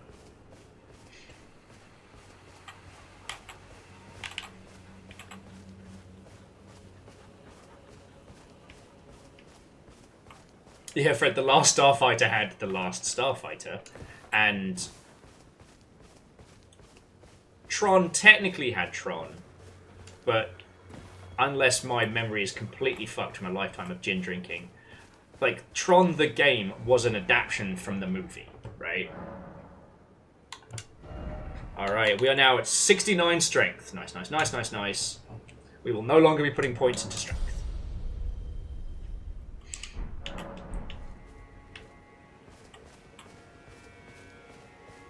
I'm still going to bring the puppies out because it makes me laugh.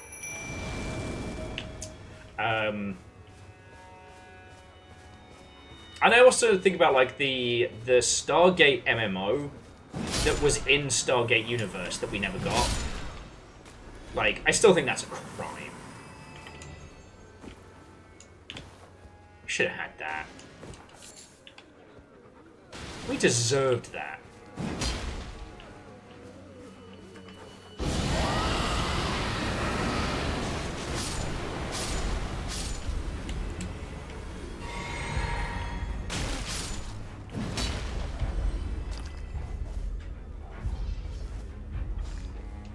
And the idea that that same MMO had an actual, like, Stargate puzzle buried in it, like, that's the best ARG that we'll never get. Obviously, because we don't have to solve those problems, but you know what I mean.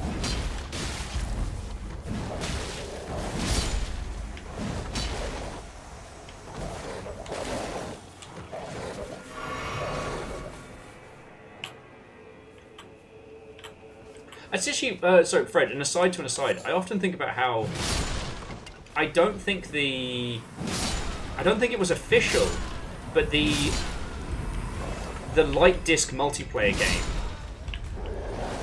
that was on,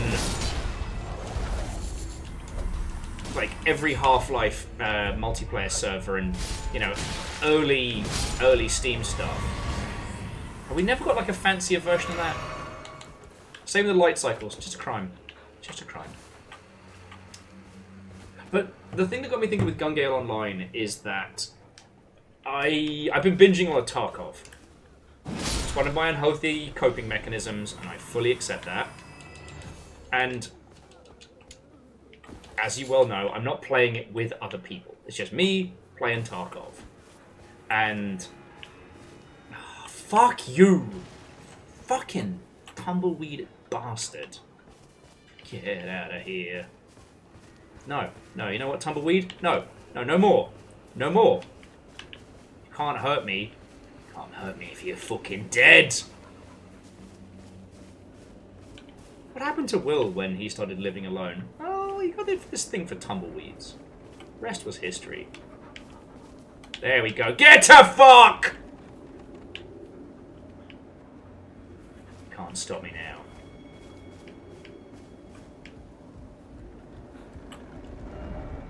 First off, Snake.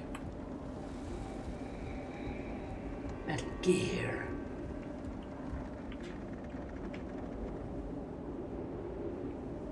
I don't see no stinking snake.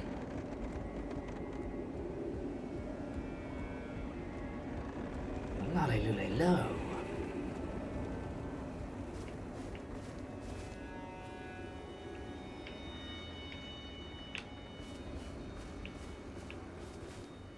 Well, Chris knows what he fucking did.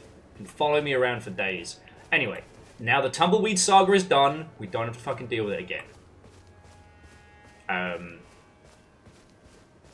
But I realised that Gun Gale, it... Is that a fucking scorpion? Oh, it is. Hey, how flammable are you? Answer is not very!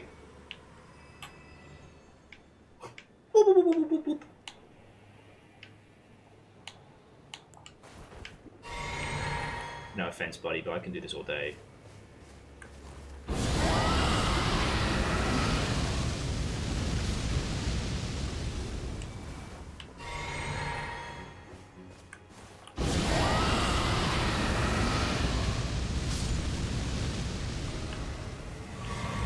Though I hate to tell you, friends, I think Bambi's mum might have jumped in front of that fire, so we might be having venison tonight.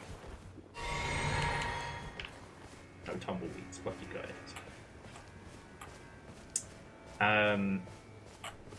But yeah. So to give you a little primer on why I'm currently so obsessed with Gun Gale Online. The current season is the second season. It is our returning cast of characters playing in the next tournament. A quasi-team-based battle royale.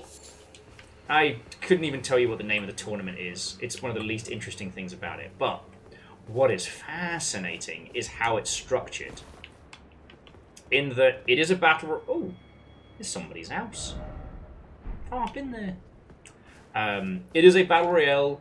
It is like, you know, loads of people on an island, but instead of it being like a wall of blue, it's water rushing in. But the thing that struck me is how they mess with the rules of the game and the environments to create the most interesting viewing experience for the audience. Like, as a game, it's not fair. And there are a bunch of times where they do weird and janky shit. But it is fucking fascinating. And it started getting me thinking about, like, esports being closer to wrestling rather than being... Oh, it's me bonny goal! Aye, bonny goal! I left me lass in school! Maybe I need that pizza more than I think I do. And Lyris, I think those are exactly the scorpions our soup is made of. Anyway, so look, TLDR. It's the idea of treating like a big esports match, not like a fanciful competition between like the best of the best, but treating it more like a spectacle, more like fun, tweaking things to make them more interesting. I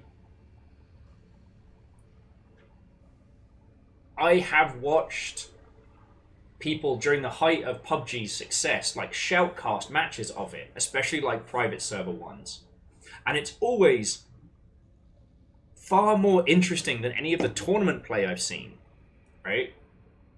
And I realized that intersection between the drama and experience for the viewer and the drama and the experience for the player does have an intersection, and you can make some fascinating stuff with it. Obviously it's easier said than done, but without spoiling too much of Gun Gale Online, they shake that shit up. And they create the opportunity for like variety and for mix-ups and things like that. You know, I've often talked about like with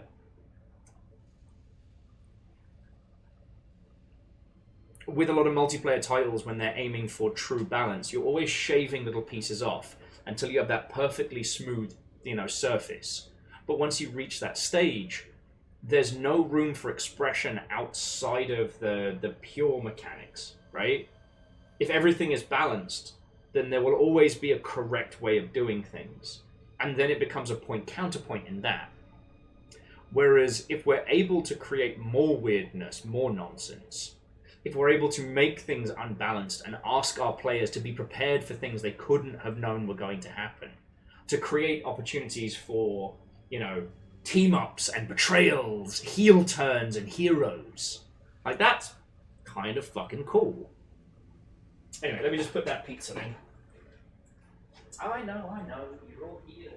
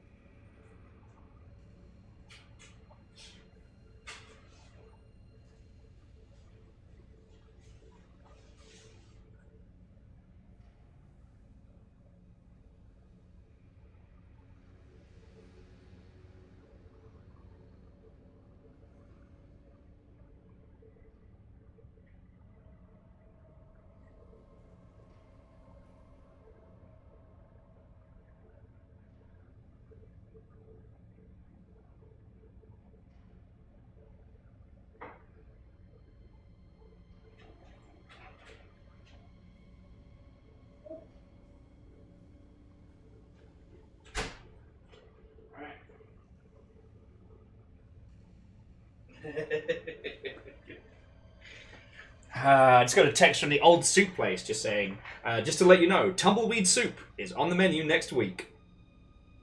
Where were you when the scorpion soup was served to us, old soup place? Yeah. And so Ket, absolutely. Sorry, Ket was saying like gladiatorial combat, and I think fuck yes. Marvel vs. Capcom 3 I think is an interesting one, but watching Daybreak try and balance PlanetSide 2 has definitely been one that's made me go, hang on. I actually pulled out my phone to set a timer for 10 minutes so I don't burn the pizza. Because we all know what I'm bloody like.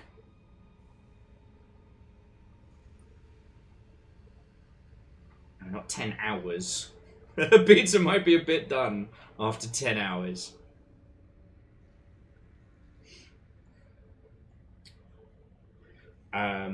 Well, so with PlanetSide 2, they tried to make like an arena mode, and they tried to make like a special area that was just for like competitive play, and it doesn't kind of work. Like, it's fine, but it's another goal.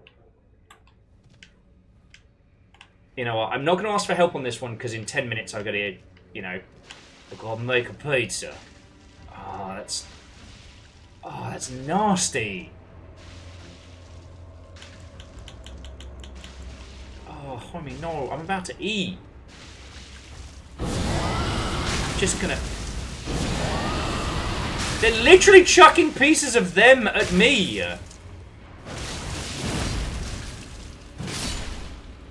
Well, that's fucking horrifying on every way. Welcome to Bonigal! If you look to your right, you'll see you'll be looping back to this visitor centre later. For all questions, yes, there will be a gift shop at the end. Oh, that's horrifying.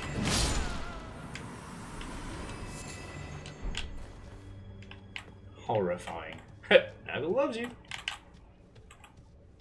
I don't have sausage in that pizza, because if I did, I'd now be wanting to fucking get rid of it. Pick it off and throw it.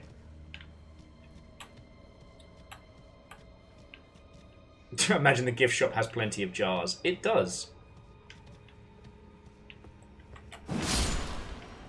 That's how we got into this place, is all of the doors are ajar.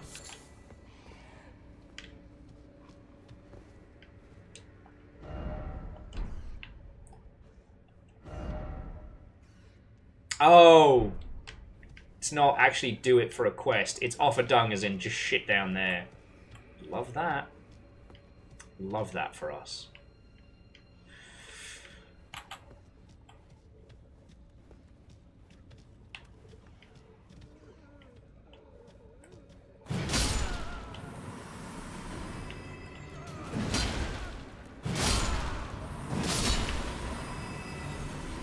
Now, is it me, or did some of those ghosts have the horns? So this guy must have just been torched and then shot with a bolt. That's fucked up. I'm trying to go as far as we can. Oh, okay. So some of these do have the onset of, what is it? The omen horns or what have you.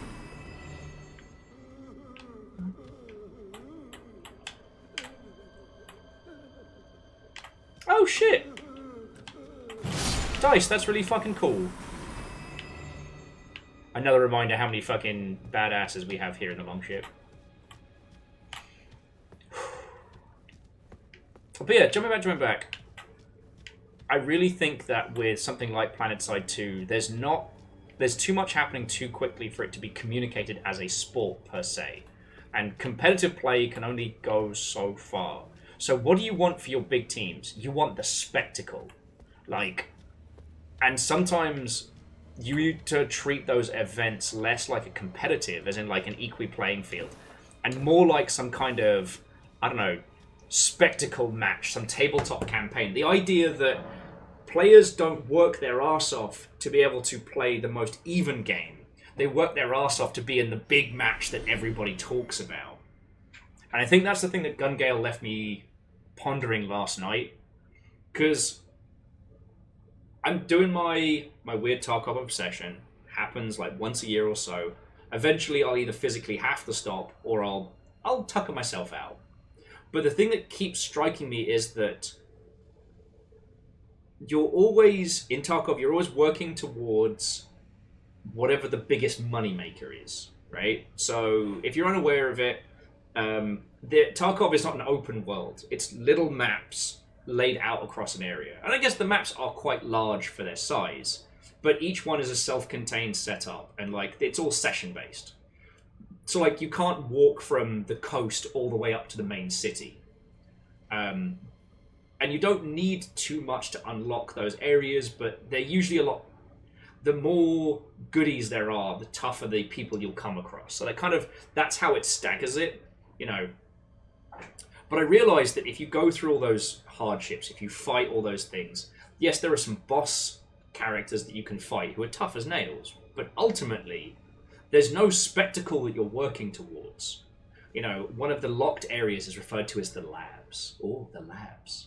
And it is hard fought over because that's where all the fucking goodies are. That's where all the shiny medical stuff and all the expensive keycards and, you know, PC parts and whatnot. The stuff that you can sell to other players for a pretty penny.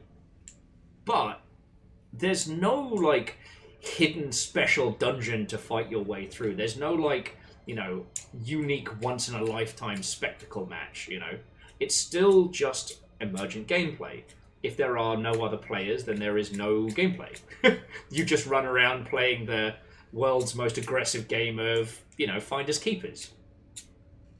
It's reliant on the other people to be that, but once you hit that point where you are the player who is winning over other players, there's nothing for it to give you, right? You know, I think one of the things that kept us in Sea of Thieves for so long was that once a month there was a spectacle thing to do. Sometimes it was a big PvP thing, sometimes it was just a teeny tiny story thing, but there was a reason to be there, a reason to work at it. Oh, Kestra, yes, those were Hornsent. Thank you, my apologies. The Omen are the people born with the Horned Curse in the main capital who would have been like lords and princes, but instead end up kept in the fucking sewers. Morag had strong opinions on those. Anyway.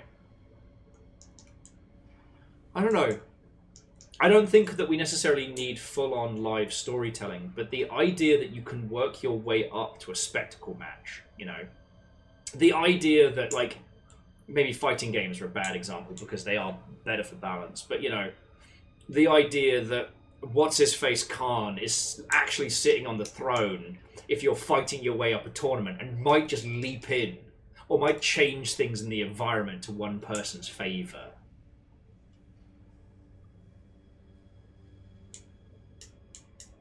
Kestrel, that sounds right, but I haven't started doing the all of the lore podcasts yet. So I don't know. Like I said, all I am saying is that swapping up the concept for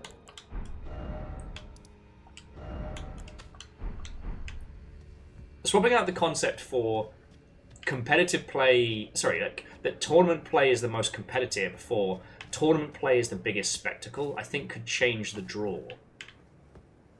Users would then have a real reason to fight their way into those spaces. You know what I mean?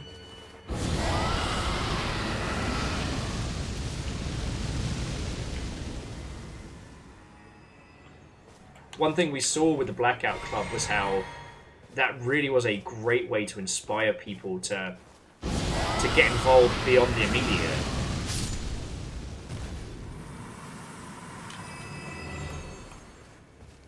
But the Blackout Club was going for a very, very different vibe. And you can't do something like that. Do you fucking mind, mate? Fucking scorpions, I tell thee. Fucking bastards. Sorry.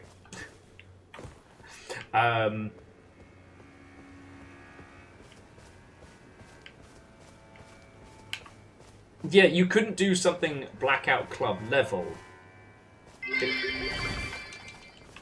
Going to re-up once my Amazon Prime thing refreshes tomorrow. In the meantime, good evening and good hunting, Will. Oh, Chazini, thank you.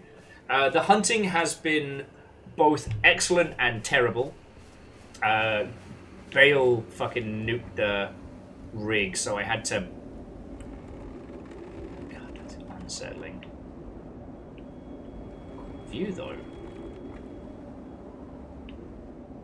So much to this. Yeah, Bale nuked the rig, so we had to start over, which is why we're low on humans and whatnot. Camille has been waging a war on my feelings and succeeding, with backup support from Favor 6 and a myriad of other mother... Oh!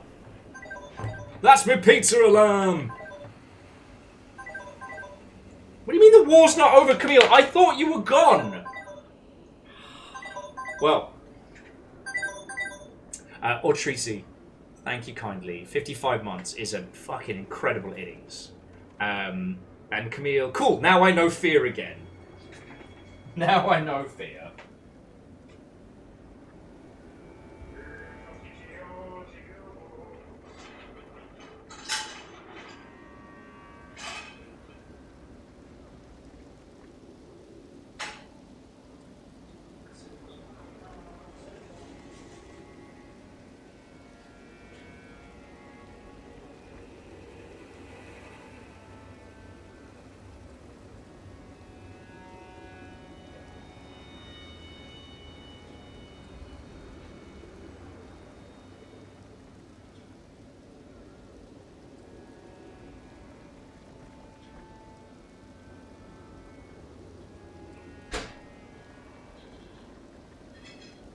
Do one more minute or so, and then we'll continue.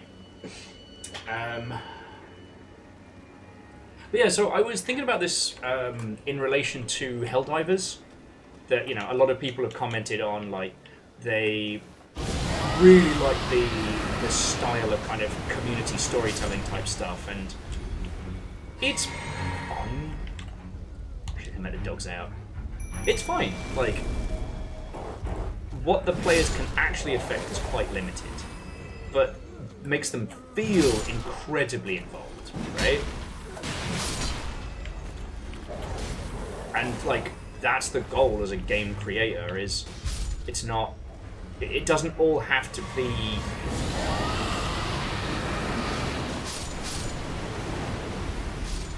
exactly the intention. It can be the feeling, right?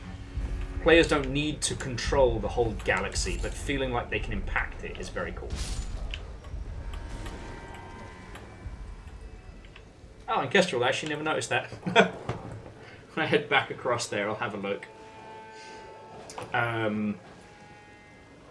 But ways in which you can create that experience for users, I think, I don't know, I'm kind of still obsessed with it, right? And if your game is wildly successful, you don't have the dev hours to dedicate it to making every single player feel like they are, you know, the special magical hero snowflake being of the magical snowflake land or whatever. Sorry, that was way too many uses of the term snowflake. You know what I mean.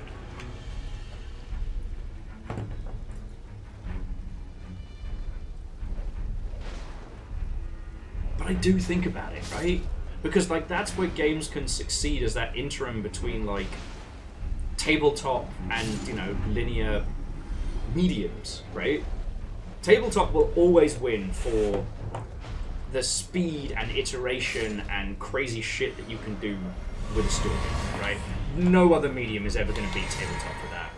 But then video games are able to do more people, more spectacle, like especially in the same space. Hang on, now I'm getting my pizza, but you see where I'm going with this, or have I officially lost it? You're allowed to tell me that as well.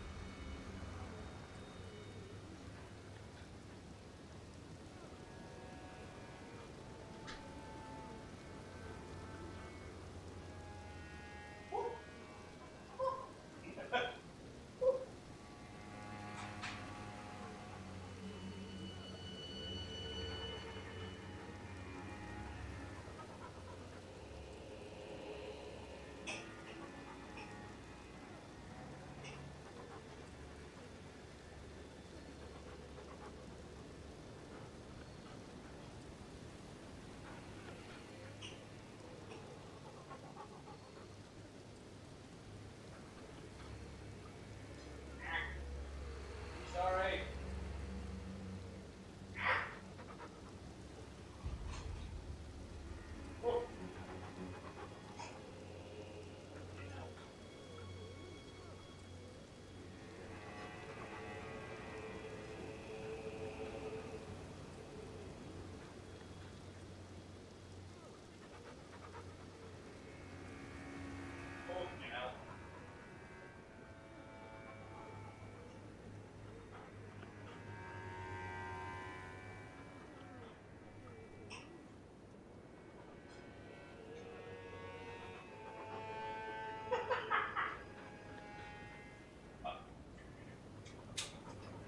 Welcome to Boney Village Pizza, where the sauce comes from jars, and the people also come from jars.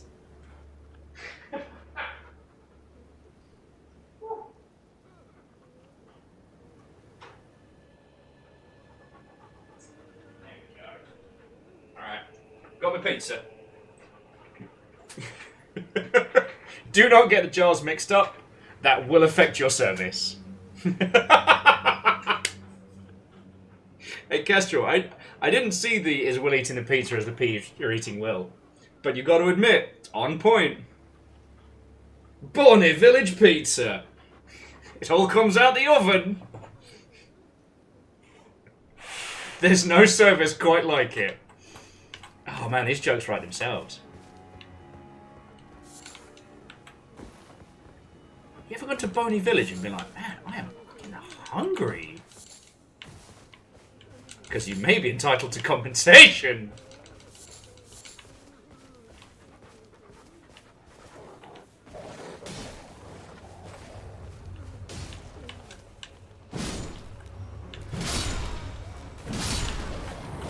It's alright, Kestrel. In terms of tips, what they're actually looking for is that, like, Bondo cement for ceramics.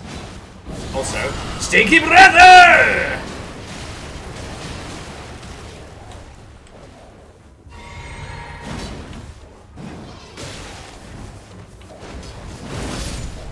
Thank you, puppies.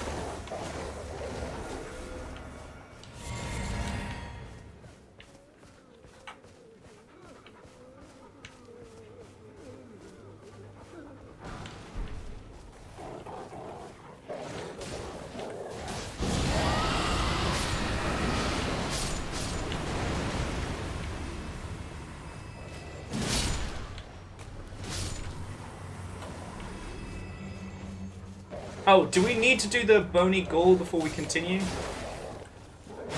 I just kind of wanted to open this pit up before we, while I get some dinner and before we continue. Or at least see what nonsense awaits us.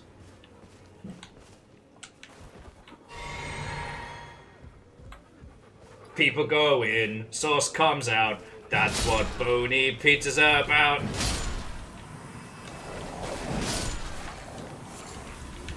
Don't ask where the dough comes from. You're happier not knowing.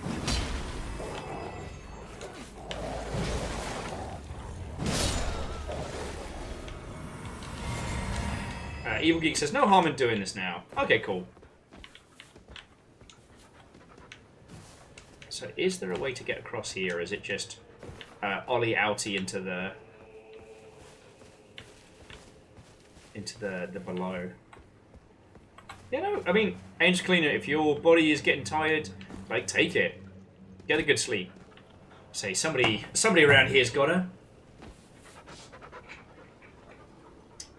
Ooh. Oh. Fresh out the oven.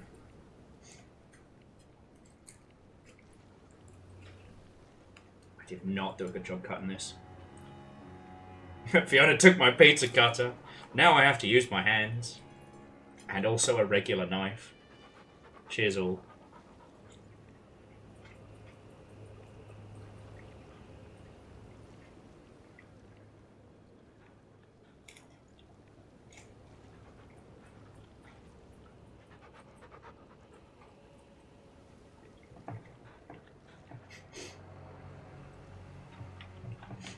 So Kestrel, level with me here. Was there a point at which you had like a really good sleep schedule?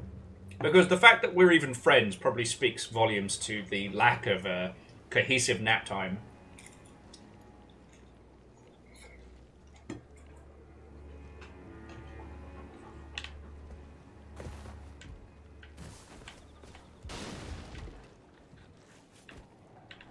Uh-huh.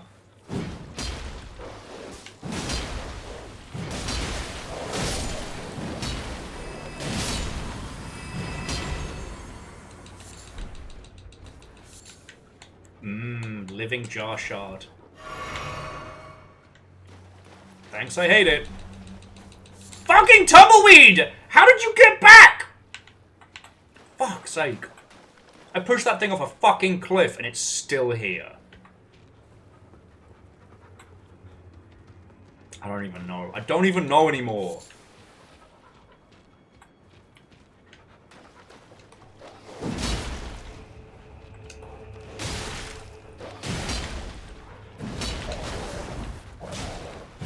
Well, it is the Elden Ring, right? And what do we know that's spherical? Tumbleweeds. Oh, this is cute. This is a little, get ourselves a little cheeky upgrade for our dags. The true Elden Ring. It's a fucking tumbleweed.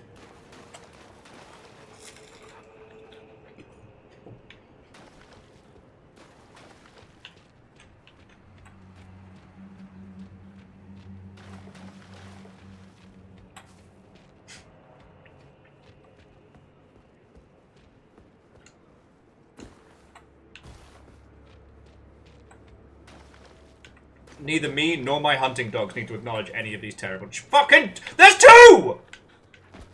How is there 2? There wasn't 2 before. There was 1. You clearly saw. There was 1, and that was it.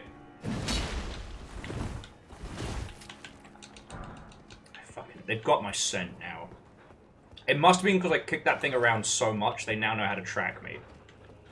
Which is a worrying trend.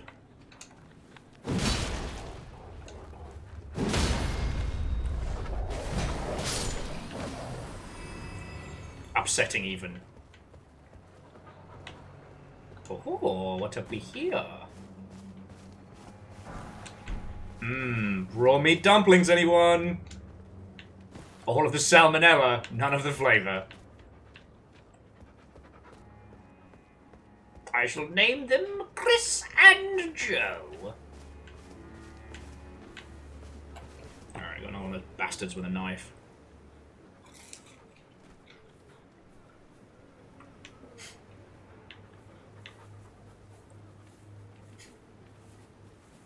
They are the tribbles of Elden Ring.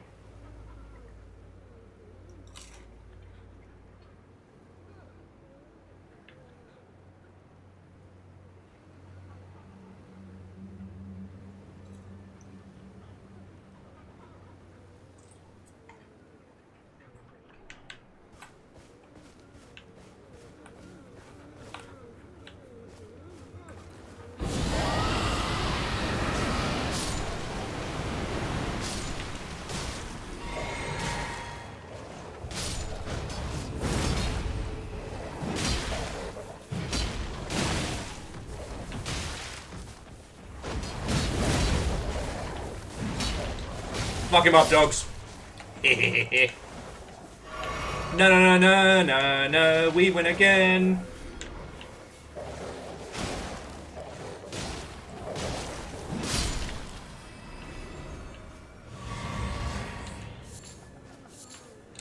Also, the amount of, like, health regens and stuff we're getting from here is amazing.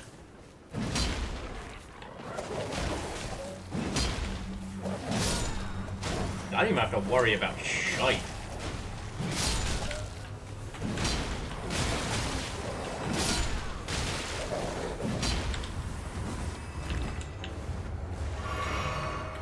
Woohoo! You are done, Camille. You're I think if you've got tomorrow off, I think that officially makes you holiday o'clock.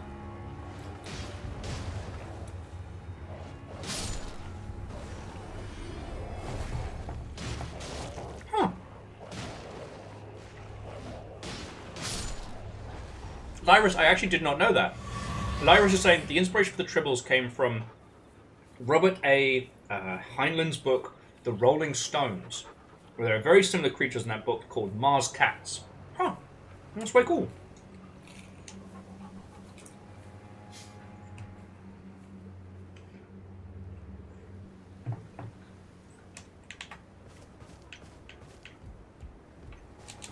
Yay! 4-day weekend! Whoop whoop!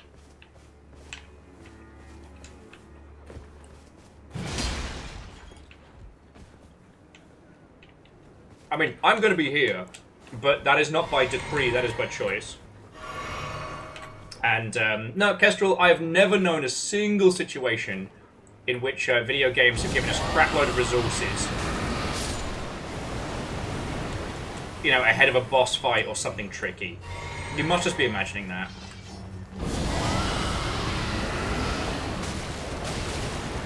Also, stinky breath, though. Oh, good dodge. Less good dodge. And they're down! They lived as they died. Stanky.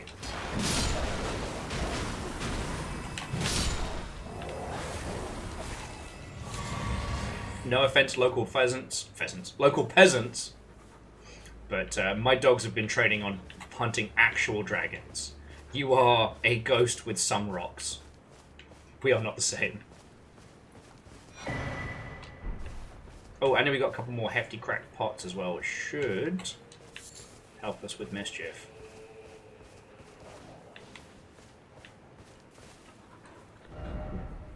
Okay, so going across is where we want to. So let's inspect down here first, just in case we missed anything.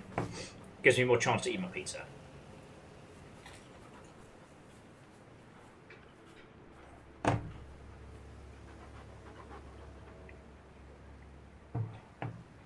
So, not just to Camille, but to all of you. So, for those of you who are taking time off this week, are you managing to get in any gaming? What is your holiday Thanksgiving gaming plans?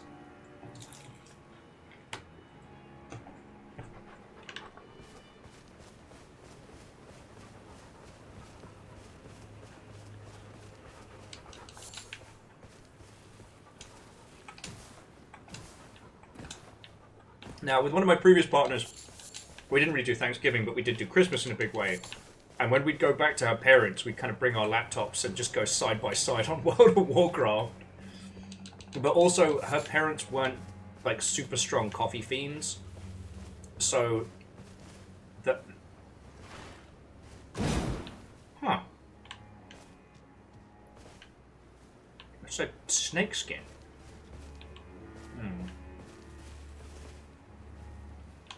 It's time to keep an eye out. No, that's just an eagle. Alright.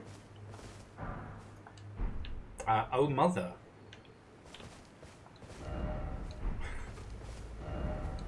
God damn it. Both the signs say still no head. Video games are an incredible art medium and they can do so many things. Still no head. Love it. Brilliant. Wonderful. No notes.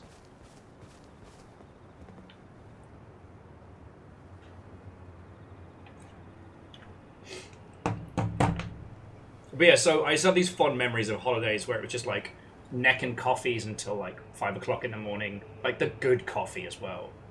And just doing all that nonsense on Warcraft that we never really bothered to. It's a good time.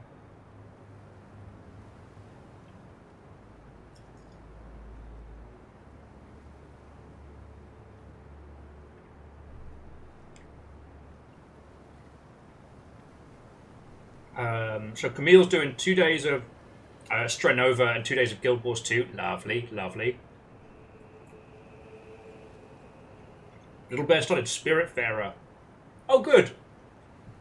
Just a nice, totally unscarring game to spend your Thanksgiving time on. I shredded this pizza by mistake.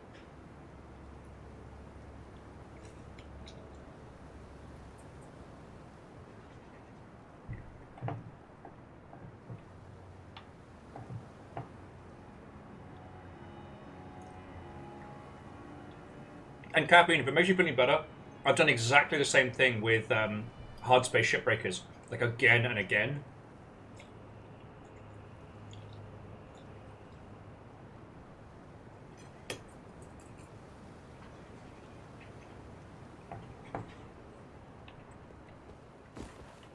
I still haven't done any of the, blinks loudly, the ghost ships yet.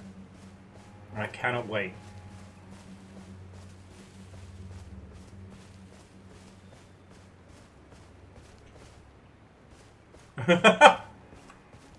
It's fine, Kestrel. They got that young patience. Spiritfarer is a lot of game. It's incredible.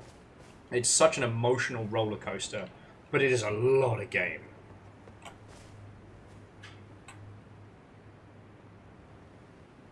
Okay, Lyris, you know, web fishing is fucking great as like feeling under the weather, but still want to be kind of like digi-social. It's fucking perfect. And it has been interesting how many people who haven't, who have finished web fishing are still down to just keep putzing about. Cozy Grove also sounds like a great shout. Is it Cozy Grove that was the one that got Mobage released first?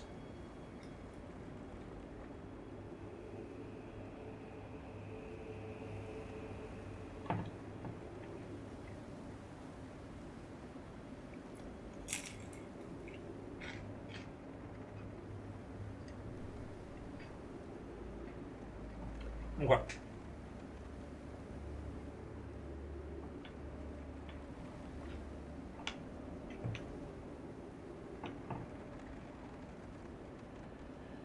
Damn, it got real dark here all of a sudden.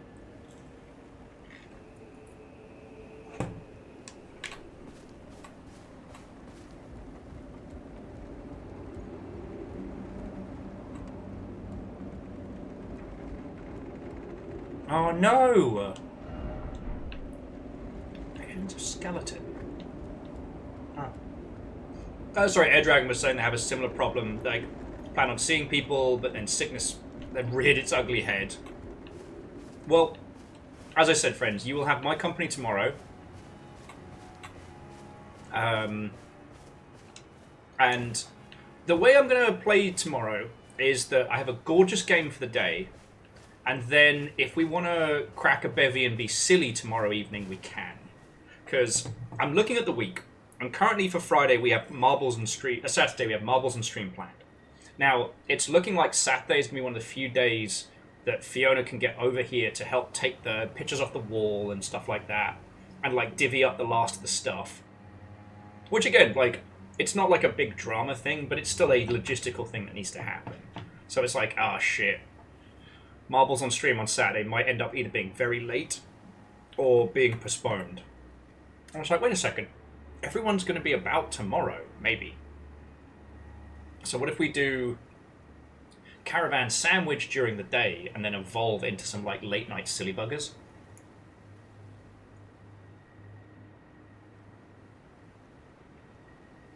Right. Depending on how people are feeling, and this might just be something for the future, I was reminded that the Doom 2 combo on Steam has 16-player multiplayer and or co-op. We could do the Running of the Numpties Doom edition. And I think I'm okay with that.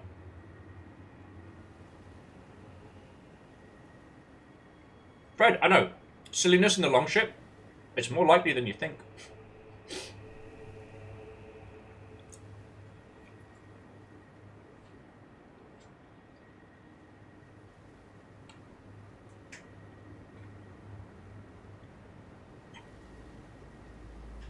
You know what's interesting, Lyris? Like, the vibes of Doom have now been done better by many games, just because it was the inspiration, but the actual experience of playing it is still fun. It's still a hoot. It's not to be taken seriously, but... Like, we were talking about this the other day, about how, for example, XCOM, Enemy from the Deep... Is it Enemy from the Deep? Oh, yes, I forgot. I don't know how to remember names anymore. But that game, thematically, is amazing. But the actual experience of playing it is agony. Because it was an old title. They were trying to make tactics games back then. It's real hard.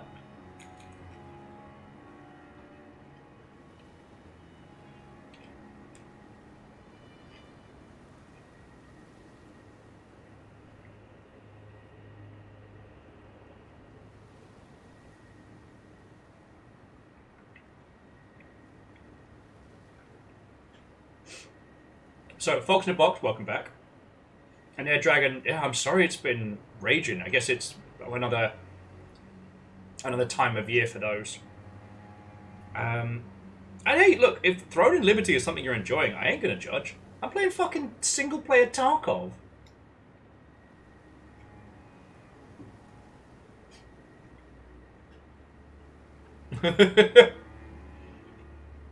Well, Fred, you're not wrong. But anyway, it was more like... it was Terror from the Deep, I believe, was the XCOM 2 title. And again, the idea of like aliens and Cthulhu monsters in the deep, and instead of sending people into space, you're sending them in like special suits down to the bottom of the ocean. That's fucking cool.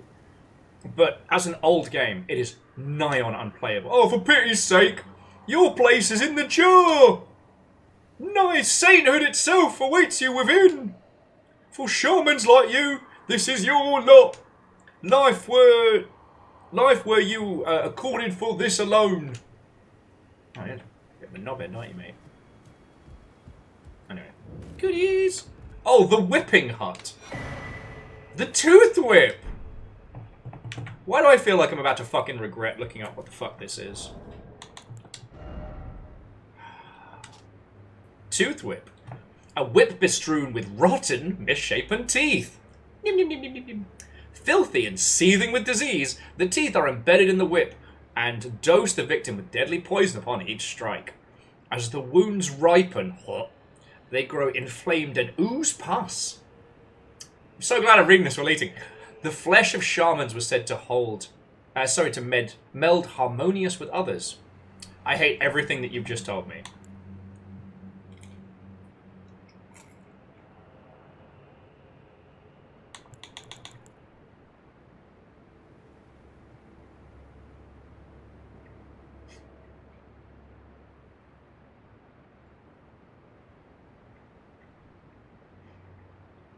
Oh yeah, Fred. Sorry, Fred was just talking about some of the enemies you faced in Terror from the Deep, and they were horrifying. They did make a lot of the newer XCOM baddies look like the light, fluffy Fraggle version of true horror.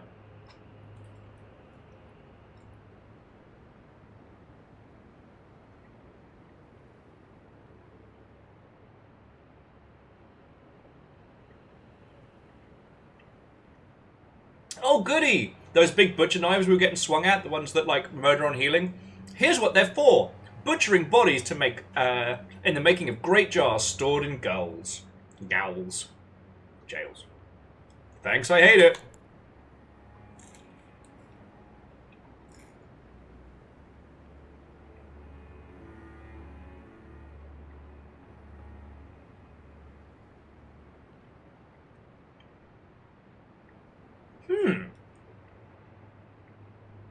Now that's fascinating.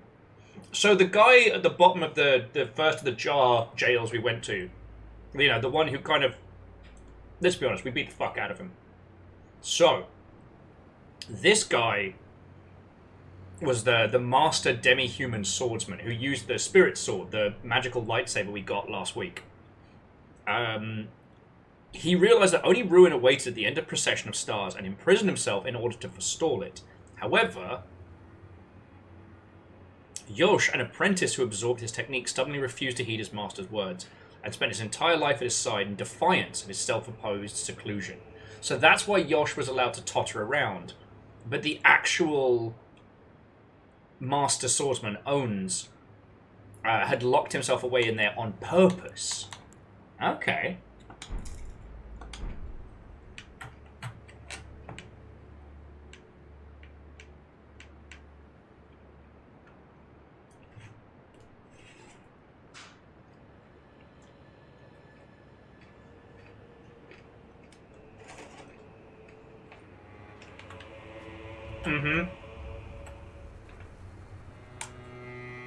Sorry.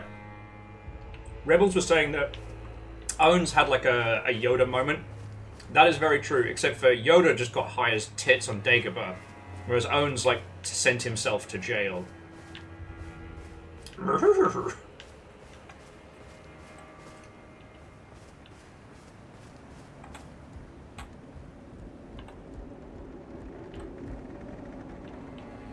Alright, we creaking.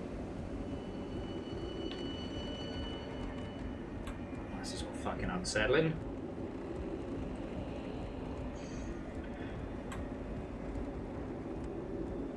Okay, so to recap, we just kind of trekked back and forth across these poor little villages and just destroyed their shit. We're the baddies.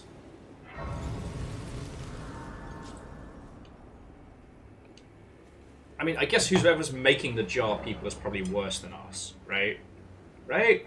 This is, you know, tell me we're not the worst, right? Right? Any time now?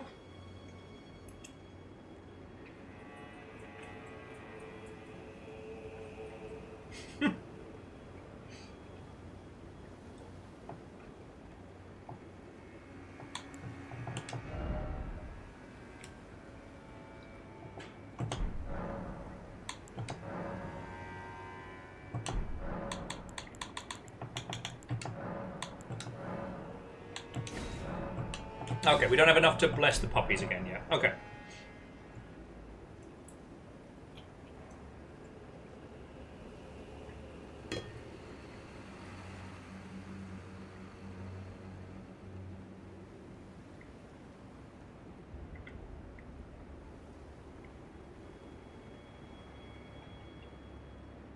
I am getting a lot of information in very quick succession, and it is haunting.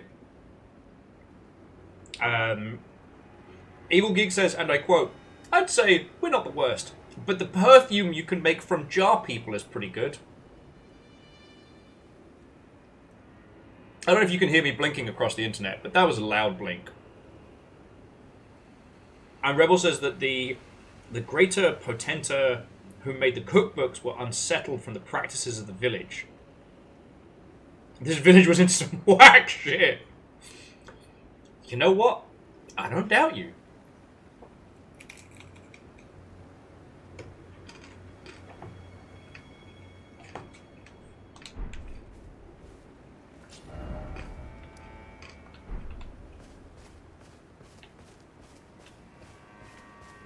Now, it doesn't look like there's any way down from here. I think we're at the only way is up.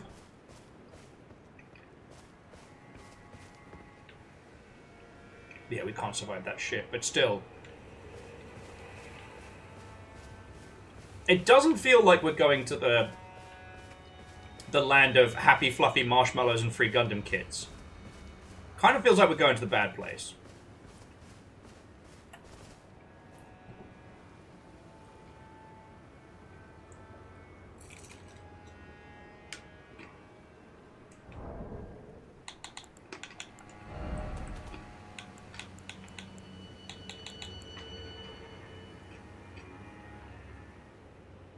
Okay.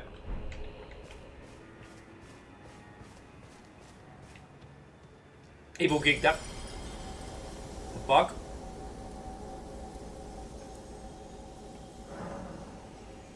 Somewhere a greater rune is broken, and so has a powerful charm. What the fuck just happened? What did you do?!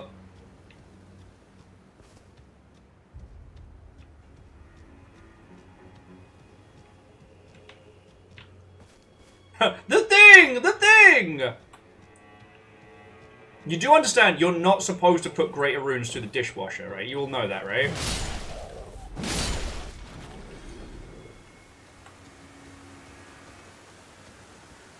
I didn't break something, I walked around! Appreciate my surroundings, which is like appreciating, but better. Be wary of bird. Sorry, I can handle birds. Oh!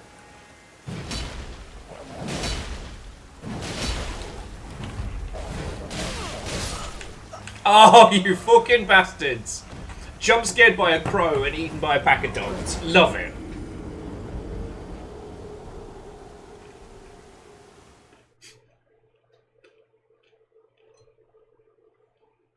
I can't even be mad at that.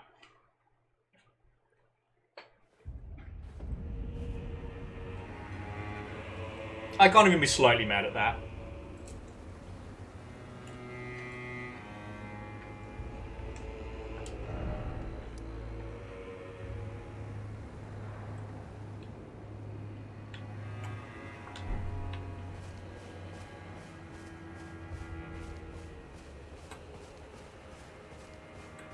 I'll see if I'm allowed my dags as well. We can have a dag fight.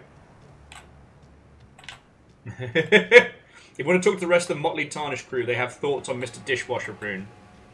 Okay, let me get my shit back.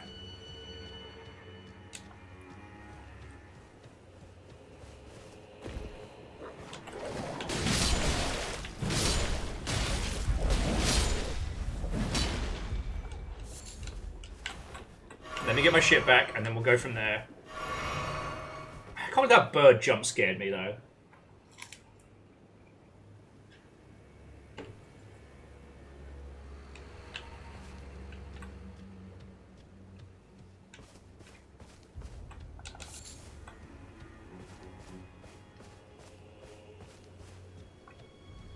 I will say,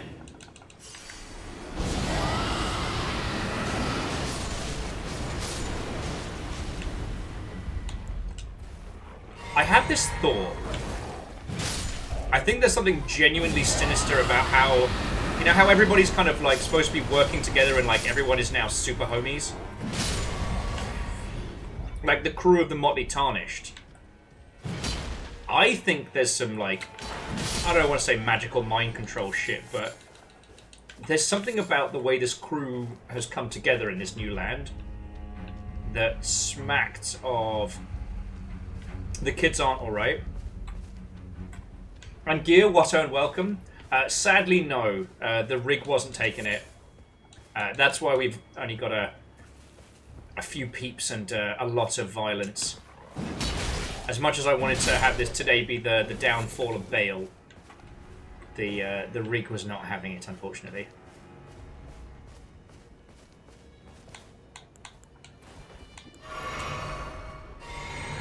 But we've talked about a whole bunch of nonsense. We've all hung out. We've done some dungeons.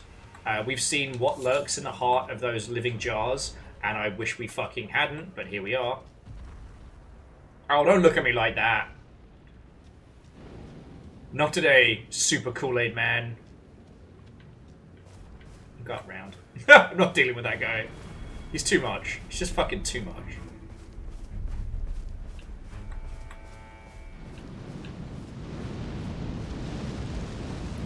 He's certainly not happy at me.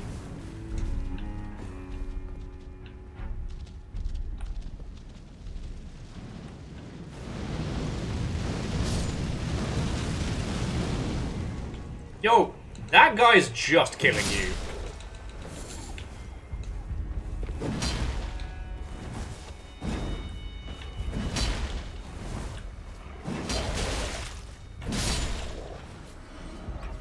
You have, through dabs, through having to face one emotions head on, a lot has happened today.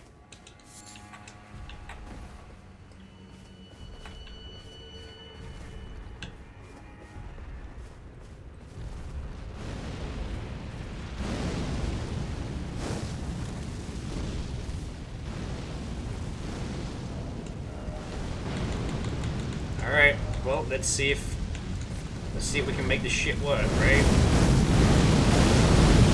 Whoa!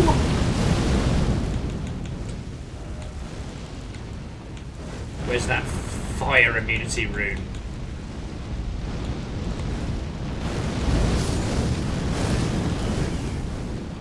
Jesus. Whose horse was that?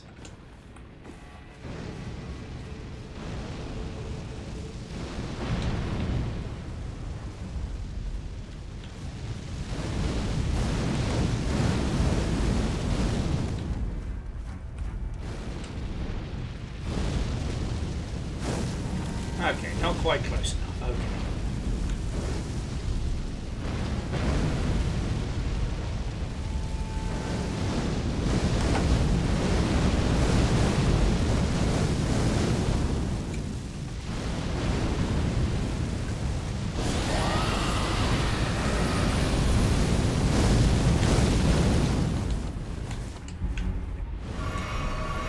It did not work. It did not work.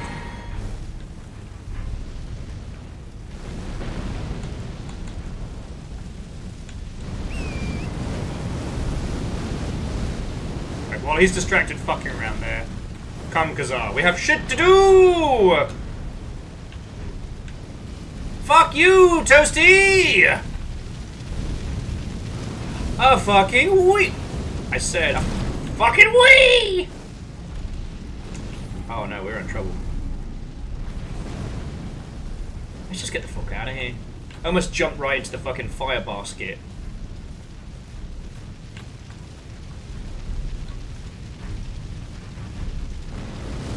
Woo!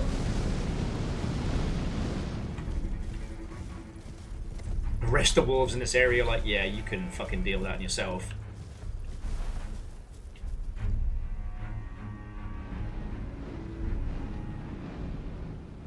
Jesus fucking Christ.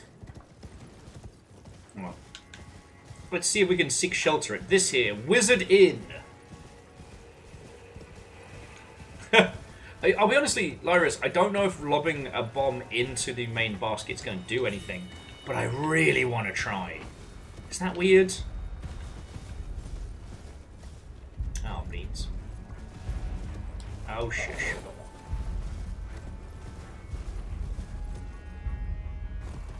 balk at me because I went the wrong way around. I know. Oh, no. Solaris, you're entirely spot on. It was just every time I tried to chuck something, he wasn't quite close enough, and also he nearly broke me. Not my face, just my character entirely. So yeah, so for Geographic and Volchipony, Watto, and welcome. We did not get to face down Vale today. Bale today. Despite my intentions, despite my hopes.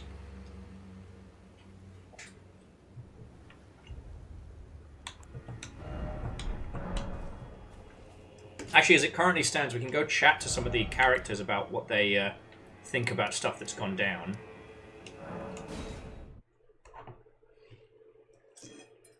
Also, we got the world's worst soup. So, how are you?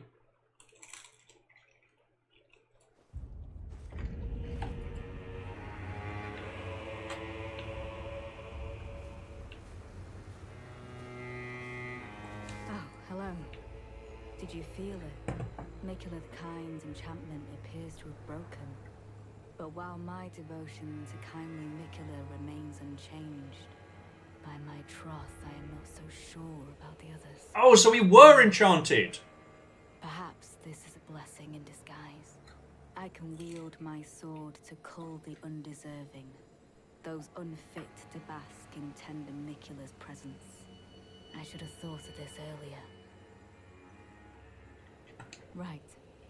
It's time to begin ferreting out those of us who don't deserve to be at kindly Mikula's side.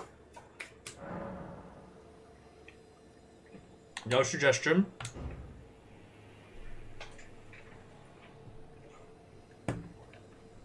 But basically, we can send her after one of the others. That's fucked up. That's fucked up. And let me guess, this guy is now free of his enchantment, so... What remains there to be said? Do you presume us allies even now? Though Mikula's spell is newly broken, I must profess, the spell mattered little. Uphold his covenant, Mikula shall, and in godhood redeem our rueful clan. Then Marika and vilest Erdtree both will at last be from divinity wrenched. And surely, contented I will be. But first, clear resounds the call of vengeance.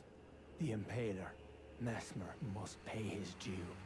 In vengeance for the flames, my blade I wield. Did I kill I Mesmer? allow myself to forget. Revenge alone assures me peace of mind. I've killed so many people by this point, it's so hard to remember. Hinder me upon my path, lest you too wish to face the reckoning. Oh, don't talk big, mate. Think not lest you I've not yet killed Mesmer. Okay. Oh, so that's the High Road Cross, and here is Needle Knight Leader and Horn Scent. Okay, so now if we go over here, that's Redmane Freya, who is a fucking badass. And then we can head over to the castle and see what those peeps are up to. Hey, oh! You're fucking cool, what's up? Oh, there you are. Good. If you happen to see Lady Leda, tell her that I'm striking out on my own. Good on you. Don't worry. I've no mind to cross any of you. The guidance of kind Mikula remains etched into my very flesh. It's only... there's something that I must know. And Fearless, Watto, and welcome. So... nothing bombastic since last you've been here. A spell has been broken. So, I guess I was scratching at it exactly the same time as it popped, but the spell of Mikula the Kind on all of us has been broken. So now, those who are following him because of the enchantment are like, deuces. And others are like, you know what? Sure, it was a spell, but I don't hate him and now I'm going to do my own thing. Like this person. It's like, what do you intend to look into? Kindly Mikula spoke of the vow he once made with General Radahn, and it is here the vow shall be honored, I am a Redmane. I must know the nature of the vow. Okay, that I'll sounds be out on smart. my own for some time. There's something What if you become our enemy? There is no need for concern. I will be true to my word. Though I do feel a hint of regret. Lady Leda, Honourable Ansbach, and warriors like you are all of a special breed. How glorious it would have been had we met in battle as sworn enemies. I mean, most people just call me stubborn, but sure, special breed. I'll be out on my own. There's something... Okay. Now we have Moore and Sir Anbash, and then we've got Thalia. And apparently we can send the Needle Knight after somebody, so I guess we've got to work out, or at least if you can give me some non-spoilery hints as to how we should set this about. I am down to clown. Okay, so here's Potman. I don't feel it. It's broken. Kind Mikkela's light is gone. But I stand tall. Together, we work. Got this. Together. For Mikkela the Kind. I don't think I'm going to need, but we'll talk to him some more. Know what to do. Our mother abandoned her brood. She did not love us.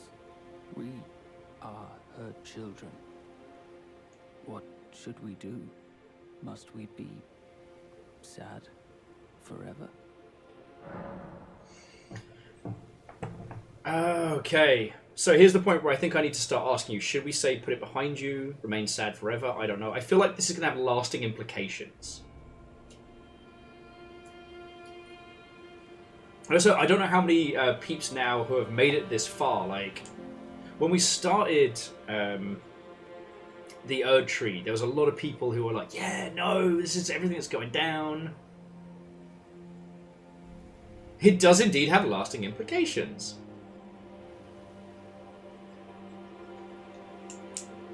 Also, I just ate a whole pizza way too quickly.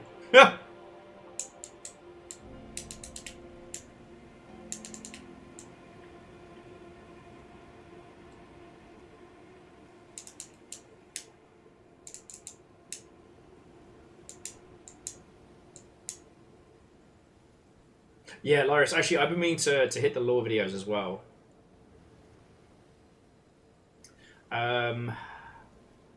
So Rebel says, I don't spoil things, but one answer does make the endgame fight a lot more annoying. I don't mind annoying. Yeah, so now we've got to play... Hang on. I tell you what. It is 9:30 at night. Thanks to a very, very kind friend, I actually have some nice gin. So I'm going to make myself a nice gin. And then let's have a natter about it, and we'll do that whole spoilery-ish dance. Like I said, I'm not calling it anytime soon. I've got at least another, like, hour and change in me. And, like I said, I know it's... We don't have the full squad of the Longship in tonight, but... I don't know. This is what I want to do right now. It feels good. So... I'm going to make myself a beverage. And then we'll answer this guy, and then we'll see about putting all these varying pieces on varying trajectories. Yeah, I need a bevy. Back in a sec.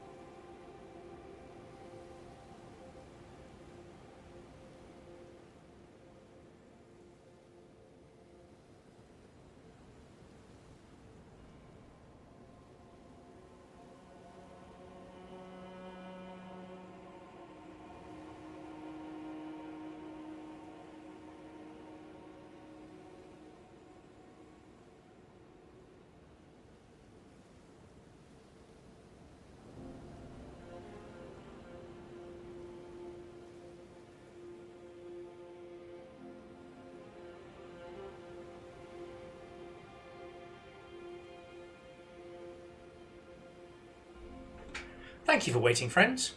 I have my gin. I have my great big therapy sword. Shall we continue?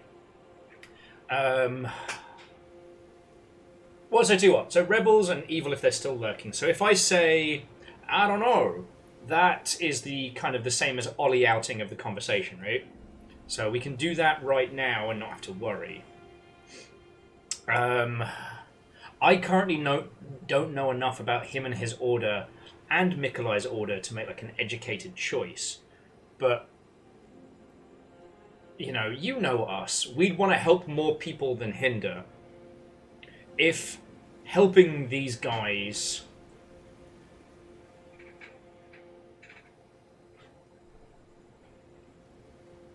so yeah, there's the happy answer, there's the practical but not as kind answer, and then there's the Ollie out. Like, here's what I would say. Even if it makes our life more difficult later on, I'm more than happy to deal with a difficult fight. You know that. What would you recommend? Oh, excuse me. What would you recommend?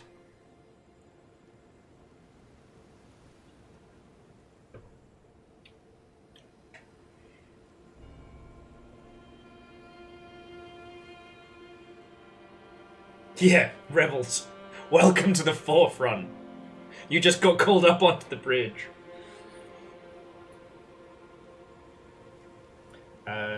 Recommend the happy answer. So and that would be put it behind you. And Castro likes the first one as well. Okay.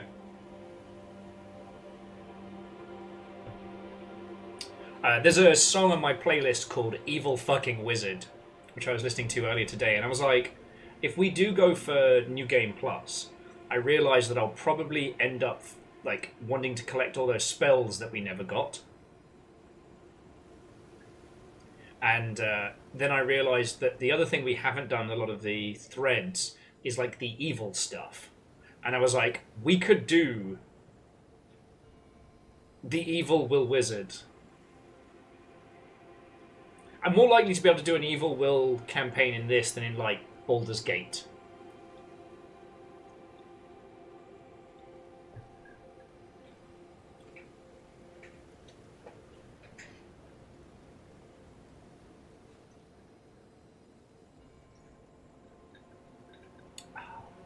You know what I mean? And plus, some of the spells later on get ridiculous. And I haven't had the chance to play with those.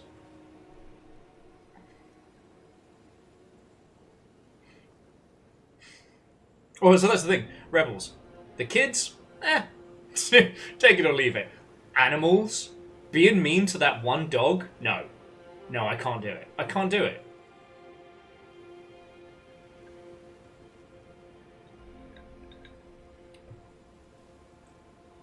I am the Sith Lord in training, undone by the puppy eyes of one stray. Okay, so put it behind you seems to be like the happier choice. Oh, I didn't realize you could recruit them for evil. Okay, that's cool. That's cool. Okay, so we're going to say, put it behind you. Live your new life. We believe in you. Maybe that's kindly Mikola's love. Love for all the unloved. Love to banish the pain. There we go. You feel better? Oh, this is for you. The forager brood give their thanks.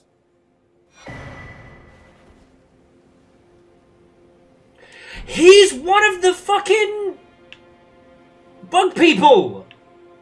That's why he's wearing a massive plate! He's a great big bug bastard! That's why they were being kind to us. That's why they weren't attacking. And that's why you had to get the cookbooks from them before the seal broke, because now they're going to be back to being all like gangle fucks. There we go.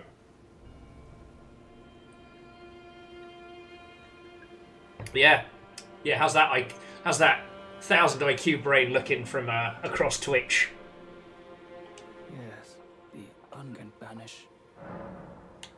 You come off, you enjoy things. I like finding things. I like you. Aww. I'm trying to look under the armor to see it, but yeah.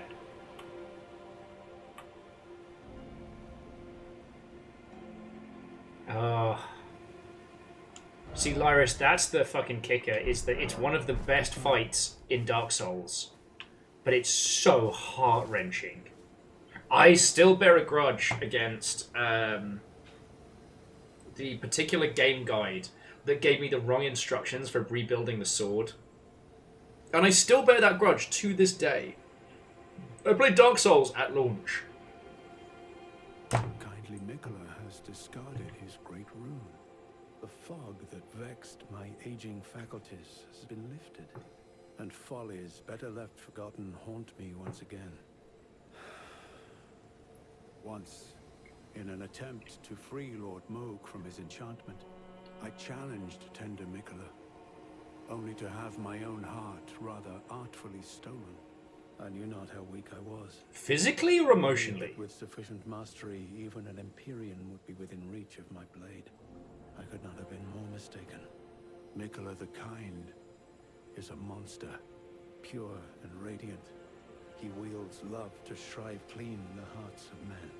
There is nothing more terrifying. You guys fucked. Righteous tarnished. Mikola the Kind makes my blood run cold. I am loath to admit it, but even at this very instant, I wish to run very far away indeed. Oh, so he just wants to fuck right off. No, they fucked.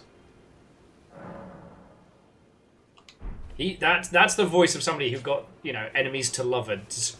Loverers? Righteous tarnished. Okay. I am... Mikola has mind control magic as their godly domain. Yeah. Sorry, I said that as if I already worked it out. No, that makes a whole bunch of sense now. The Fellowship of the Elden Ring has been broken. Alright. So, who else is kicking around that's got weird shit?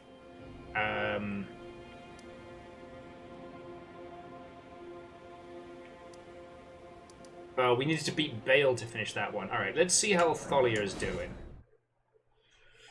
So basically, if we want to roll with the Needle Knight, we need to tell her who's going to go against Mikola.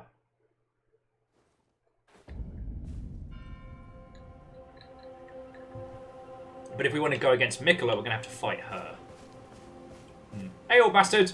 Oh, are you not affected? Even with the spell broken, I'm feeling rather lost. Haunted by memories of St. Trina, her visage, her senna, the lure of velvety sleep. Would kindly Mikola chasten me for falling for St. Trina, while knowing that she was the discarded half? The problem is, I simply cannot help it. I would sacrifice everything just to gaze upon her one last time. Cool. Do you have any potions for me or anything?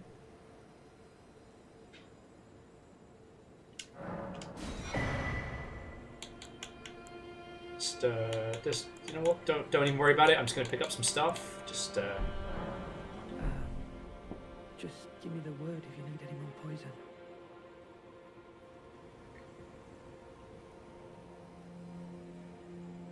Okay, so telling her anyone doesn't have an impact, but aiding her and attacking them does. And yeah, no. So Chornerus, that could be fascinating because that's a level of magic we haven't stepped to in a Soulsian title. Well, I haven't stepped to in a Soulsian title.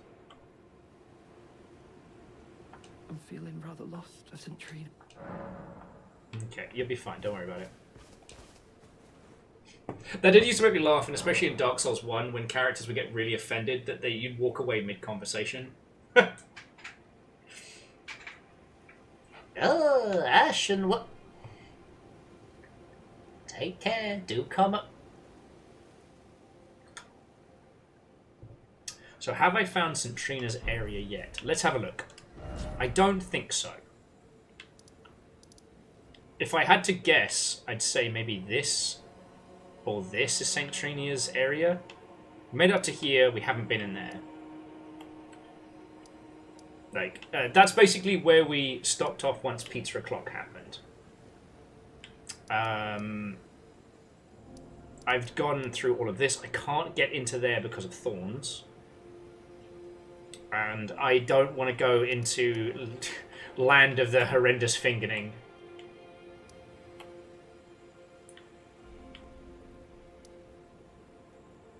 Oh, so actually, I did get down into the fissure, but I wasn't able to go any further. Oh, does that mean I have a new boss that can kick the fuck out of me? Oh, I can't wait. But I don't know if that's something I should be leaping on right away. I can go there now, but at what cost? What fucking cost? There's so much we haven't seen already.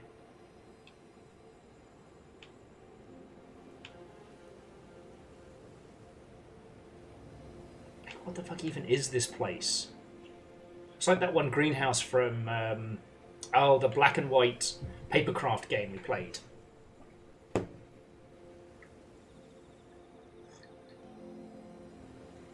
Oh, lovely. You can get down into the fissure. It's a fun place. Nothing bad could happen there. Alright, I tell you what. I'm going to explore this little tower. And I think I've caught up with everybody who came along so far.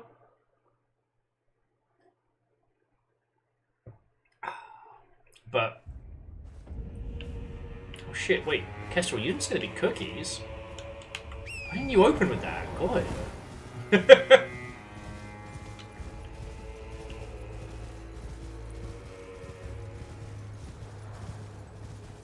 What is it? A wizard's tower, but a ruined wizard's tower. Ooh. A place to jump up. Is that someone inside of the...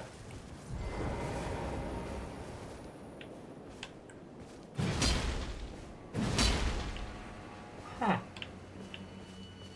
So strange.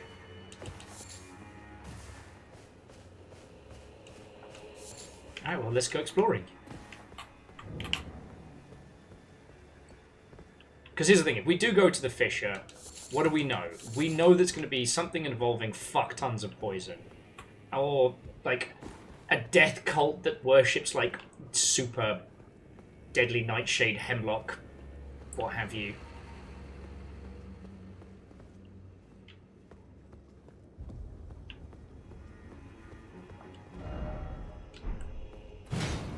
Ooh.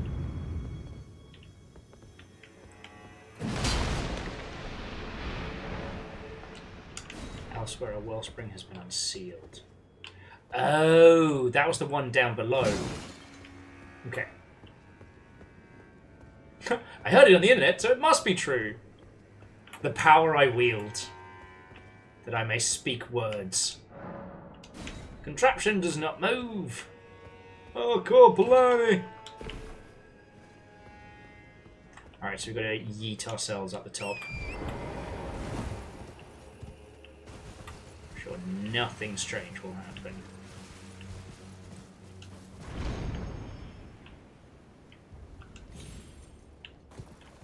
Oh look, there's Angry Fire Guy. I'm just happy he's still getting work.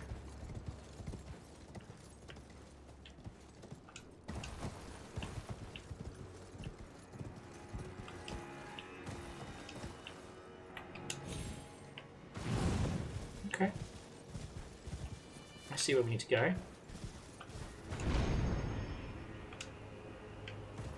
That is a lot of splat marks there. And I almost jumped off Kazar backwards and died myself, so there we go. Rabbit's Cannon. I've had this used on me. It's time to level the fucking playing field.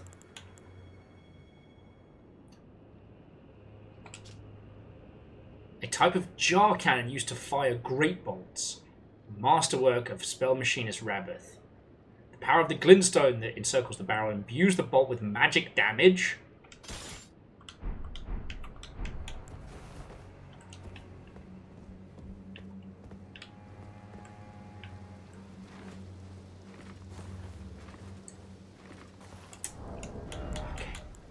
Fine. What kind of bolts does it need? Ballista bolt, maybe?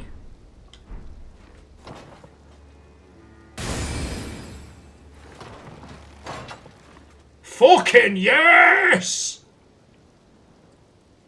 Fucking artillery, fucking yeah! I can damn near hit that guy from here.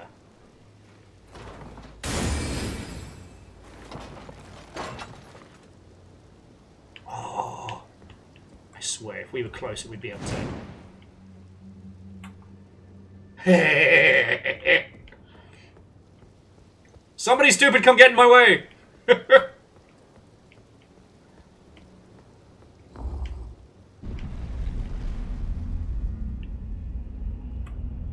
This was very worth the trip. Yeah, see, now I really want to do like a full playthrough. Imagine having access to this early on in the game.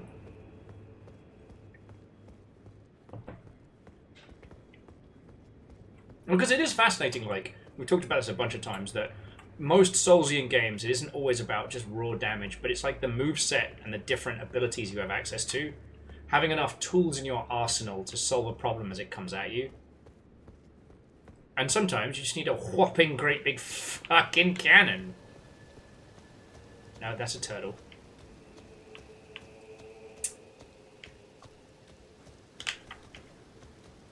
Wellity, wellity, fucking wellity. What you gonna do now, dickhead? Nothing! That's what I fucking thought. That's what I thought!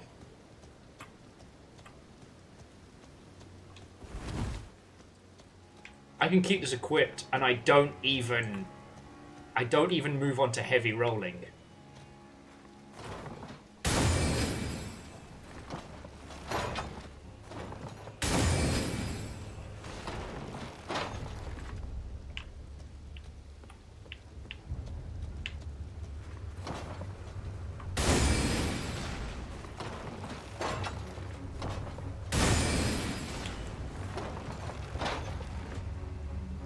I may have girl bossed a little too close to the sun, though.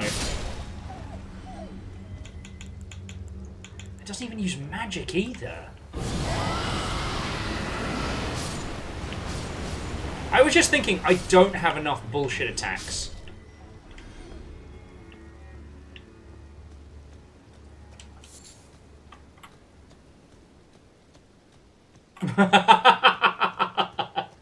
Sorry, Evil Geek with the secret lore. Rabbath was at war with the tumbleweeds, and his cannon, the final weapon against them. An unstoppable projectile launcher that no tumbleweed could withstand. Wonder what happens if we put one of those bolts in one of the faces of one of them fucking great big walking schmores disappointment. Told you, Verdant. They're not wolves. They're shite werewolves.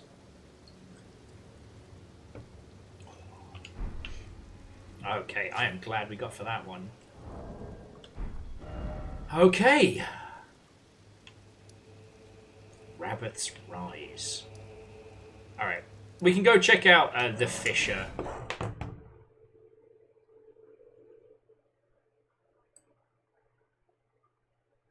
Well, this will be one of those times where it turns out, like, it unlocks a whole, like, yeah, a whole new adventure. To learn how to make ballista bolts as well.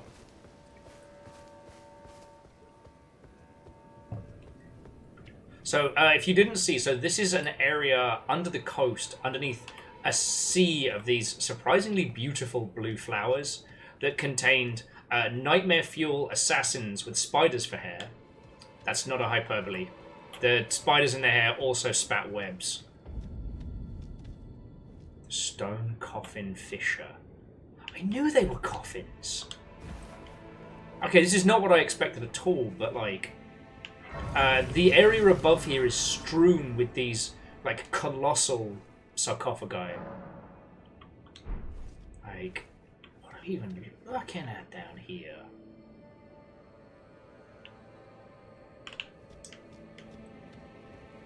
I mean, this is rad as shit, but still.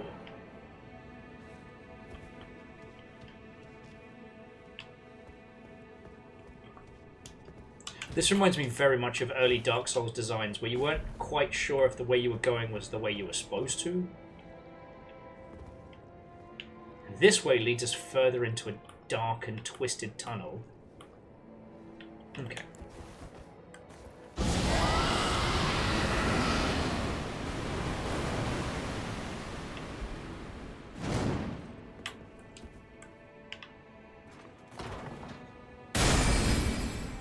Huh.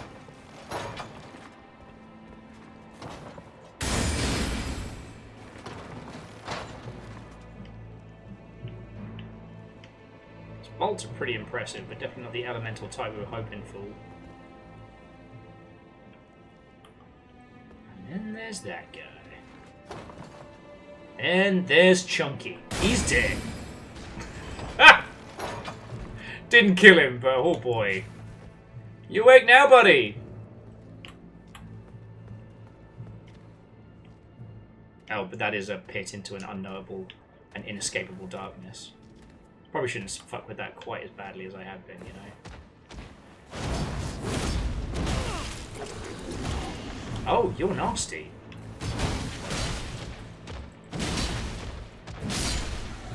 Oh, cool. It's like the guys up top, but like mole people flavored. And much worse. Thanks, I hate it. Yours sincerely, Will.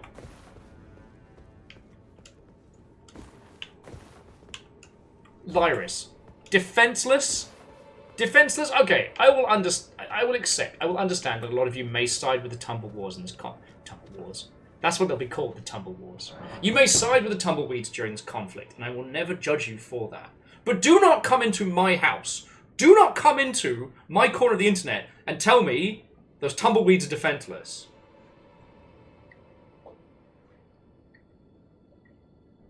Lyris, they stalked me across the lands that sit between this and the Nether. A strange shadowy land that sits in between existence and non-existence. And somehow, they followed me here. Have they hurt me? Emotionally? Bleeding, sweating, and crying our way to the top of mountains to find a tumbleweed just being there. Not even really trying very hard. Just like, oh, did it take you several hours to get to the top of this mountain? Oh, I've been here the whole time.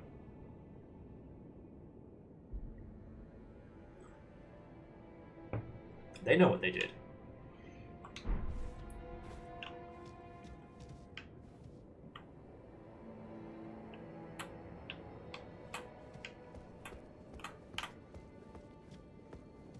Okay, I'm going to explore over this way first.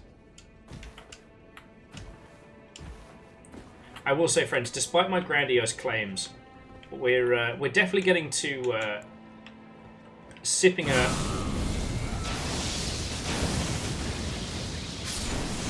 bevy and hanging out clock.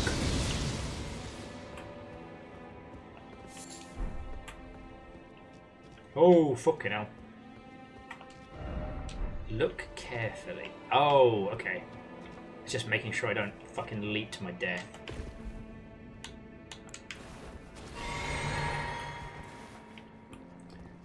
And there's Chunky. He's dead.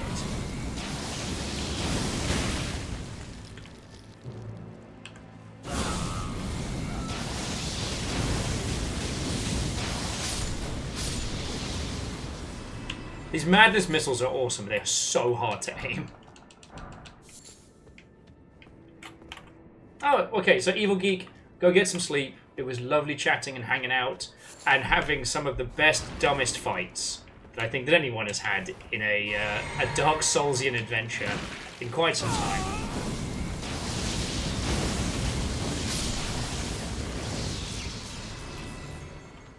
So yeah, have a lovely rest of your evening, friend.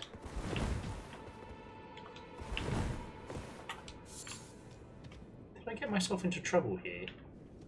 Guess a little bit. Bees? Bees. Bees. Bees. What's this? Mole people woefully underfucked with? Involving bees?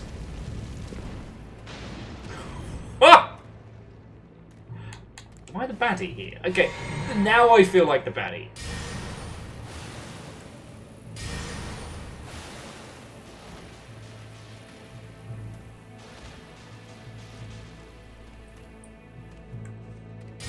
Sturdy Kiwi, it's a trick question. The answer is always bees.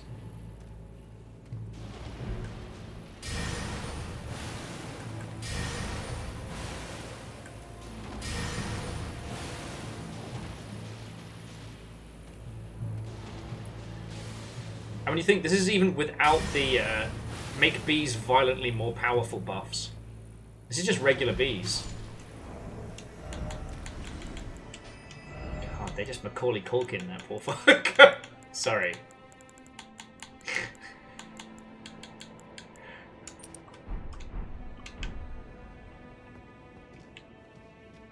Alright, you know what? I said sorry. No, sorry. That was funny and I know it.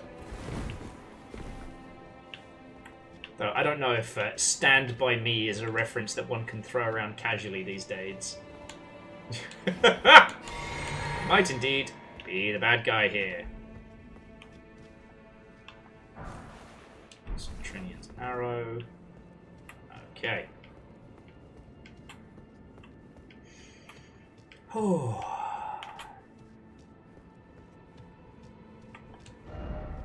Why is it always true? Oh, piss. You even told me.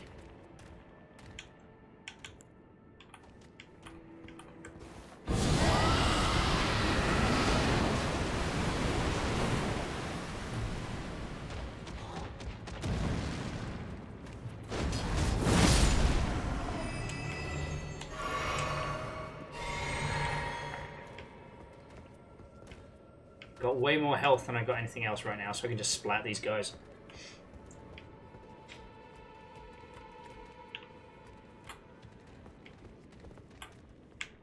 It's kind of interesting when you think about it, how we did just kind of get Would You Kindly into this whole DLC area. Like, as Soulsian players, we would have gone here willingly, but that enthusiasm is kind of built into Mikolai's whole bullshit. You know what I'm saying, right? Like, the whole thing with Would You Kindly is that it's not just the phrase. It's that it's twinned with video game objectives.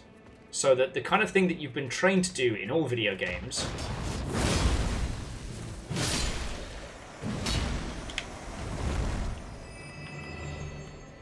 And Fearless, I flip between the two as I need them. You know, cherry is life, blueberry is for all the fun stuff.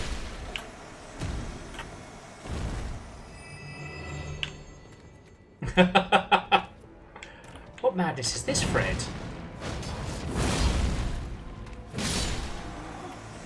Fuck. You know what, Fred? I thought you were about to drop some, like, unknown, like, tabletop knowledge or some kind of, like, obscure reference. No. It's a spelling bee. Shadow Realm. Shadow Realm, 1,000,000 years. And Ryan, Watto and welcome, hello, hello. We just got down into... Well, I'll wait till it comes through.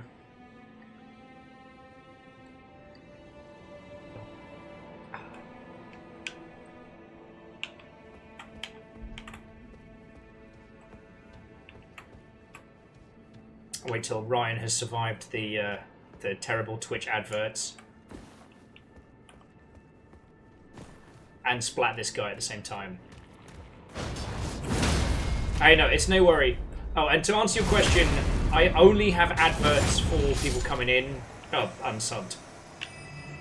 Because I know it's a pain in the ass when you're tuning in, but that way, once you're in, you're safe. Like, I don't make fucking... I make almost no money on adverts. They're mostly terrible and not worth it. I mean, Lyrus, you're right. So long as you don't refresh, but hopefully I don't give people a reason to.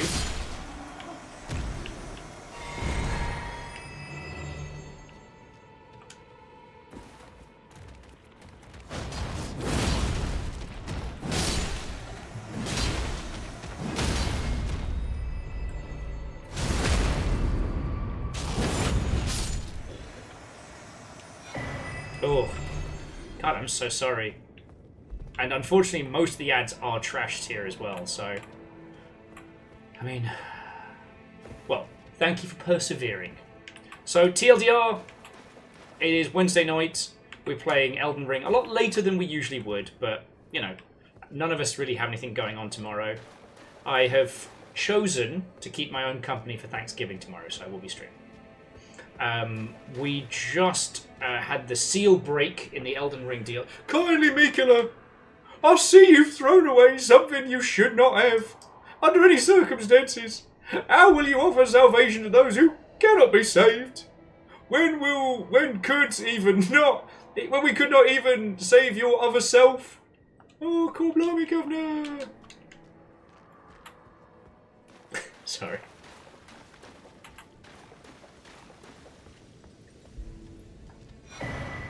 Scan tree fragment as well. Love to see it. Well, hey, look, it's good to see you. I hope you're doing splendid. IRL, the only thing really going on is I'm moving house next week, or moving flat. But I'm staying in the same building, I'm just moving upstairs, which is very good. And I just got my 10th blessing, so let's fucking go.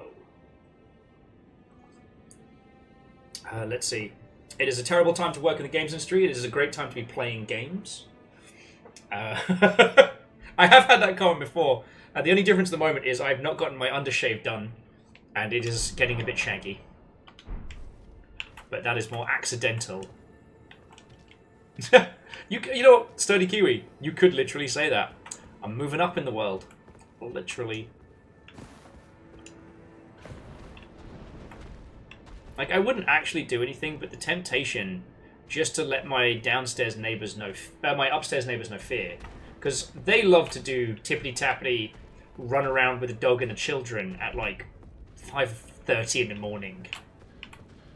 And I want to look them in the eye and be like, guess who your new upstairs neighbor's gonna be? It's me. Let them know fear.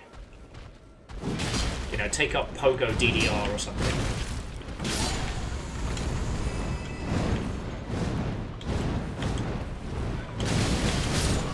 Fucking hell. So these ones have poison and also wreck my face. Thanks, I hate it.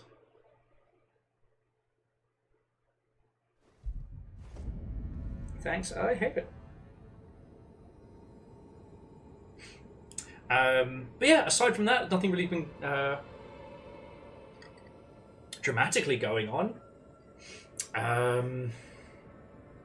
Still building Gundams. Oh, that's not poison, that's sleep. Ah. Well, I seem to be immune to both of those, far more than I would like. Oh, no, Lyris, I'm actually... You know me. Like, I'm not going to be a dick. I will always prefer to get on with my neighbors rather than, like, be in a ground war. Like, no one ever wins with that stuff.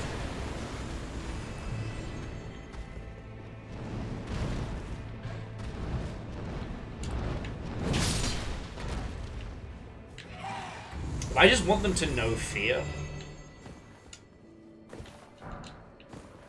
I want them to think that I'm taking up some kind of hybrid of, like, jazzercise and Irish country dancing. I want them to fear the tap shoes. I want to accidentally order them to their house and then apologize and be like, oh, I'm so sorry. I meant to get these extra tap shoes for me. I don't know why they showed up at your apartment. Oh, I'm so sorry.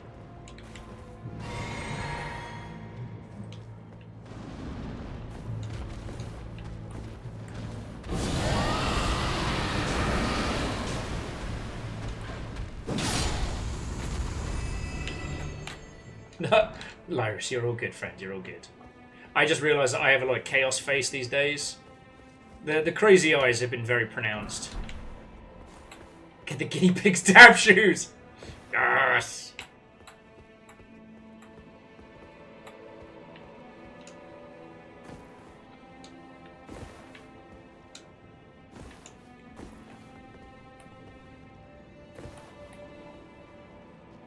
Sneaking, sneaking, sneaking, sneaking, sneaking, sneaking, Hadouken. Bird go splat. fingers, but whole. Gamers were a mistake. We never should have invented them. Wait, hang on.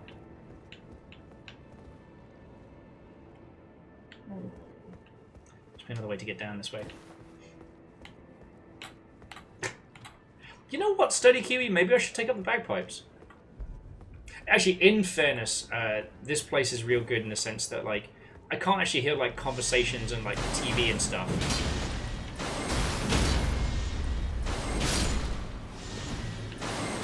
What? Okay. Okay, Big Worm. I'm gonna need you to fucking chill with this anime bullshit.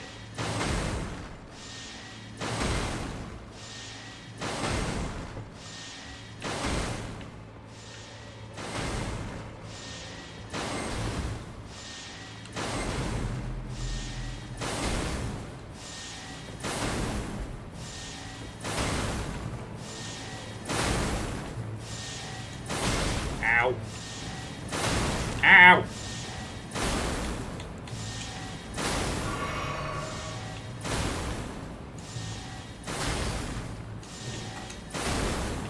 Stop it! Right now, you bastard. Oh! You son of a bad one! No! I was literally, with my mouth, about to say, you know what, I'm going to leave that guy alone, because he's there just doing his twirlies. Like, I'm not going to be a dick and go down there and kill him. Apparently, the feeling was not fucking mutual. Moving houses, need more boxes. I'm going to get my shit back. We're getting quite close to level of clock as well, so I'm loath to lose these.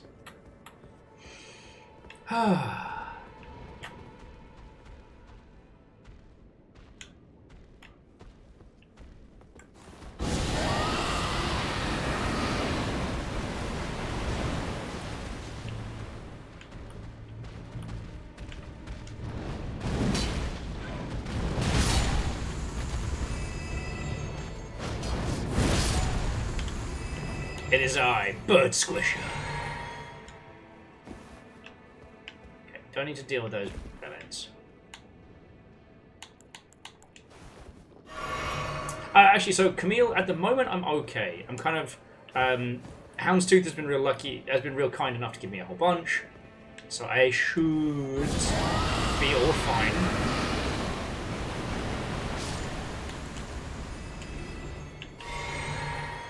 Again, big air quotes on should, but at very least, I'm only moving, like, same building a few floors up, so I almost don't want too many boxes. It's just, like, tchotchkes and small stuff that I need to somehow know.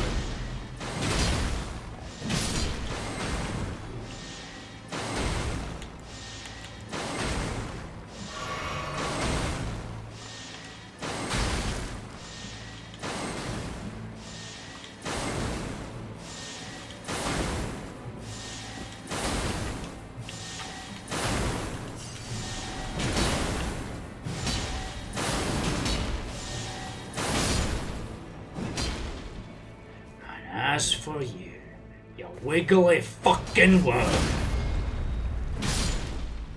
Revenge!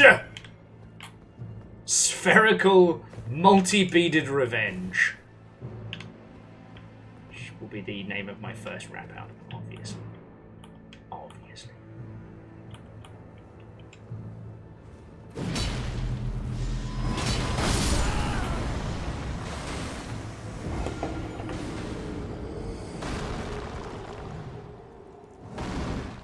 Once I get my souls back, I think I may have to call it for the evening because I'm making fucking stupid mistakes.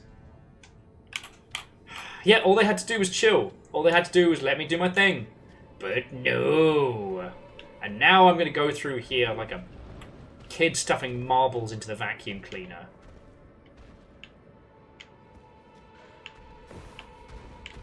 Yeah, they've seen me.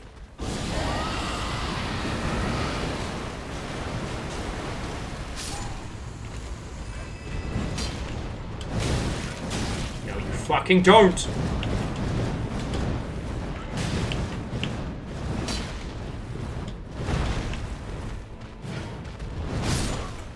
No! Fuck!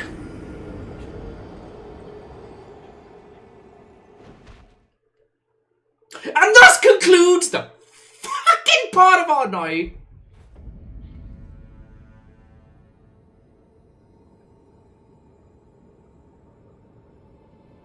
I'm going through here with a pressure washer and a piss hose. Every single one of these rocks. I'm going through them like Dr. Robotnik. Piss laser. There will be no mercy. There will be nothing left. Other people seeking to play this very same section in Elden Ring will find it barren and desolate. Fuck. Alright.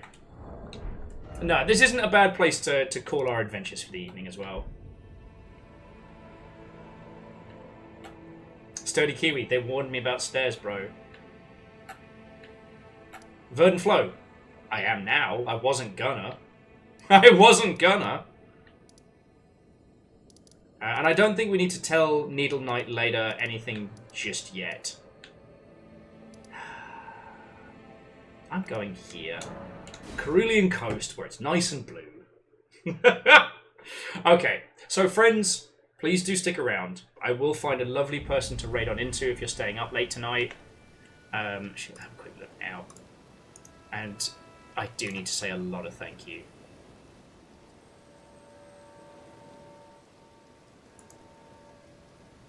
Oh yeah, no, we are spoilt for lovely Mother Hubbards to crash on into.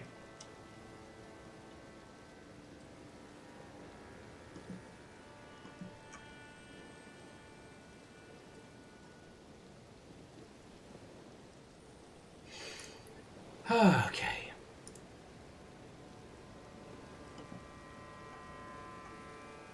Okay. Right. So friends, thank you for a fucking incredible day. Alright, like, we've had victories, we've had losses, we've been betrayed by a fucking dragon, and you lot have devastated me in the good way. And I can't say thank you enough for that. Like, this evening, friends, I'm going to cuddle some guinea pigs. I'm going to give them some nice little treaties this evening. And you know what? I'm gonna... Hey! Well, well, well. Good thing I've got a whole drink, isn't it? Alright, looks like meat's back on the menu. Okay, so Node Sandwich, what and welcome. And to the Cozy Feather, thank you, Carney, for a follow. Actually, if I check the numbers, we are 10 people away from 5k. So, I'm not asking for follows for those of you that wouldn't usually, but if you are choosing to, know that we are 10 away. Golan, Watto, and welcome. Hello, hello. Come on in, friends, come on in. Hero to the people, Dan Jones. How was your stream? What were you up to? Tell me your tales. And Golan, seriously, thank you. I'm not trying to pressure people into throwing follows. To those of you who have just joined us, Watto and welcome. My name's Will. I am a cautionary tale of the video games industry. A quasi-successful dragon hunter of the Elden Ring variety. And up until recently, not annoyed by stone birds or stone orbs until they fucked up my day. So, what you are looking at, friends, is basically like a quasi-chat show, which we're going to be hosting on the Cerulean Coast. So, yeah. Pour them if you got them. Drink them if you want them. Guess who's got a fucking cannon now? This guy. So, DJ, how was your stream? What were you up to? Tell me your tales. Rest of you, hello, hello.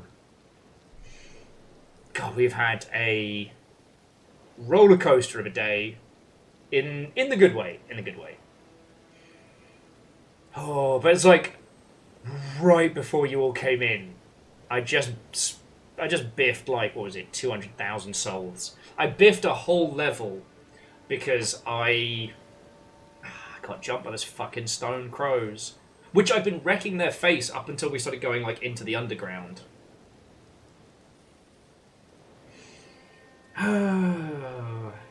So yeah, how was the stream? What were you all up to? Once again, tell me your tales. At this point, friends, I can't imagine anyone from my lot is not aware of, you know, 'cause I'm Dan Jones. I would be shocked and surprised if that was the case. But just in case, if you are not, please, please, please. Me and DJ, we served together many years ago. We've seen some shit. And, unlike myself, Dan's actually good at video games. I am stubborn, which is very different from being good. Though we did manage to out-stubborn a troll earlier today. We got invaded by someone, and I shit you not, called Shrek 2 on DVD. And they tried to outweight us on a lift. They basically locked the lift so we couldn't bring it up. And the only thing we would have been able to do is either quit or throw ourselves to our death. Little did they know, I'm also stubborn, and they lost because they got AFK timed out. So yeah. To my lot, I guess we're hanging out for a little bit longer. And yes, as Lyra says, you'll notice the death counter at the bottom. 540 deaths of that was Melania. Because I wanted to do her solo, I refused any help. And I did it. But it was a long journey. It's a long journey.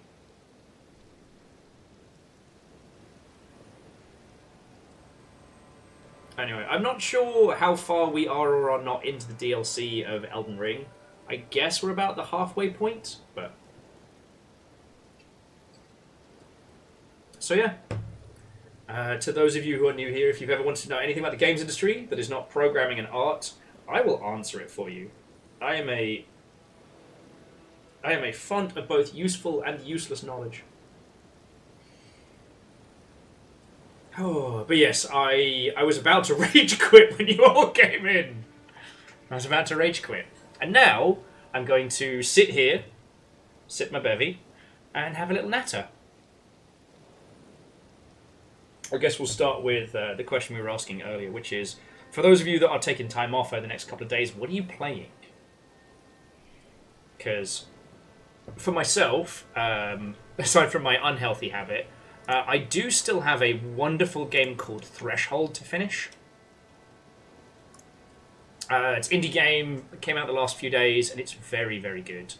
And I'd quite like to spend more time with the Axis Unseen, which is like a...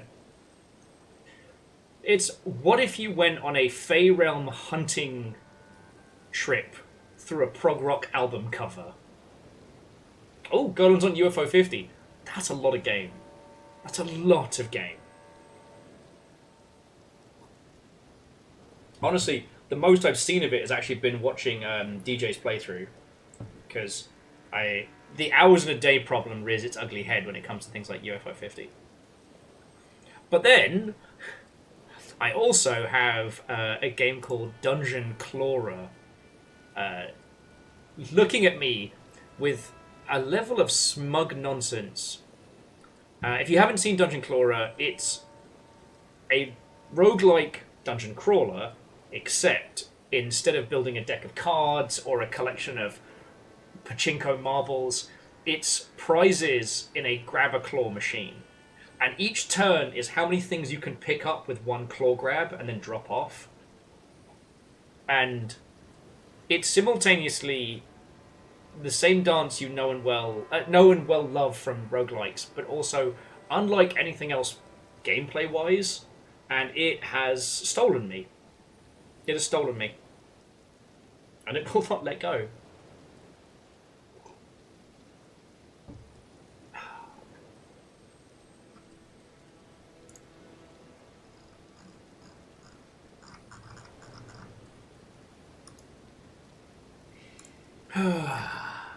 So yeah.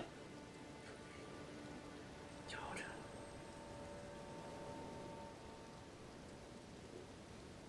Oh, Loris, are you thinking of Dungeon Crawler or of UFO 50? Because I realised that if I play through UFO 50 and I finish UFO 50, which I would be, wanting to do, then I'll have done all of that before finishing Spelunky 2. My little Facebook memories popped up the other day and showed my full clear of Spelunky 1, which took just shy of 300 attempts. I'm trying with 2, but obviously 2 is just more game. And the problem of the perfect run rears its head when doing Spelunky. I'm sorry, it's a concept you're all aware of. Like, when playing roguelikes, depending on the game, for some of them you need to have certain items by a certain point, otherwise it's a dead run. I really enjoyed Downwell, but that one was very chronically afflicted with that condition. And for me at least, Spelunky is very similar. If I don't have the Chalice of Kali before I start hitting like the jungle zone, nah, bad times bears. Because I'm not good enough to do like a no-hit run. Hell, show me someone who can do a no-hit run of Spelunky and I will show you a lunatic and a madman.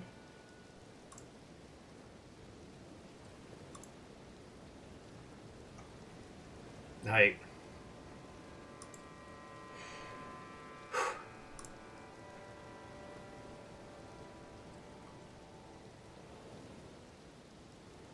And, like, aside from my bad habit games, like, either once it's all patched up or once I'm able to run it, I could definitely lose myself into Stalker 2 for a few days, you know? Yes. But you know the weird thing about it, Kestrel, is it makes sense to me, you know? Because, like, if you love a game so much, you need reasons to keep playing it. Those kinds of challenges can be wonderful. Like, I get it. If I was more focused, I think I'd be doing that with a lot of, like, Soulsian titles and stuff like that. Not because I think I'm good, but because trying to come up with reasons as to why you can keep playing stuff. You know what I mean?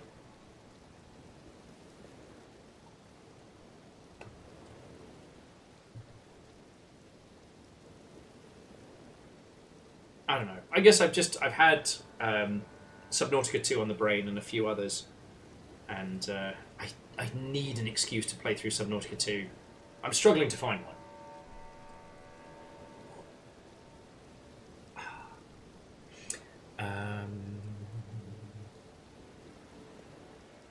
Yeah.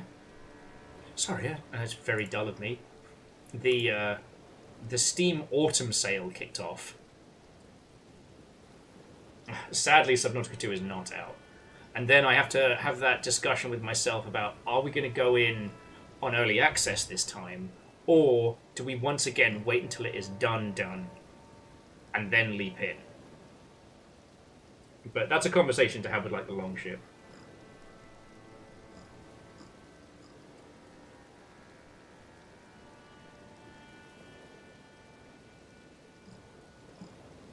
Yeah, Lyrus was just saying that their goal is to take as little damage as possible. And it's kind of interesting that, like, my philosophy changed so much over the years. Like, if you'd seen my Dark Souls 1 and 2 characters, they were tanks. Like, sure, they could sort of roll, but it wasn't what they were up. Like, they had a shield that could withstand guard, and enough armor that even, a full-on giant's punch to the head was a minor inconvenience. My goal was to take as little damage as possible, and I did that through layers upon layers of, super-powered armor. These days, it's kind of that Bloodborne philosophy of, you don't need a health bar if you don't get hit. Ironically, you've all noticed that that is not the case. And if I could get hit... Excuse me. If I could get hit a lot less, I'd be even better. But... Like, I know I've mentioned this before, but I don't know if Dan ever talks about it, but...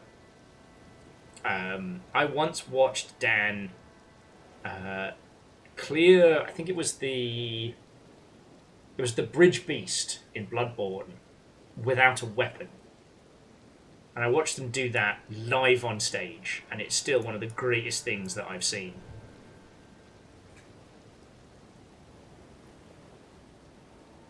You know what, Rebels? That's a good way to do it. Yeah, after Bloodborne, I realised that any time that I put the shield up is time where I could be having fun. And when we did the running of the numpties, I went with the We're Not From Bloodborne, like, great sword and knife guys because of that wonderful, like, anime bullshit sweep and then ninja flip. Because it's like, what's adding a shield to that going to do? Nothing. Nothing.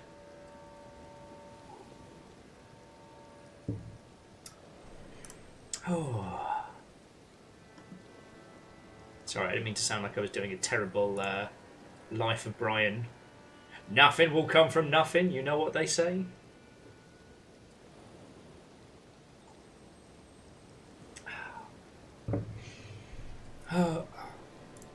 It's also worth, for as brutal and unforgiving as this whole world of Elden Ring is, there are so many parts of this place that I could just happily sit by, you know. There aren't many good things to going on a beach holiday where it's raining, but what few things that there are to that are very much encapsulated by this. I don't know. Yeah, none of those things that I think too much about. You know? Elden Ring's ability to make it feel like you're having a good time even when you're getting your ass kicked, that ain't nothing.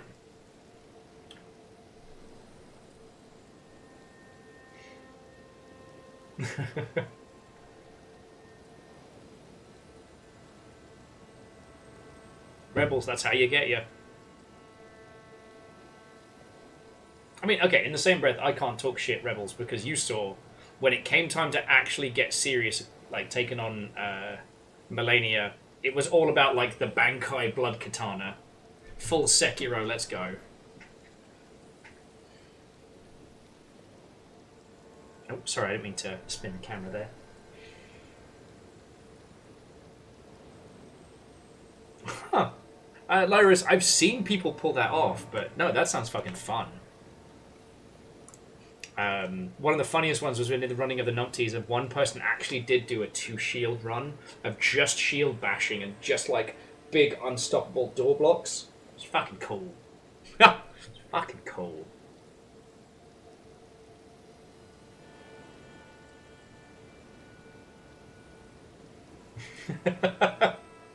Rebels, that just sounds like a really good endorsement. Like, I don't know if you were trying to recruit me there, but you may have succeeded. Oh, okay. Now, I will bear my apologies, because I think you can tell by that yawn, I do have to admit defeat for tonight. I've still got to do some packing this evening and putts around and what have you. However, to those of you that came over from Heroes of the People, Dan Jones, I promise you, wherever we go next will be excellent. And honestly, like, there are so many good streams we could go to next. You are invited to curse ye, Bale! But honestly, if for raids, just spam those little will tumbleweeds. That's what needs to happen. I'm going to roll credits in just a second, but I want you all to have a ponder. In terms of where we go next, you can have dungeon crawling, dungeon avoiding, or multi-dungeon drifting. So that's multi-dungeon drifting, dungeon avoiding, and dungeon crawling. What suits your fancy? While you're all deciding on that for where we go next, like seriously, again, thank you. Like DJ, thank you for bringing everybody in. I'm sorry I hit the wall as you were coming on, but them's the breaks, unfortunately. Margin Walker, I could not find a single person meandering a dungeon. Imagine my surprise. The other thing is that today people threw in an inordinate amount of like bits and donations and gifted subs and fucking I won't be able to personally call out the people that threw in at the beginning of the stream because we had the really obnoxious PC reset thanks to fucking Bale. Fucking jerk. But I just wanted to say an extra thank you before we roll credits on what we do know, that, like, all of it, like, a single teeny tiny bit, a chunky chopper of a piece of the train, or, you know, as Camille and Favor 6 and peeps were doing, huge donations. Like, I'm lacking the big words to say proper thank yous, but, you know, that's the reason I'm still in this chair. That's the reason I'm able to do this. It's just you lot. And for that, cheers to you, and you will have my eternal thanks. It is a joy and an honor to be your person in the chair, right? So thank you. Even if I did lose it all against a fucking stone chicken. Fucking birds. Okay, and to that end, I would like to thank the following people. For without Hoomst, I would not get to sit in this chair day after day and do all this good stuff. Thank you. So first up, to those of us that, to those of you who are helping us creep towards 5K, to Golan, the Cozy Feather, and Erins, seriously, all of you, thank you. It's fucking cool of you. I hope we get to hang out and natter video games in the future.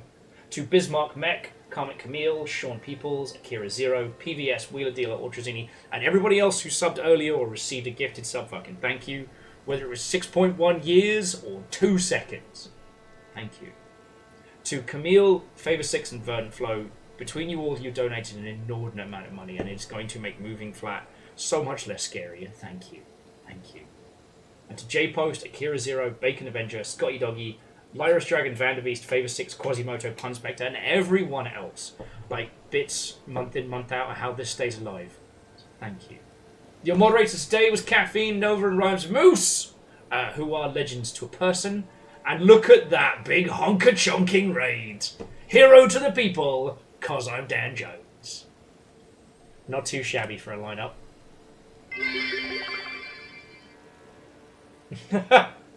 And yes, Lyris, that's a good strong sneak there. Okay. So as I said, I got 3 choices. Dungeon crawling, dungeon avoiding, multi-dungeon drifting. Does anyone have any preferences there?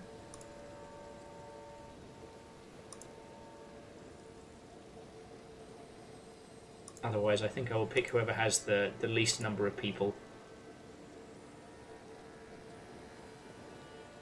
Lyris would like to avoid the dungeon. Okay. Anyone else any strong feelings?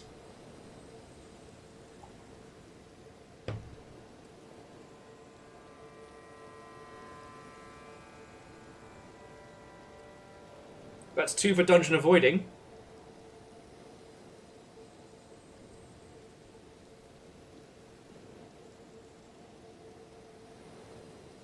Pain. That's not what you're asking. It is not.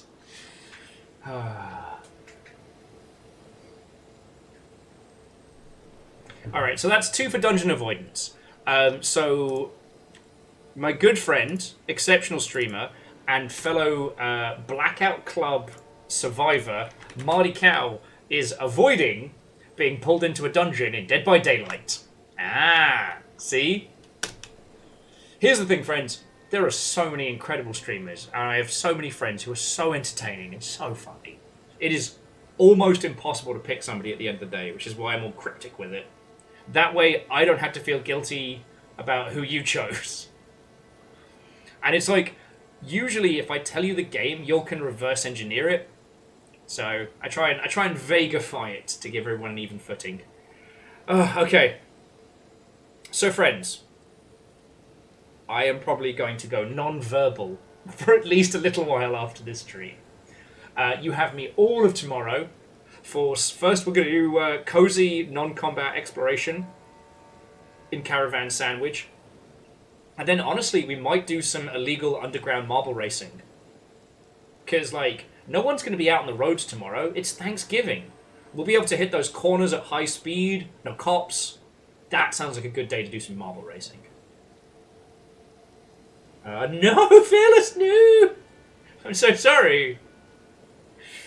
But whatever happens, you'll see me tomorrow. If you see me on Discord this evening, I am using you all to keep me on track and stop me from fucking about on Dungeon Crawler and actually get some packing and things done. So if you see me in Discord, do come say howdy.